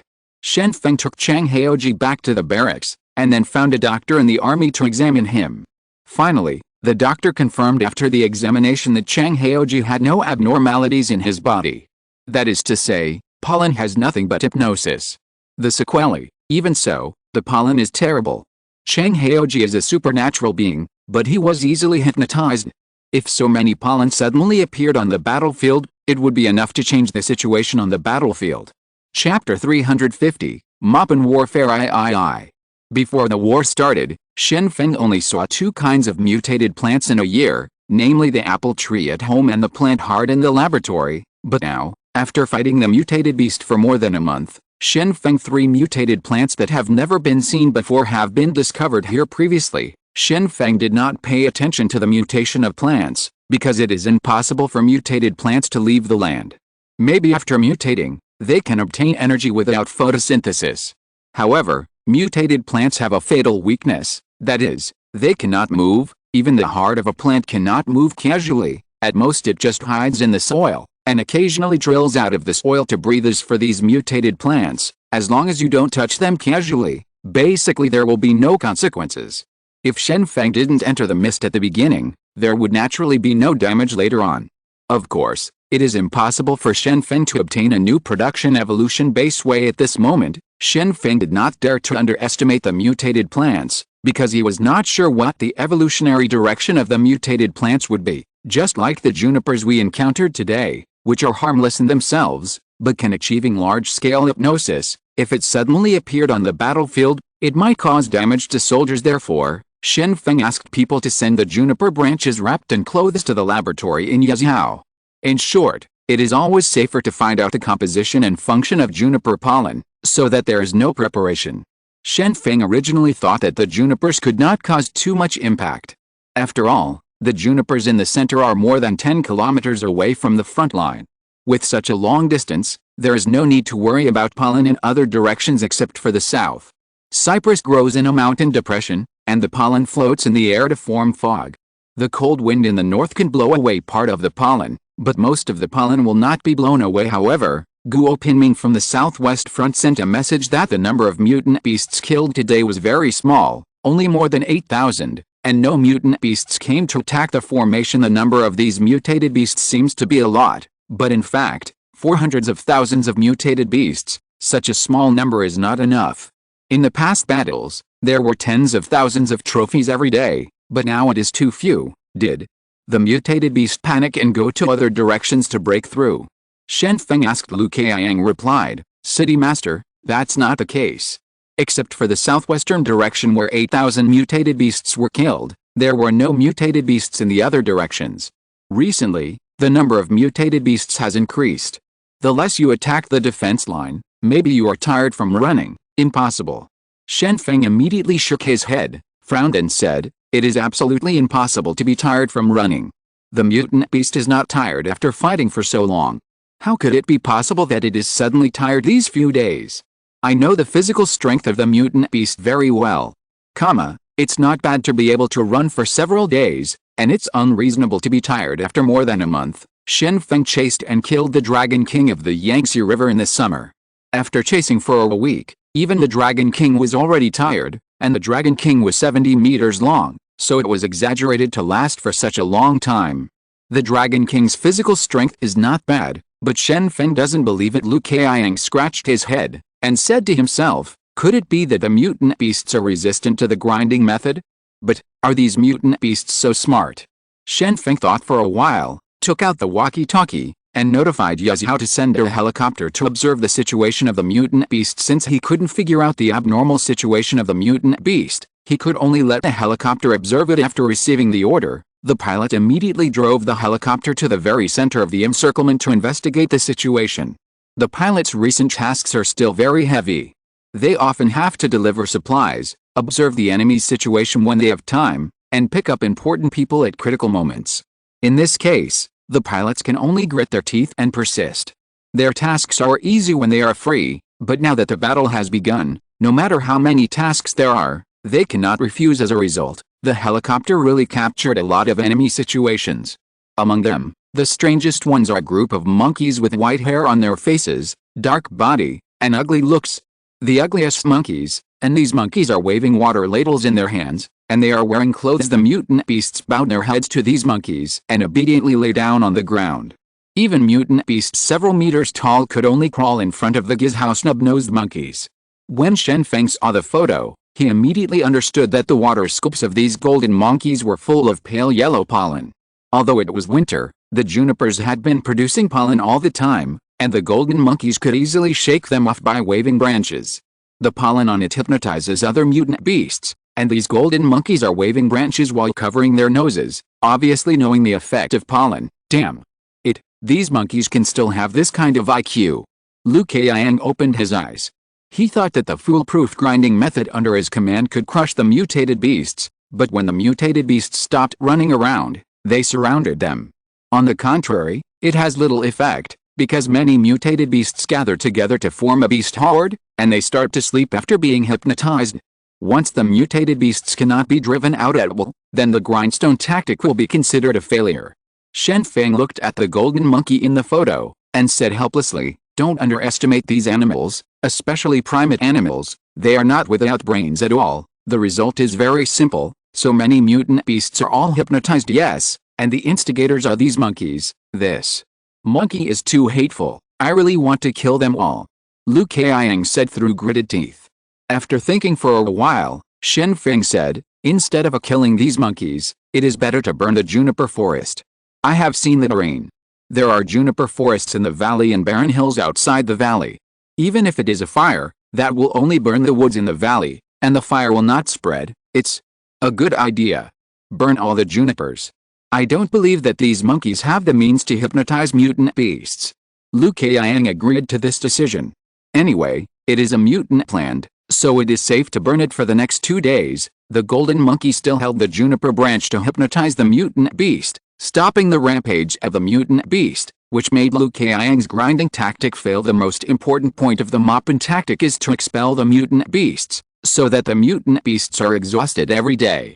In this way, the mutant beast's physical strength can be consumed, and the mutant beasts will not rush to jump over the wall to fight to the death because of too much pressure. However, Lu Kaiang never imagined that his perfect plan would be ruined by a group of monkeys with obviously low IQ.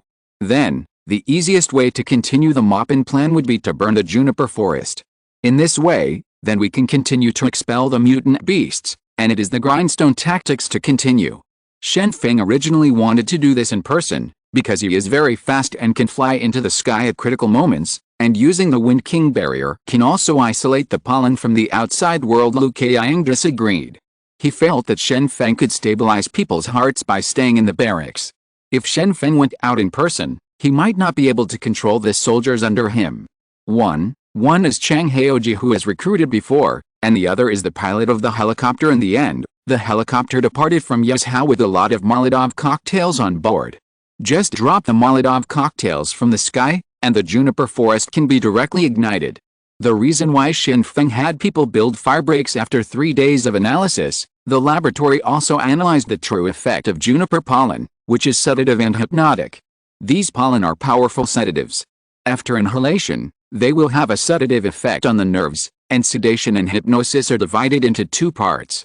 It is not very prescribed. Sometimes a smaller dose can produce a sedative effect, and a larger dose can produce a hypnotic effect. The lab came up with the final result, although it was slightly different from Shen Feng's guess, but overall, Shen Feng still got it right. The ignition plan was about to continue, but on the other side of Yuzhou, the director of the hospital came to the front line to find Shen Feng himself, saying that he could not burn the mutated plants.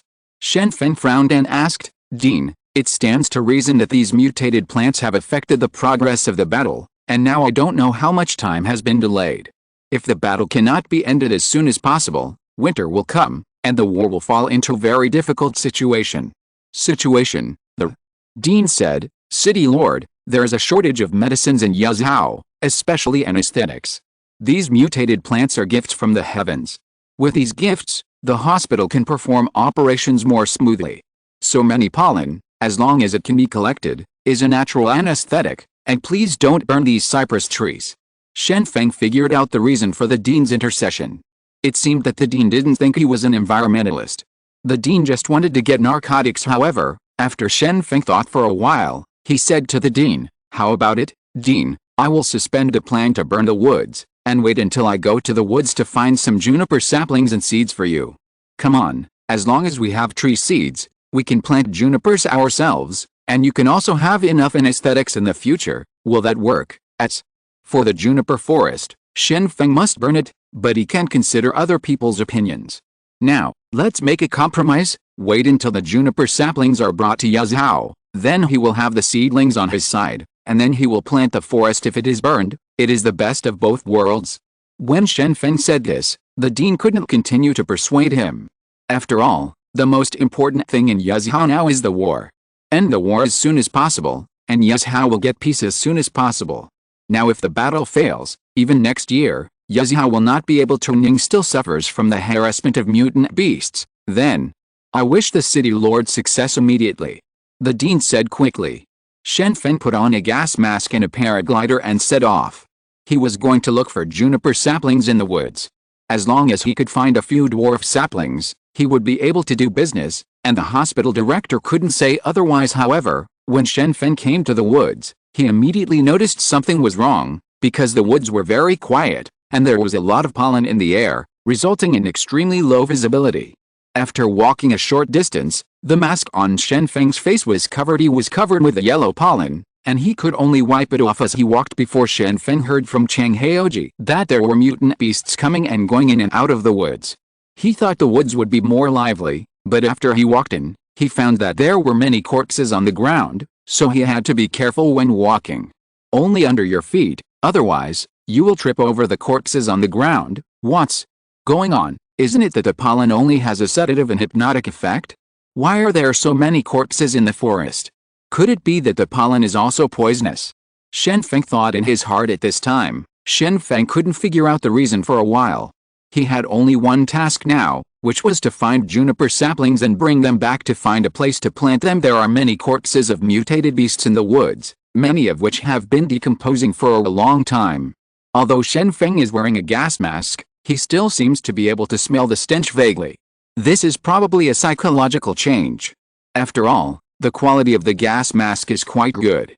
Under normal circumstances, the gas is isolated from the outside, so it is impossible to still smell the stench on these corpses. There are many rhizomes entangled on them, like spider webs, which seem to be absorbing the nutrients of the corpses. Seeing this scene, Shen Feng couldn't help frowning. It seems that mutant plants have similar characteristics, that is, they are not limited to photosynthesis, and even corpses can absorb the nutrients in them. Changing from a producer to part-time producer decomposer. Animals and plants in nature can be roughly divided into producers, consumers and decomposers. Most plants are producers, that is, gather energy through photosynthesis or nitrification. However, since plants began to mutate, plants can directly absorb the energy of corpses, which seems abnormal. End of this chapter. Thank you very much for reaching the end. Don't forget to like. Looking for more exclusive content and immediate access? Subscribe to our Patreon. Remember, every like, subscription, or donation encourages us to continue. Thanks to everyone. See you in the next video.